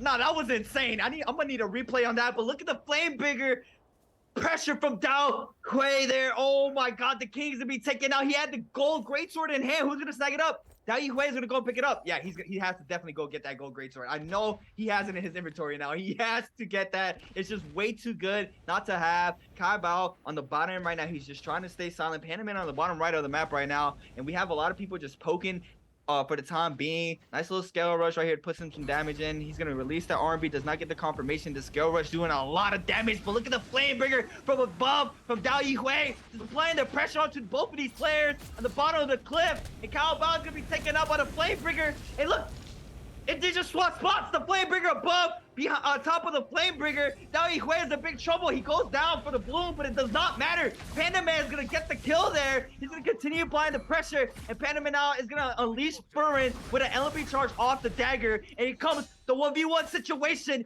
Jin against Panda Man, dagger v dagger, the clinks off the soul breaks, the RBR confirmation. Furin's coming out, but Panda Man coming out victorious here in game 11. Panda Man coming through with 4 kills, but there's no way Dao Hui didn't win that. He had 6 or 7 kills here, and just amazing Flamebringer play. It did end up biting him in the butt at that very ending spot there. He did get burned, literally, and was caught between 2 players, tried to go up, got burned, tried to go back down, got hit with a weapon. It was unfortunate to see Dao Hui not completely decimate those last 2 players, but he's still coming away with the win, and he is definitely proud of his performance here. I'm pretty sure he's going to jump up a little bit higher in these standings, and this is going to definitely secure his place in the win. Now it's up to a couple of players on the bubble, like Xu Zhang, and we're going to see, I think, I forget who else, but we're going to see Xu Zhang and Shan Yu. Those 2 are going to be battling it out for that 8th spot, because it looks like Dao Hui secured his 7th. I just saw what happened. He was on the side of the cliff, and he manages to pop Fur, and he gets the confirmation off of Susano. He goes for the cross up into the R&B release to get the kill. That was insane. I need to see that in first person perspective. That was just disgusting. That was an absolutely insane clip. That chat, please. I'm kidding. We're gonna have the professionals in our studio clip that. Thank you so much. We never say this that much, but we gotta give a shout out to the production team. They're working in multiple different languages. They're working in Chinese, they're working in English, they're doing a whole bunch of other streams, dubbing languages, doing all of it. And they're all controlling this, making it the best experience ever. Look at these graphics. Look at the CGI on the stage. Look at everything that's going on. That is all because of the production team. Big shout out to y'all. We love you guys. No, I mean, the CGI, whenever we're about to get, I believe our MVP, whatever character is played, I'm pretty sure we're gonna get Furin this time around coming out. I mean, that is just beautiful. I mean, like, I personally like nerd out about that stuff. I mean, when we had Tarka, we had a fireball come in, breaks it in the middle of the stage and then goes up into the board coming up from the bottom. That's just beautiful. Big shout out to production. I mean, you guys are amazing. Like you stated, I mean, they're doing this in different languages. I mean, we're here showing you guys their side, and I mean, it's just incredible. It is the most incredible thing I think I've ever been a part of or ever got to witness. Just the way that they've brought communities and languages together to create this whole amazing just piece of art. In the end of the day, there's so much art that's built into this game. I don't know if you guys watched the new video that Naraka posted about how they got the animations for the staff. They actually had a guy in a motion capture suit going around and doing all of the things, hanging off of the spear, jumping off of it, slamming it around. The video was phenomenal. The way that they take that and then code it into a video game, it's just incomprehensible. It's incredible. Yeah. I mean, it's just incredible. I mean, I want to talk about, like, I mean, we have the scoreboard. You got the scoreboard. Okay. I'll bring it up after. Yeah, I got you, bro. Dao Yihui, 7 kills, 10.5 kill points, only 2 ranking points because he did not finish on top there. Imagine if he would have gotten first, his kill multiplier would have been through the roof. But 12.5 game score, not bad, securing his spot here. As we're going to see X-Shin getting 2.3. We're going to see Kai Bao getting 4.3, Jin 4.6, Panda Man coming in with a strong 10.4. And we're going to see a little bit of a switch in the leaderboard. A whopping 0 for Wang Liang and T225. Sha with 0.5. Sha is basically it for him. But if Xiang Yu can pull together one huge game, he's going to be able to come away with a qualification. Same with Chu Zhang. And then Ego is also, I think he's sort of in that balance as well, but I think the rest of the list is pretty set. Yeah, I mean, I'm happy to see Panda Man up there. I'm always Panda Man in my heart. I mean, it's a bit too little too late, but yeah. Unfortunately, like, here it is, Furrin. Ooh, coming in. This is with that V1. Yo. Yup, V1 cinematic with the slash at the end. Damn. I've gotten that in cinematic form, Naraka. I've seen that, and I had to use it for one of my projects because it's just beautiful, man. The animations in this game are just insane. But you know what else is beautiful? The damage that Dao Yihui put up right here. 10k damage with 7 kills on the board. And Seb, there, your soul chase that you were looking for, there it is. There we go. And if you just take a closer look, nobody is doing melee damage anymore. 3,081. The majority weapon of his damage was the Flamebringer. Flamebringer. That's what I wanted to come up on, I wanted to speak on. The amount of pressure he was putting from the Flamebringer on top of the cliff there to make sure those players are either going to commit to the fight down below or they're going to commit to try to push out the players on top. But on top of that, the first player that had the Flamebringer, he was playing a lot of pressure. He got a little bit too comfortable and tried to get down and get more damage in. And someone just had the same idea, got right above him, did the same thing he was doing. But at the end of the day, I mean, it was incredible. Yeah, I think they saw Dai Hui getting kills. They're like, no, we cannot have that happening. We need you to stay exactly where you are so we can get points and go up. Yeah. And they were just, nah, we're not having any of that here. Take some flame. Eat this fire, please, right now. I mean, the Target games are out, but we're still seeing Burn come into play. Oh yeah, the Target game is sadly over. I want to see this last game. I want to see people who have, like, I want to see Wang Liang, for example. He's secured his place. I want to see him with a wild pick. I want to see the players who know that they're not going to quali. I want to see them with a wild pick. I just want to see wild picks in general. I want to see a bunch of Karumis. I want to see a bunch of Mataris, Wu Chens, Tian Hai's, and Yueshans.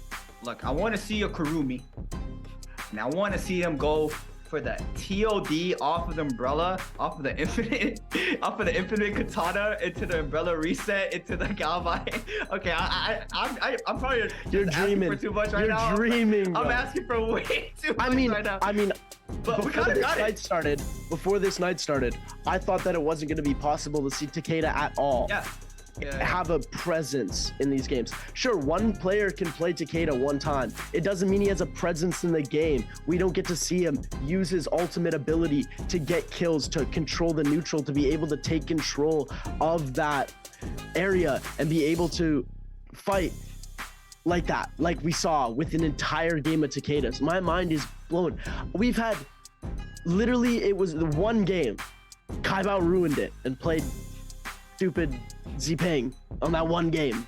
I mean, that was full of Yodo though. So yeah, but I mean, we've almost had a night where we've had every single game be everyone playing the same hero except for Kaibao. Who, I mean, this is rare though. Like, no, it is rare. Definitely, this is people saying, I don't want to be at a disadvantage to everybody else, because if I'm at a disadvantage to everybody else, then literally if I'm at a disadvantage to everybody else, I'm not going to get points.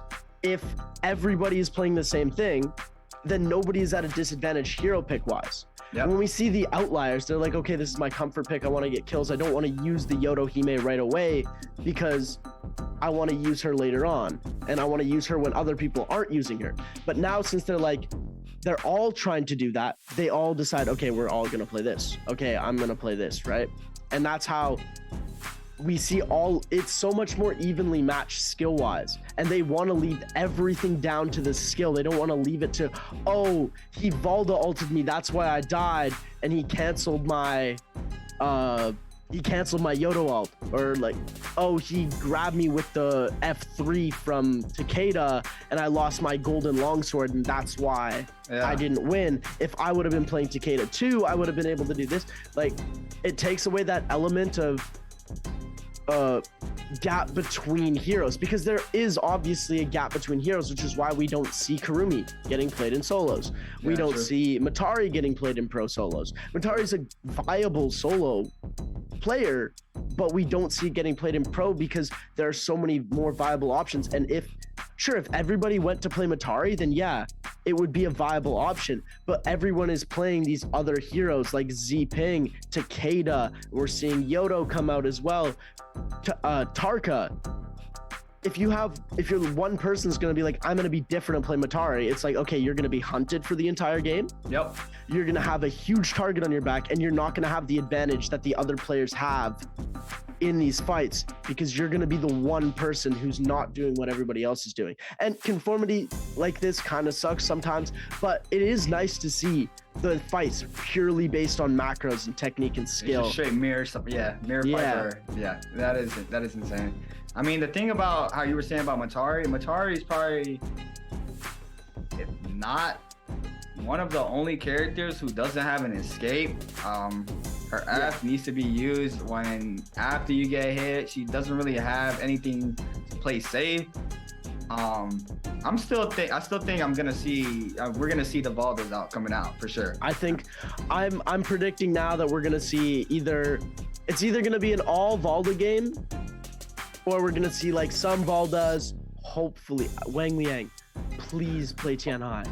Please play. I have another theory. I mean, if you're like on that, 16, 15 plays, I mean, you can throw in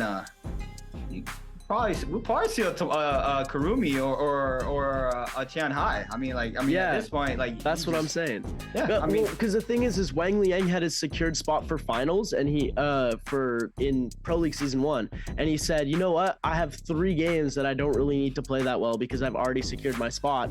I'm gonna play Kurumi, Wu Chen, or he played Yueshan and Tianhai.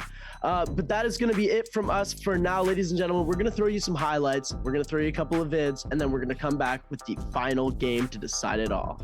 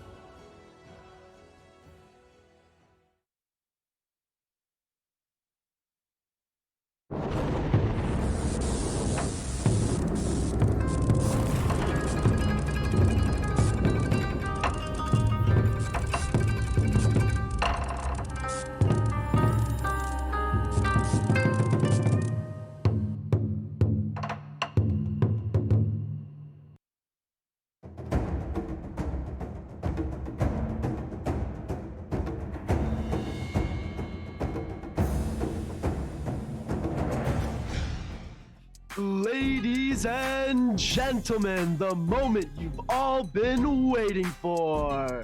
Thank God my voice didn't crack. Welcome back to the Naraka Blade Point 2022 World Championship Qualifiers. Okay, I'm not. Thank you for joining us in this final game. I am your host and caster Seb, and I am joined with my main man Creatives. Creatives, why don't you take it away? Talk to us a little bit. I'm losing my voice over here. No, you're good. There's something I was thinking about right now going into break, which is going to be massive. We'll speak on it after we see these standings right now. You can see it in number 9 spot with the 32.3. That was our top 5 going into like game 10. Yeah. So just so you can see how low right now it is from 1 through 8, from 9 to 16, from 1 through 8. Like it's just doubled. Pay attention to Xiang Yu and Xu Zhang. Those are the 2 players that are still in contention. Action is pretty close, but he is at a 25. So he would have to beat both Xiang Yu, Xu Zhang, and then you'd have to beat one more player to get into that top 8. So watch those bottom 3 players, Xu Zhang, Xiang Yu, and Action. Pandaman also did do a small climb up. If he comes away with another game like he did last game, he's going to be able to pop back. So keep an eye on 9, 10, 11, and 12. And then here we go. The secured spots are the top 3. Wang Liang, Yiran, Jin, and Kai Bao. Those are the secured spots. They're in the 40s and they're not being touched. But Ego is so close. He needs to be by careful. like point something, 0.2, 0.3 from that 9th spot. King is like 3 to 4 points away. So those are the 2 we need to watch out for. T225, if he has another bad game, like he had a 0 last game. If he has another 0, he could be in contention of losing his spot as well. So just watch for those 6, 7, 8, 9, 10, 11, and 12. Those are the players that are probably going to switch around. If that happens, it's going to be a crazy upset like we saw with Kai Bao. Kai Bao right now, though, he's already proven he's going to be here. He's in 5th place.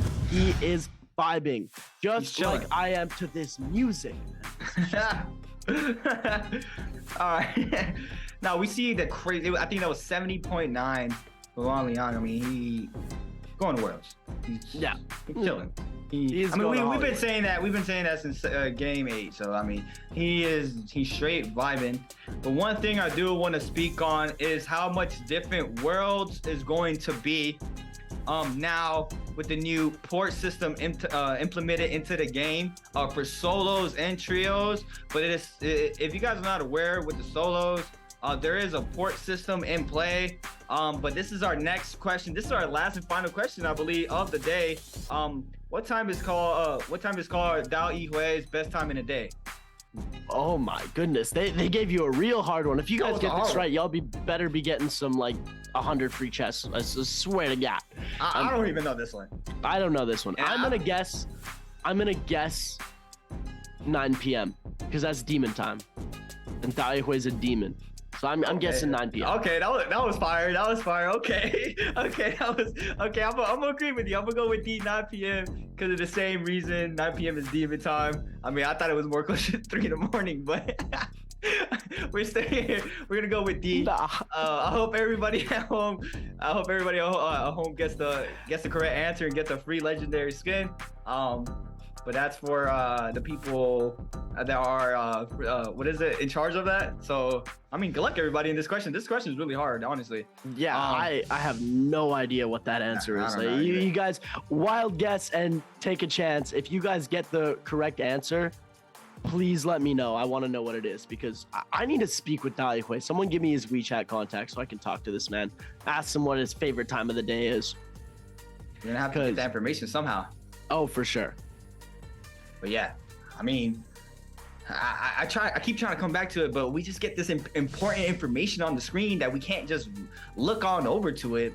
But back to the port system that we have implemented now into the game, which is a huge change. It is a massive change. It first started in Immortal War. Now we have it in Herald Trial here and all the other regions. So it's massive. If you are playing Naraka, you will see the change. And it's the point system. Before, only trios had the buffs, which was the Vermilion's buff, the Mystic Light, or the Draco Storm.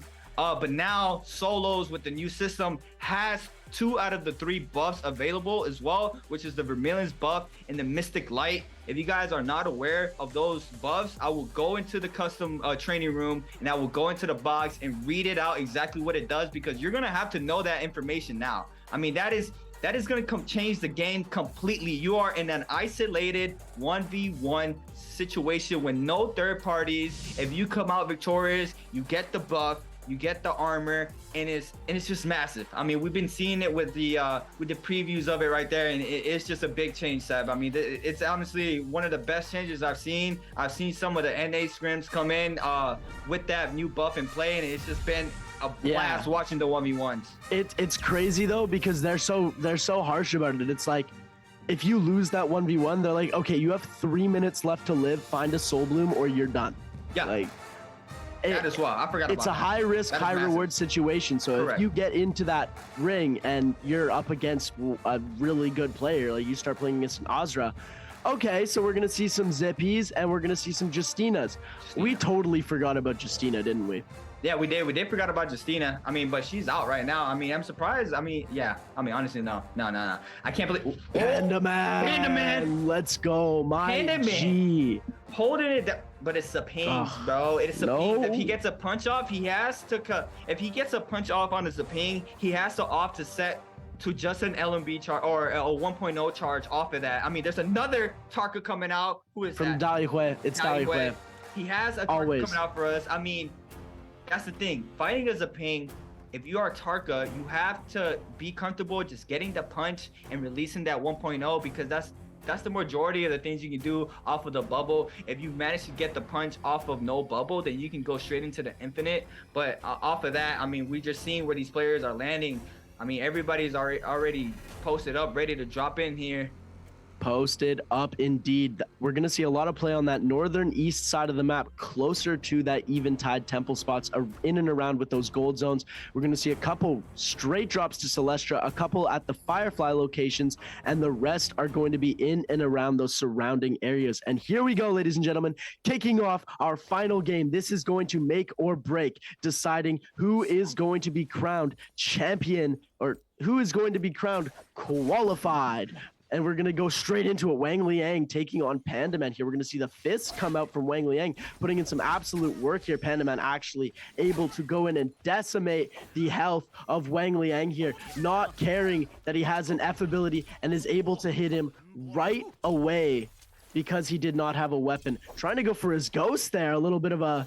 Panda Man, what are you doing? You're seeing ghosts now, trying to hit those. GG Shaw right here, trying to take on Alliance's Jux, and it looks like he's able to hit a second uppercut combo into that as well. We're gonna see Jux take a lot of damage here, and it looks like GG Shaw is hungry for it. What did I say? Shaw, Panda Man, and Action, they're going to be on their demon time. Look at this, we're going right back into it. Action going with a full uppercut combo onto Kaibao here, taking him super low. This could be it for Kaibao, and it is going to be, what did I say? The players who are in those lower spots are going to be the ones to look out for. And it looks like Wukong here able to hit a great amount of damage onto Ego, but it looks like it might not be enough here because he's just going to get a little bit of his armor back, and it looks like GG Shaw's going to be able to take both of them here. Oh my goodness.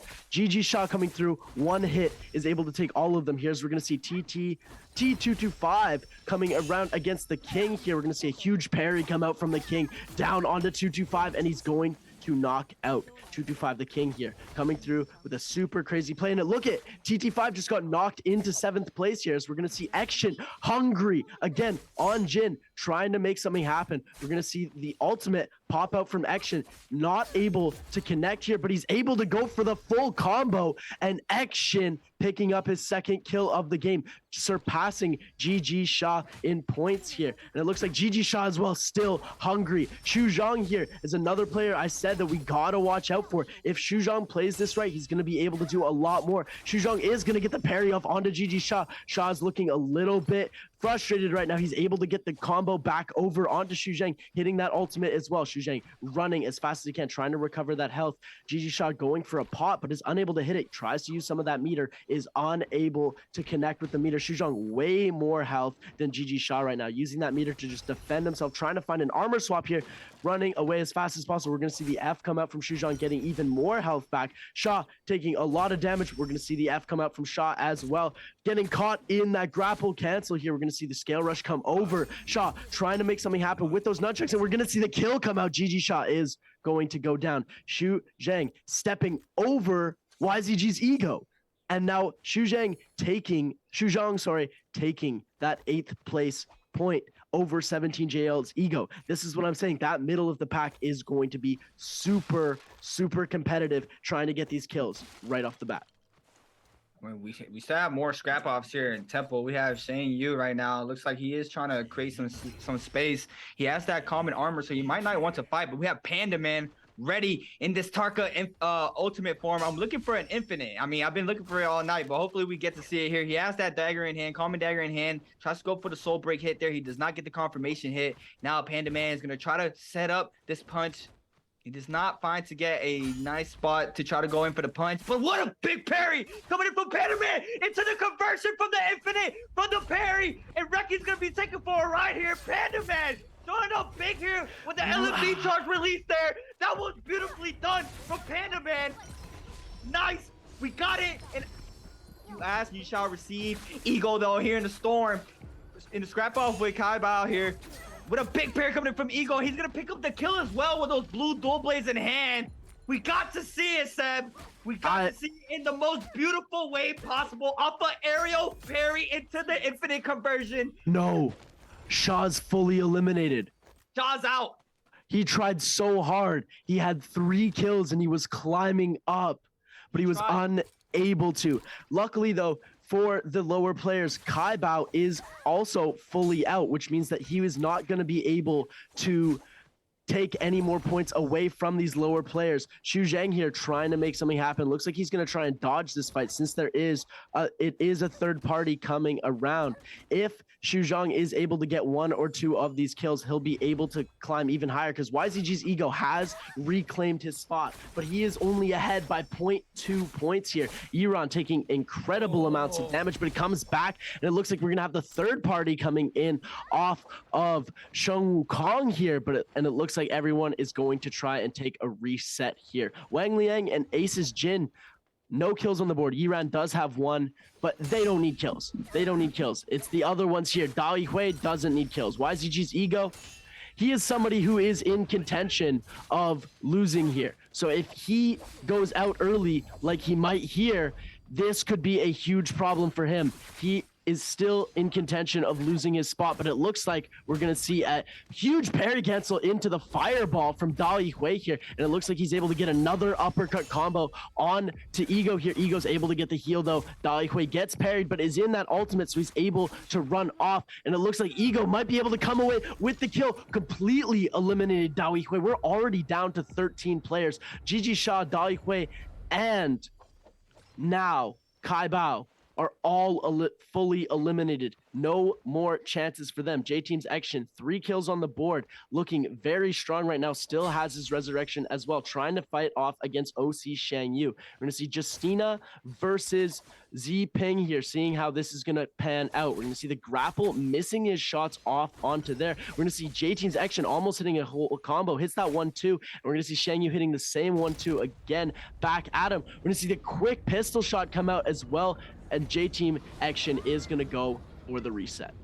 Action with that 2.0 fake into the bow shot? Nah, I see you. You going crazy now. I see. Okay, that was clean. I see what he was doing there. I'm still in that, but we have Shane Yu now. He's just trying to find some more loot. Man, these players are insane. These players, I'm picking up these little things they're doing that I don't really see. Like, I have to watch specific players from our region to pick up stuff. But like, I'm getting it all right here, and it's a lot of information. And if you guys are home, you guys want to get better at the game, I mean, this is the most perfect thing to watch right now. You have to analyze these players. Just by watching, you can learn so much. But it looks like Panda Man is getting aggressed on by Alliance's Jux here. It looks like he might be getting a little weak here, but Panda Man already forced out that Tark open. And what a nice back tap dodge coming in from Alliance's Jux here. He does manage to get pride. He goes for the ACDCA. He's gonna go for the bread and butter. Grapple into 1.0 charge off the katana. He tries to get the infinite. He got the confirmation punch, but it did not matter. He continues to scrap off here. Alliance's Jux now has that dagger in hand. It's a dagger v dagger right now. R&B charge does not get any confirmation hits. R&B into the R&B. He's trying to find an opening, but it's Wukong showing up to the party. Alliance's Jux is one shot and a nice bow shot. He went for the headshot as well. He gets the confirmation kill there, and now they try to fight for this for the soul bloom there. Xu Zhang. Xu Zhang coming in, getting juggled. He goes for a double LMB aerial, and he does have that as a ping though, so he is gonna get some health back after this, and the chase is on now. Wukong has to continue the aggression here. He goes up. I believe he tried to get the armor off that blessing, but someone already has snagged it, so he does just manage to get a blue one. But aggression continues. The king is now on the hunt. He's gonna release a 1-2-2, 1-2-3 into the stamina strike confirmation hit, and it does. Xu Zhang now might be in big trouble. He holds that 2.0. What an F coming on from the king. He stops the LMB charge there. That was beautiful. And he continues the aggression here. But Xu Zhang now is going to continue the aggression off of this LMB charge. And he's putting a lot of pressure here, even though he's weak. And he makes the king back up for the time being. But it's his turn now to get aggressive. He has the upper hand on the health now. He's going to continue the hunt. The king now is forced to back up. Xu Zhang is going to try to continue to get aggressive. He does get some LMB charges off. The Cavalry Blooms in play as well for him with a blue pair of dual blades. So he has to wait. And there's a 2 stack of players moving in as well. They know he's weak, so he is gonna back up, and the king is forced to try to find more space here. He is in a safe spot now. Action, gold katana in hand for action. You could see his eyes were lit up there. As we saw, we didn't get to see it on screen, but OC Shang Yu's fight is now over. All he needed was a couple kills to get into contention with YZG's ego, or sorry, 17JL's ego. My bad, I'm still used to season 1.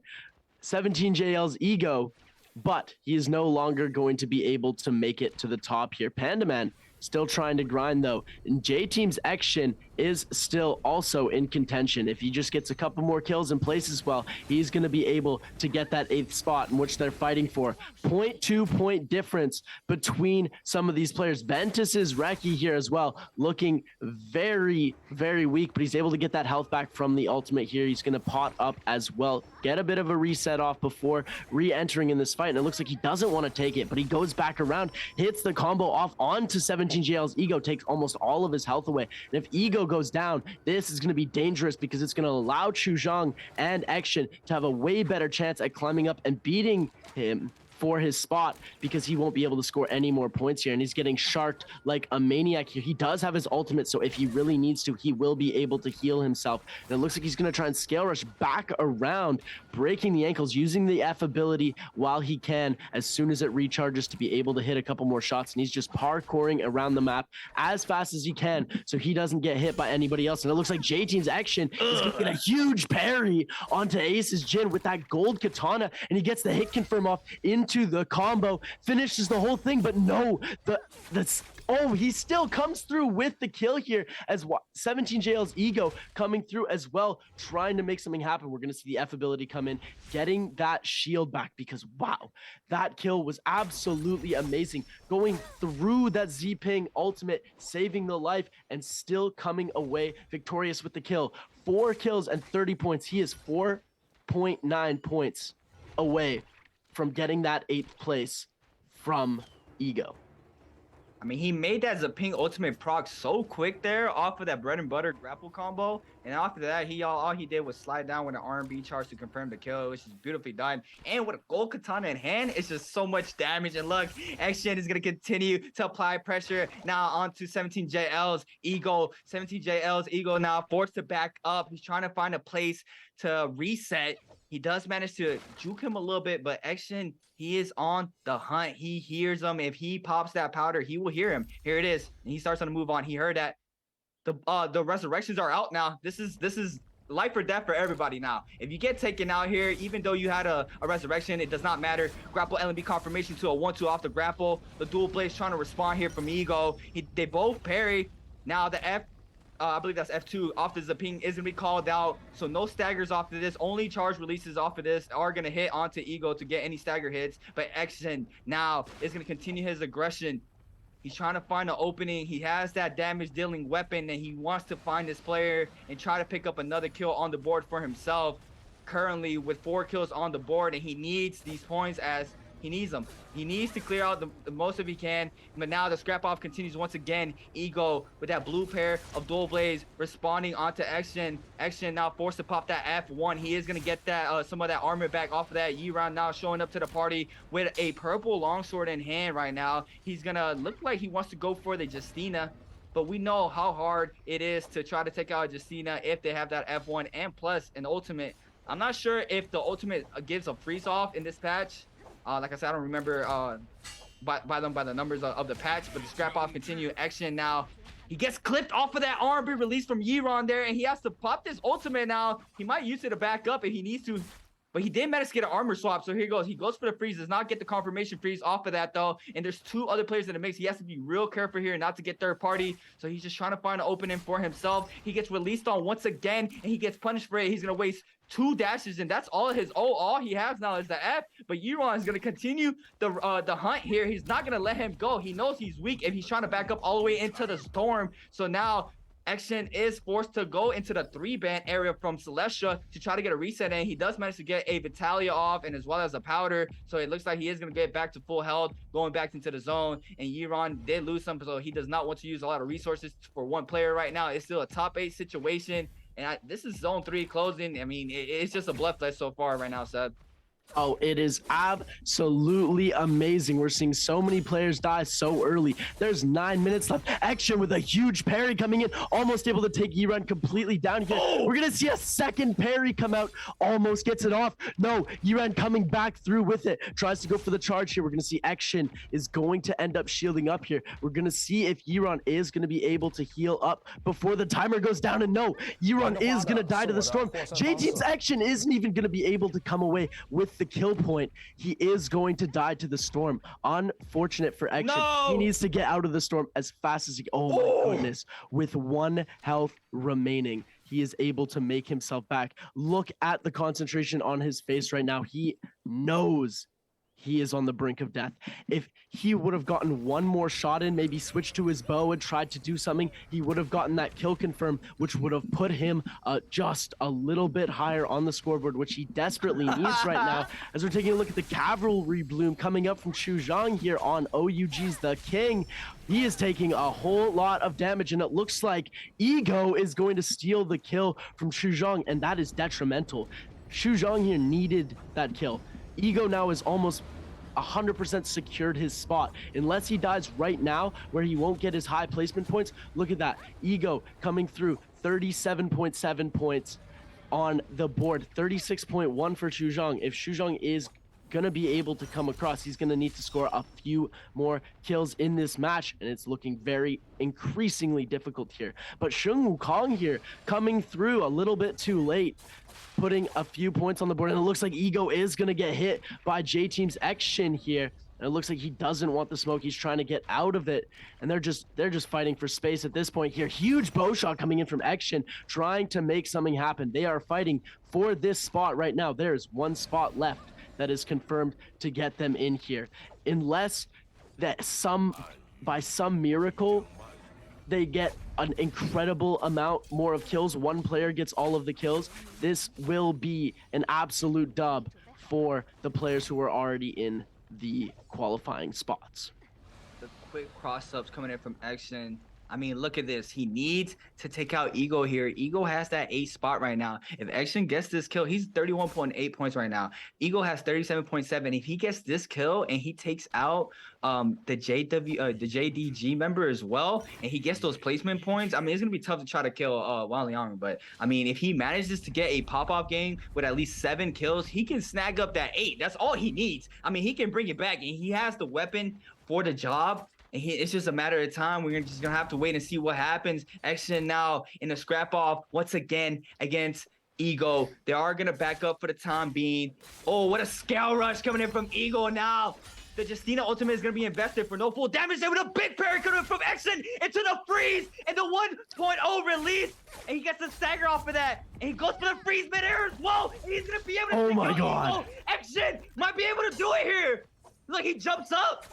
He's coming out big right now. Now it's a Wally O coming in hot with a parry onto the JDG member. He's going to be taken out. This has turned the tables. Action now in the top 10 situation with 5 kills. The top 4 situation, sorry. He is in the top 10 in the overall standings. He can take that top 8. Eagle is out with 37.7 and Action with 34.2. With that multiplier coming into play, if he wins this game, it's only a top 4. You're not going to get third party at all like that unless the other 2 people are just waiting for the scrap off to start. But compared to how all the other games have been, where it's been 4 or 5 other players chasing you down if you're weak, this is a lot more doable for Action. And once again, it's just that gold katana, and he has the fast style down. He's going to continue to get aggressive, and he knows the assignment. Now, T225 is forced to back up for the time being, but he does run into Wang Liang, and it looks like if Action comes up at a perfect time and he third parties this, he can pick up the kill. He really just needs to come in at the right time to pick up the kill with the least amount of effort to not waste any of his resources. But T225 is still on the run. He's trying to use that dagger for movement, and he is forced to scare rush on the side of this cliff. And he's gonna try to find a place to put to pop a Vitalia, and the pressure's still on. Wang Liang is not gonna let him go anywhere. And look, and this, I believe that was Action moving in, applying some damage onto him. T225 might be in big trouble here. Oh, I can't wait. Oh no, he lost him. Action is still on the hunt. I thought he was right there where he was taking that reset in, but T225 is forced. It's still getting forced upon by Wang Liang. Wang Liang is not gonna let him breathe. Action is still trying to find an opening here. T225 almost back to full health as well with that Zaping. We know how tough it is to try to kill them because of how much resources they have with their F and ultimate. And off of this patch, I mean, she's still amazing. She was how she was in meta. I mean, it's just incredible. But it looks like Wang Liang has caught up to T225, and now the scrap off starts in the zone. Nice scale rush coming in from Action, and he's gonna continue to apply the pressure. And in T225 is in big trouble. He loses almost half of his white armor as well, and it's a one shot. But it's Wang Liang. He picks up the kill. Action now in the scrap off against, I believe that's Wang Liang. Yeah, he is the only Zapine up. There's 2 Justinas, and Wang Liang has Zapine. But Wang Liang is not going to let go of the gas pedal as well. He wants to try to not let someone qualify, so he's going to continue to up that board for him, and he's going to fight in the storm for a little bit against Wukong. And Wukong is going to pop that Justina ultimate. He's going to release that 2.0 right there. He is going to manage to get some damage in. Action, if he takes out Wang Liang here, it's going to be very, very big for him, and he needs these last 2 kills to try to make it as close as possible. He goes for the parry. He parries a little bit too early. He's forced to pop that Justina ultimate as well. And the dust has settled for now, Seb.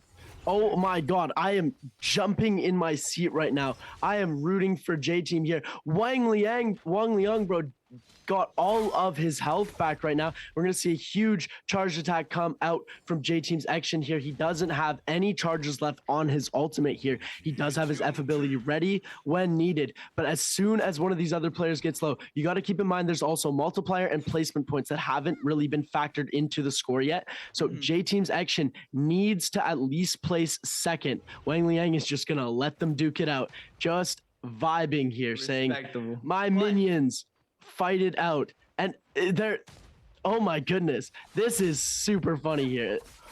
Huge parry from J-Team's Action here coming through. Shen Wukong trying to make something happen here. Action getting parried himself here. Going back, switching over. Now they both have the switch of the weapons. Action is going to have to go for a reset here. Trying to make something happen. Hits the combo. Goes into it. Goes for what you call the bread and butter. Needs to hit that heal here, but is unable to. If J-Team's Action hits this and wins, this is going to be turmoil for him. This is going to be absolutely crazy. If J-Team Action wins this fight, he is going to be able to secure that 8th place to get into Worlds. Oh my goodness, this is getting absolutely crazy. I'm at a loss for words right now. No, he's taking so many hits right now. Shen Wukong, even if he gets this kill here, he won't. Oh my goodness, it's getting very deep here, pushing him out into the circle. His ult is almost back. He pops his ult. They both pop their ultimates at the same time. J-Team's Action gets frozen into the uppercut, and Shen Wukong is going to be the one to come away victorious. And it looks like Action, he is upset, man. No, he needed that kill. Out for the grapple, he went actually for the 1-2 floater. If he would have connected off of that, he would have killed him there. That was a do or die. Unfortunately, he dropped it, but now Wang Liang in a 1v1, he has the Flamebringer. If you're gonna sit in that F, he's gonna burn you down, and it's just a scrap off here with both of katanas out, and nice katana sap coming into play. Wang Liang just showing how much of a dominant player he is. It doesn't even matter for him. Wukong is almost completely dead here. He just has to wait, and it's just a matter of time. Wang Liang is going to continue applying the pressure onto Wukong here. He has that gold katana now. It's in his hands, and a shift uppercut or just a straight uppercut to confirm the kill for him. But wow. Oh, that is so sad. That is so sad. The absolute BM from Wang Liang, though. Yeah, I mean, honestly, yeah. I mean, yeah. Yeah. I'm not going to say anything. I just thought it was kind of funny. The way he just stood there and watched. Action is so disappointed right now. If he would have gotten that kill, he didn't even need to kill Wang Liang. He would have been top 8. I'm pretty sure he's like 9th by like a couple points in this now. Wang Liang was just toying with him. He's calm. He knows he's made it to the finals. He doesn't need to stress or try. He just absolutely obliterated the competition. But you know, we like to see good sportsmanship. We let them heal up completely. We do the ceremonial 3-band parry, and we just go right at it in this fight. Of course, it wasn't really 3-band. They were, you know, in an actual game. It's a 0-band. But it's a 0-band. It's a 0-band. Yeah. They played it respectfully. The best person did end up winning. And it just, J-Team's Action, you could tell he's so upset. He was like just inches away from qualifying. Oh my, I just saw the replay. He went for the dash, but a nice weave tap dodge coming in from Wukong. He misses the freeze, and Wukong just goes in and F's for the freeze to confirm the W there. Wow. That made my heart race, seriously. I mean, he was close. That made my heart break, bro. I mean, yeah, you just said you like J-Team. So yeah, I can understand. I can't even vibe to the song anymore. He doesn't even want to vibe anymore. He is heartbroken, and that was sad. I mean, I'm still trying to look at the replays, but we gotta focus. We'll watch them after. But that was just insane. I mean, he had the momentum. I think he tried to go for the 1-2 floater there. I mean, he still if he would have floated there, he would have killed him there. He had a purple katana. He only had a quarter left of his white health. He would have killed him there. I mean, it was just do or die. I think what the detrimental point is when when Action got parried and they switched weapons, he tried to spam go into his F, and he was able to still get a Wukong was still able to hit a 1-2. Yeah. Before he went into his F and gained his shield back. And then he only had a purple katana versus the gold, where he lost all of his advantages. His psyche just went down. He's like, oh no, what am I doing? Went into panic mode, tried to just keep on hitting those shots and just was not able to come through. Very upsetting for me. This J-Team, you know, it's my homies. This is my home. That's sad. I love J-Team, and it's sad to see him like this, but I really want to take a look at this scoreboard to see who actually snagged that 8th place in the end, because I don't know who it went to. I don't know if it stayed with Ego or if another player was able to climb up and get it. I mean, we're gonna have to wait and see. Oh yeah, for sure. And that's not even that. I mean, after we see who qualifies right now, we're gonna get to see the pool draw come in play for all the other regions with all these players who just qualified today, plus the players who qualified 2 days ago. I mean, we still have a lot to witness right now. It's gonna be insane. I cannot wait to see that top 8. For sure. I mean, I don't think Eshin did it. You think he did it? Wishful thinking. Wishful thinking. I'm saying he got it, but math-wise, which I'm not good at. When he got top 3, what is the multiplier on top 3? He got 3rd, so that's a 1.5, I think, multiplier, or 1.4 kill multiplier. So then he also gets, I think, 1 or 2 placement points. I don't know if it's 1 or 2. If it's 2, he could get it. If it's 1, I don't think so. We'll see the standings as soon as they come up. I'm trying to do the math in my head. I mean, that was wild. I mean, the pressure was on. I mean, I think that's the first time we saw that the pressure was on like that onto anybody. I mean, Action was very close. Yeah. You could totally see, like, all of the players are super good at keeping their cool, right? They're being live streamed. Millions of people are watching them, especially on the Chinese streams. We got a lot of people as well. The loyal chat staying up until 5 a.m., 9 a.m. with us. Yep. In the North America side. And they got to keep their calm. They can't really be acting out like that. All right, here it is. But you saw that just expression of emotion come through. 9.5. No, my God. Oh my God. Wait, where is he? He's 3. He's 3. He got 9.5. Action might have done it. We have to wait. He did get 2. 9.5. There's a chance. There's a chance. I don't think so, because the thing is Shen Wukong, right? He had no chance of making it, right? But he didn't. He still got to go and play the game and get kills. Even if Shen Wukong would have killed both Action and Wang Liang and gotten that top spot, he wouldn't have been able to come away with the qualification. He still would have been in like 10th or 11th because he didn't have enough points from his previous games. So it's kind of a thing more. It's just like, if I can't have it, Action can't. But it could also just be the fact that, like, there's politics with the whole, like, it could have been Ego that could have dropped down, but Ego still got 5.2 points. Xu Zhang still got 4.3 points. Like, all the people that needed to get high scores came in 1st to 6th, 1st to 7th, honestly, because Panda Man as well. But they did get all the people that they didn't want in early, like Dao Yihui, Kai Bao, Shan Yu. Shan Yu was someone who was so close as well, but now he has, no way, because he was out first and he was done. I mean, we need the overall scores right now. I mean, this is the ping for you right there. Popping that ultimate. I need to see 26,000 damage. Oh my goodness. Universe slash. Outstanding performance, man. That's those Soul Jades I was talking about. 9,000 damage with the katana. Wang Liang came out to play. Like, absolutely insane plays. 5 parries. 17,000 damage with melee weapons, 26,000 damage in total. That is insane. He's putting so. And he's had he's won 4 games. Like, he's had 4 MVPs in this section of 6 games. He's won 4 of the 6. There's no way. I want to see Wang Liang do great things at the World Cup. Like, I have faith. Wang Liang, I want you to go ahead and I want you to be the best CN player. Of course, you're going to get beat by all the NA players. That's,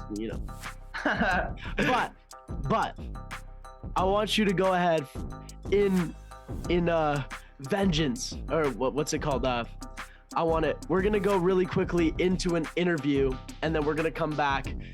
Here you guys go. We'll catch you in a bit. Take it away, Jaeger. Hi everyone, this is Jaeger and welcome to post-game interview. And now I'm standing with 叶然. Let him say hello to our audience. Hello 叶然，先和大家打个招呼吧。大家好，我是 WD 的叶然。好的，欢迎叶然来到我们的这个赛后采访，也恭喜你。其实今天也是拿到了我们这个代表 NBPL 可以出征到 NBWC 的一个名额和机会。So first, we would like to say congratulations because 叶然 have the chance to enter to the NBWC. And we know that last game is really like aggressively, and I know everyone will remember the three of them, their battle, one-on-one battle. And I would like to know 叶然 how you comment on these three players. 那我想我们回到今天的这个比赛先，就是说最后这一把比赛一定是最后3个人的博弈都给所有的观众留下了非凡的印象。我特别想问一下叶然，你怎么评价他们的这个博弈呢？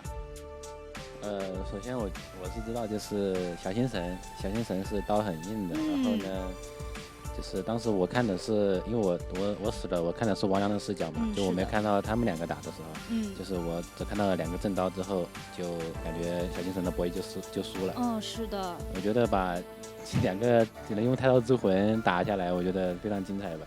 2个人都发挥得非常精彩。So I think both of our players, they are very strong with the katanas. And because after I died, I can only see the view of Wang Liang, and I didn't see actually like a lot of detail of the one-on-one battle of the Xin and the Xun Wukong. So I think both of them are very strong.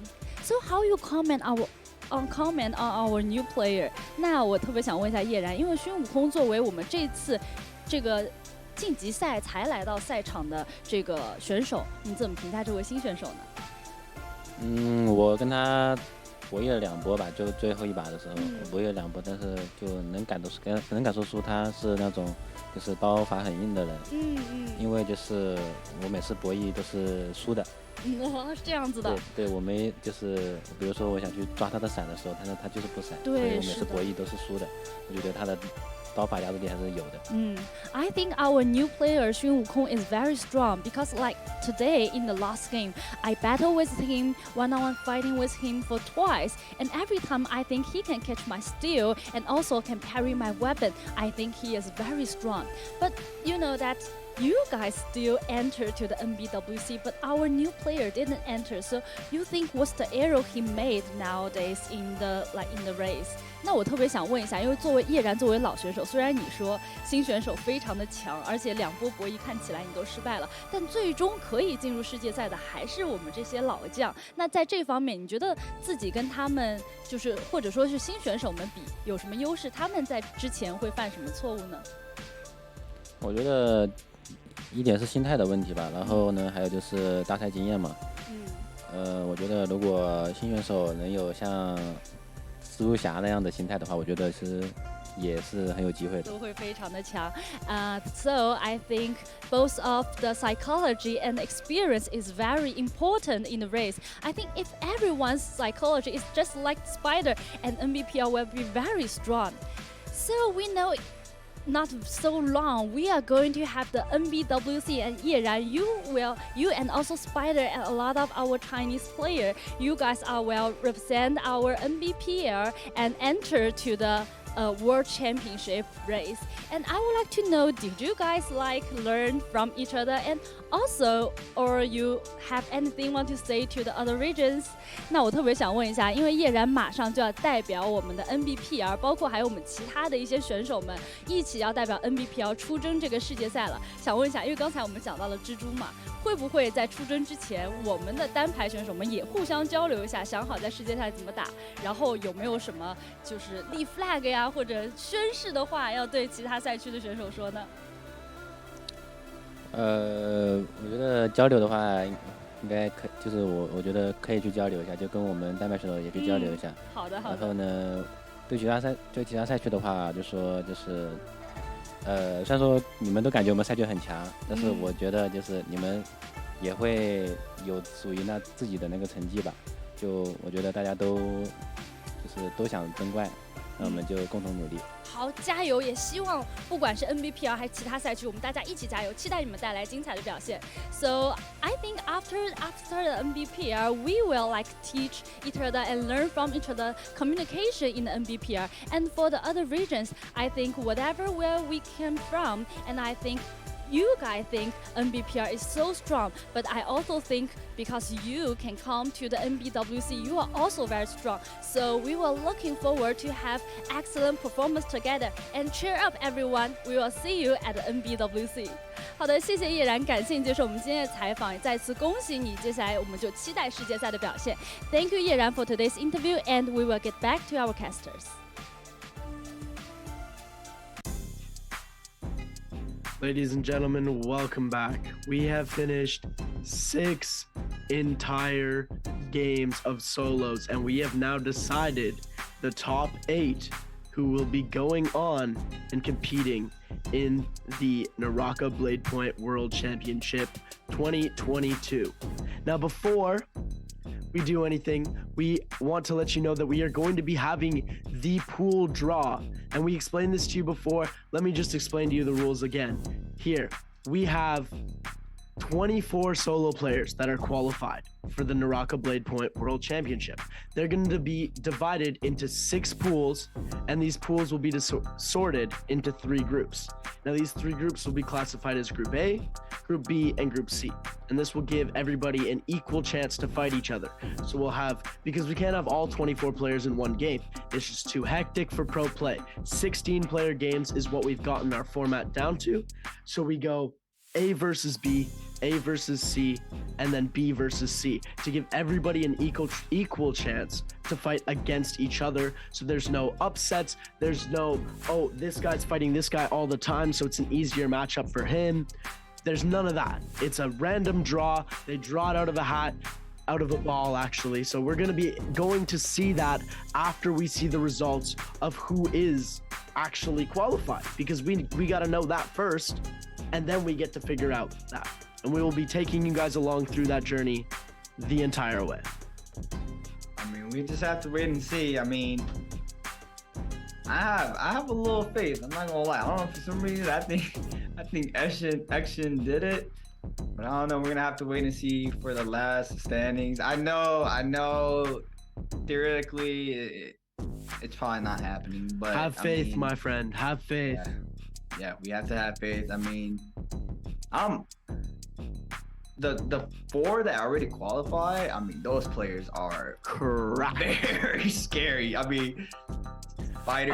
I mean, but it comes down to circumstance as well. It's right, like Wang Liang showed up big here today. Yeah. He also showed up really big in season 1. The first week he put up so many points on the board. Same with Gigi Shaw.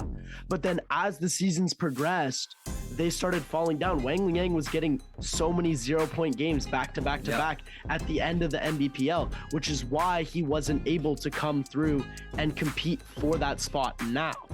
Right, and that's why he had to prove himself again in the Chinese qualifiers today. Yep. And that's why, but he did so well. He proved himself. He's like, I am the world's material, and that's why I'm going to steal the show and put up 70 plus points, doing exactly what he said he was going to do, and he killed the game. It was amazing. I mean, it was a pleasure. I mean, watching the Mainland compete, I mean, it's always amazing. I mean, you see, like I was saying, I think it was game 11 or the second to last game, but I don't know, it was the last game. I mean, I was just picking up these little things that they were doing that I have to watch specific players who are actually that invested, because the majority of players study the CN side a lot. Like everybody's on Douyin, everybody's on all those other sites to try to find the tech that they need for that. And I mean, just having it here and having it right in front of you is just insane. I mean, but this is our last and final standings. Here it is for you.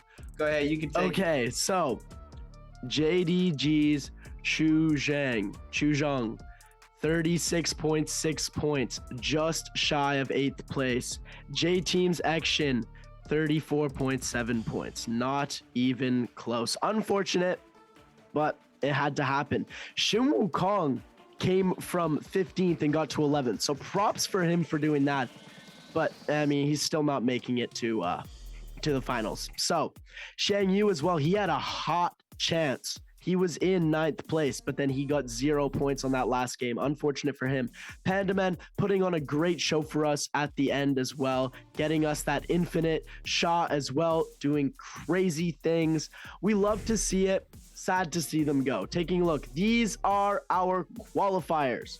17JL's Ego was able to hold that spot even though he did end up going pretty early. The King in 7th place, able to keep his spot. T225 as well, able to hold his spot. Dali Hui in 5th, Kai Bao in 4th. ASE Aces Jim was in 3rd. EWG Yiran in 2nd, and obviously in 1st with a whopping 82 points, 82.6. Wang Liang. Look at the dominance right there. Wow. Look at the dominance. He showed out. Say he's ready for Worlds. He's ready to compete, and he will be there in December, and it's going to be a blast to watch that. I cannot wait. I mean, I can't even believe that the time is here. I mean, we're literally about to go into the draw for all the regions right now. I mean, it feels like it's been like a year. It feels like it's been like a week ago where we just watched all the other regions compete for this. I mean, I'm super excited. I mean, I can't wait. I can't wait to see the drawing. I mean, I know a lot of the a lot of the other players who are going to be from different regions, not the mainland. So I mean, I can't wait to see who's going to fight who. But here are our participating teams for the mainland region. Beautiful logos all around.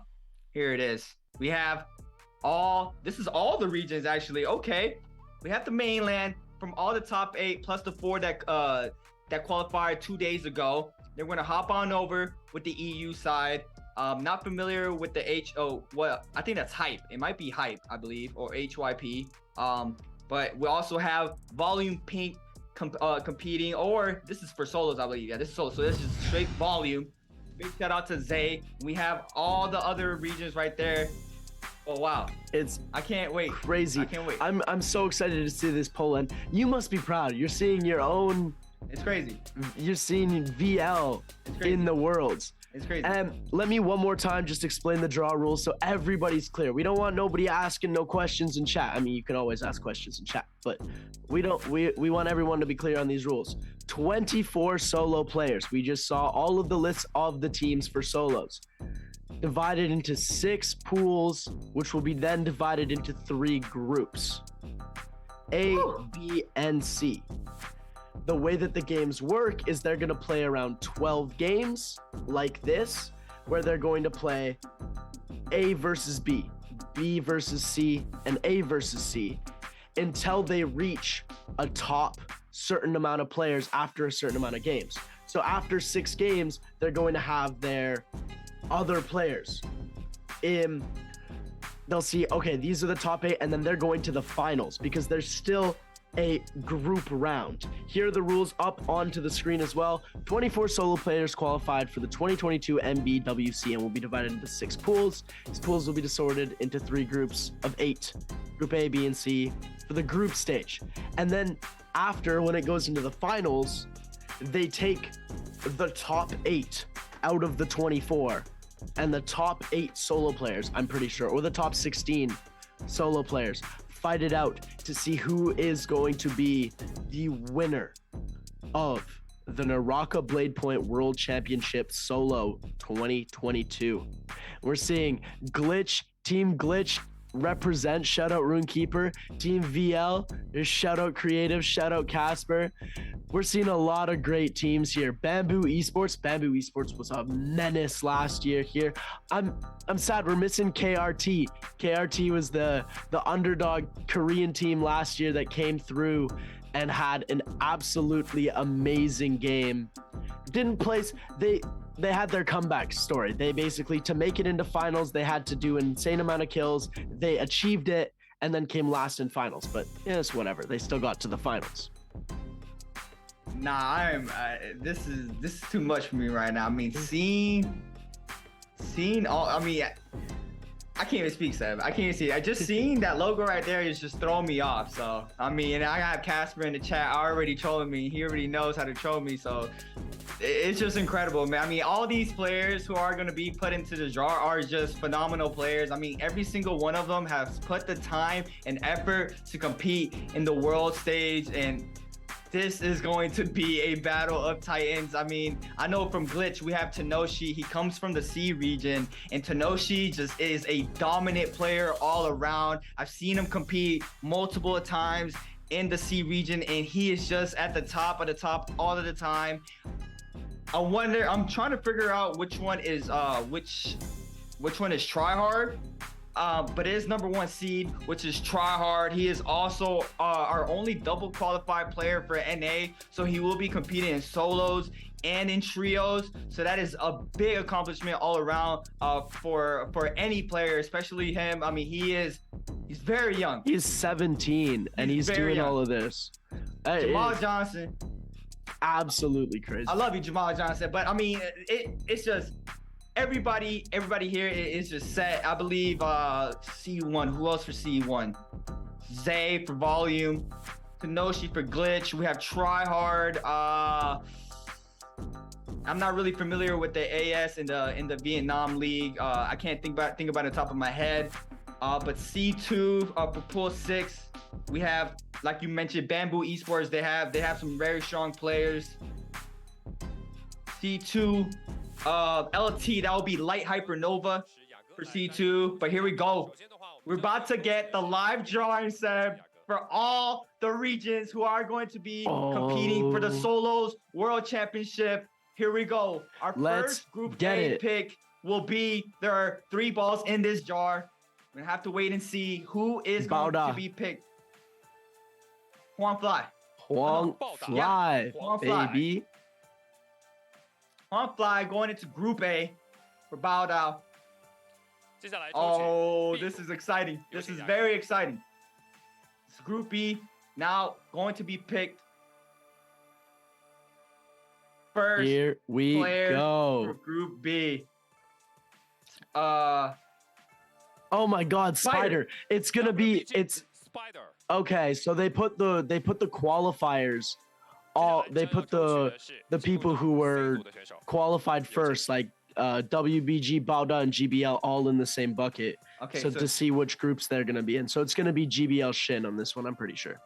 Okay, so they can't all be in the same game together because it would just be way too Shin. The way that they would make it.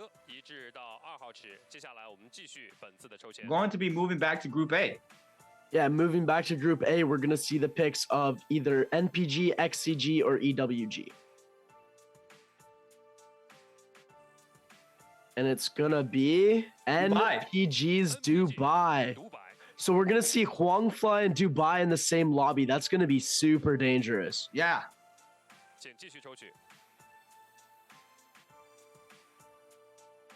This is so exciting. This is super exciting. Ooh, Yiran. Yiran and Spider. That's gonna be a fun one. Oh, they're all watching. They're just like smiling. Oh. Yeah. Yeah, they're all ready. They're looking to see who they're gonna be playing against. For sure. Oh yeah.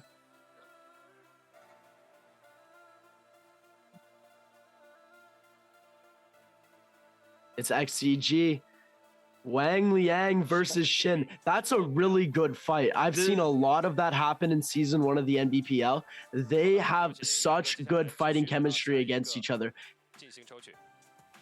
It's a dance watching them fight. My heart is racing. I'm not even competing. Yeah, me too. Here we go. It's going to be Asus. Yeah. Asus Jin. Okay, Group A. He's ready too. He does not fear anybody. He's so comfortable playing against these players. I think. Oh yeah. I think the throw-offs will probably be for them who these players are when we start getting to the different regions. But right now we're still in the mainland right now. Yeah, they've all been playing since May. It's Dao Yihui. That's gonna be interesting. Man, these groups are. It's just straight powerhouse units going against each other right now. It's insane. Yeah, until we get to the other regions, it's not going to be very much of a difference. So it's going to be Wolves Kai Bao with Shin and Wang Liang. That's going to be tough for Kai Bao. Oh my goodness. Wow. Kai Bao's going to have a tough time in that lobby against both Shin and Wang Liang. I know he can do it. Of course he can do it, but that's going to be a fun time for him. Obviously, these players are not confined to playing against only their groups. They're going to be playing against everybody. It just depends. Like, group Huang Fly from Baoda won't be able to play against somebody from Group B and from Group C at the same time. So it helps separate the powerhouses a little bit more.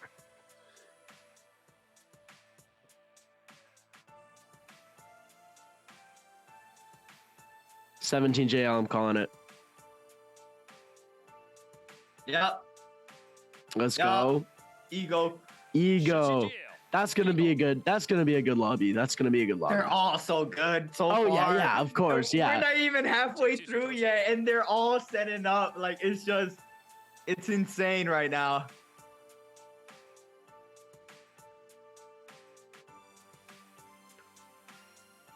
T225 going into Group C. That man.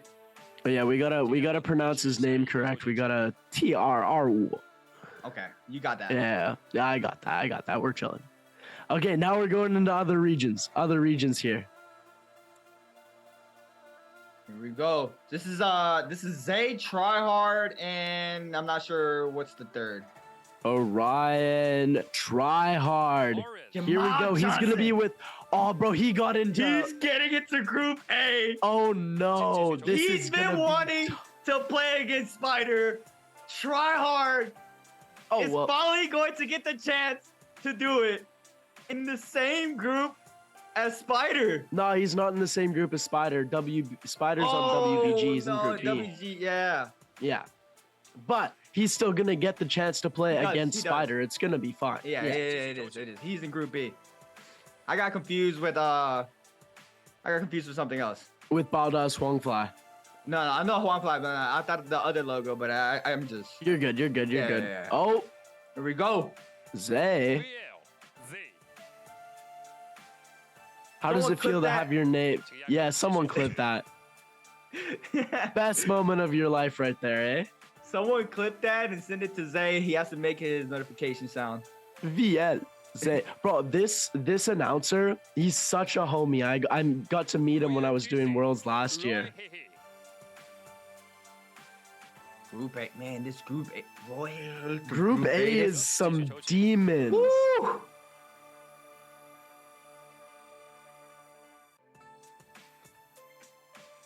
Glitch, calling it. Tanoshi. How did I get that? Tanoshi going back to Worlds. Now a Group B for the solos.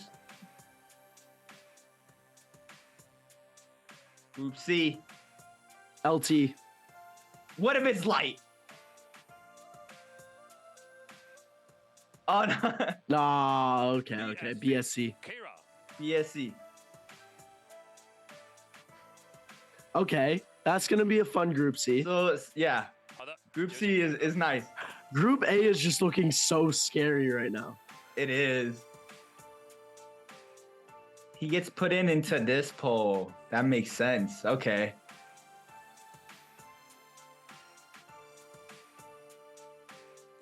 Foods. Okay, I've seen Foods play. Foods is disgusting as well. Yeah, that's. Yeah, Foods is good. Everybody's good, but I mean, like, yeah, of course, yeah. You know what I mean, like APF. Last NA. Tanoshi and APF. Isn't Light playing solos? Yes, Light will be in Group C, I believe then. Well, he still has a chance to make it Group A. It's Bamboo. Oh, yeah, he can. Bamboo. Oh my god. Okay, I'm you're reading so it. good at this. You are reading it. No, I literally said it before she opened the ball. 请继续抽取。 Wow. Okay, Group A, here we go. Lights coming here. Lights here. With tryhard? You got it. This lobby, Group A is scary. Group A is the powerhouse. That is the lobby of. Okay, Wolf U. Wolf U for Group B, HY for Group C.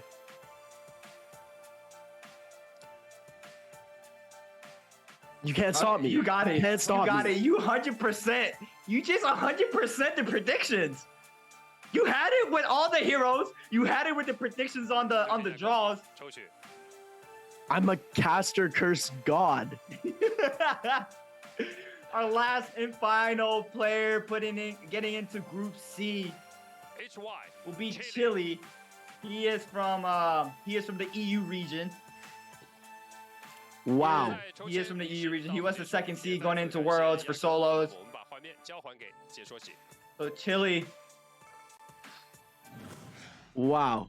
Ladies and gentlemen, that was insane. I called all of them almost. You almost called all of them out. You almost had 100. I think you probably I got had like 90. 100%. I had 90%. I missed one. 95, I missed 90, one. yeah. I missed Yeah, one. It's okay. all good though. It's all good. I got most of them. It's okay.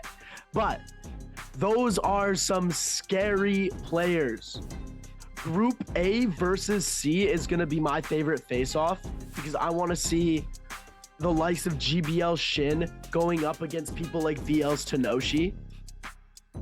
Glitch Tenoshi. Glitch Tenoshi. Sorry. My Yeah, bad. yeah. My bad. I'm Yeah, used yeah. to seeing the name when they're slaughtering me. Yeah. He was in there before. Yeah. Yeah. But yeah, I mean, like, just the groups. Yeah, the Group A versus C is going to be my favorite matchup. And then B versus A, and then B versus C. B versus C, I feel like it's a little bit more played out because we've seen lots of those CN teams just go back and forth together a lot. But other than that, here is going to be our pairings. Bauda, NPG, ASE, OUG, Orion, VNGC, ESK, and LT for A. WBG, EWG, NAD, 17JL, Rin, Glitch, BWG, and Wolf U for B. GBL, XCG, Wolves, GD, VL, BSC, BBE, and HY for Group C. It's just death all around. They're all super scary. But I'm putting my hopes high. I'm setting my hopes on tryhard to win this. I mean, I can't stop smiling, Seth. I mean, we've been waiting for this for so long, and it's finally here. We have our group set for the 2022 World Championship, and it's not realer than this. And this is our upcoming schedule for tomorrow for the trio qualifiers for the mainland. Yeah, this is gonna be pretty crazy. Game 7, 8, 9, 10, and 11, 12 for the trios for the China mainland. It's gonna be basically what we saw tonight, but 3 times the action because it's trios, and it's going to be absolutely amazing. I'm so hyped to watch it with all of you guys tomorrow. Come and tune in again. We know you guys in the chat, you guys are always coming back to us and hanging out. So yeah, just come back, hang out with us again. It is going to be another vibe just like it is right now with this music. He's back to vibing after games, after our last final game. So I'm glad to see that you're back. I mean, the draws were just, it was incredible. I mean, I can't wait to watch Worlds once again. I remember last year I woke up very early just to watch, and I'm going to do it again. Oh yeah, always. I'm just gonna stay up all night and watch it. I mean, I can't wait. Honestly, it's just me too. It's gonna be full of action. I mean, this is the best of the best coming all around from every part of the world to compete in one stage for a lot. There's a lot of bragging rights. Oh yeah, There's a lot of the bragging rights are real. Even just making it to this point and getting into it, we got to give them a round of applause already, because just making it in is already like a huge accomplishment. Yeah. But if one of the NA boys, or what the thing is last year CN dominated. I want to see contenders pull up. Me too. I want to see someone come in and just, nah, I got this. Off of my personal knowledge, every other region was a little behind, but now they're much more caught up. But yeah, they are definitely ready to rumble. But ladies and gentlemen, we are about to rumble on out of here because this is going to be the end for us today. You can catch us tomorrow, same place, same time. Be ready. We love you guys. We love everybody coming out. Congratulations to our qualifiers, and have an amazing night or morning wherever you're from, and take care.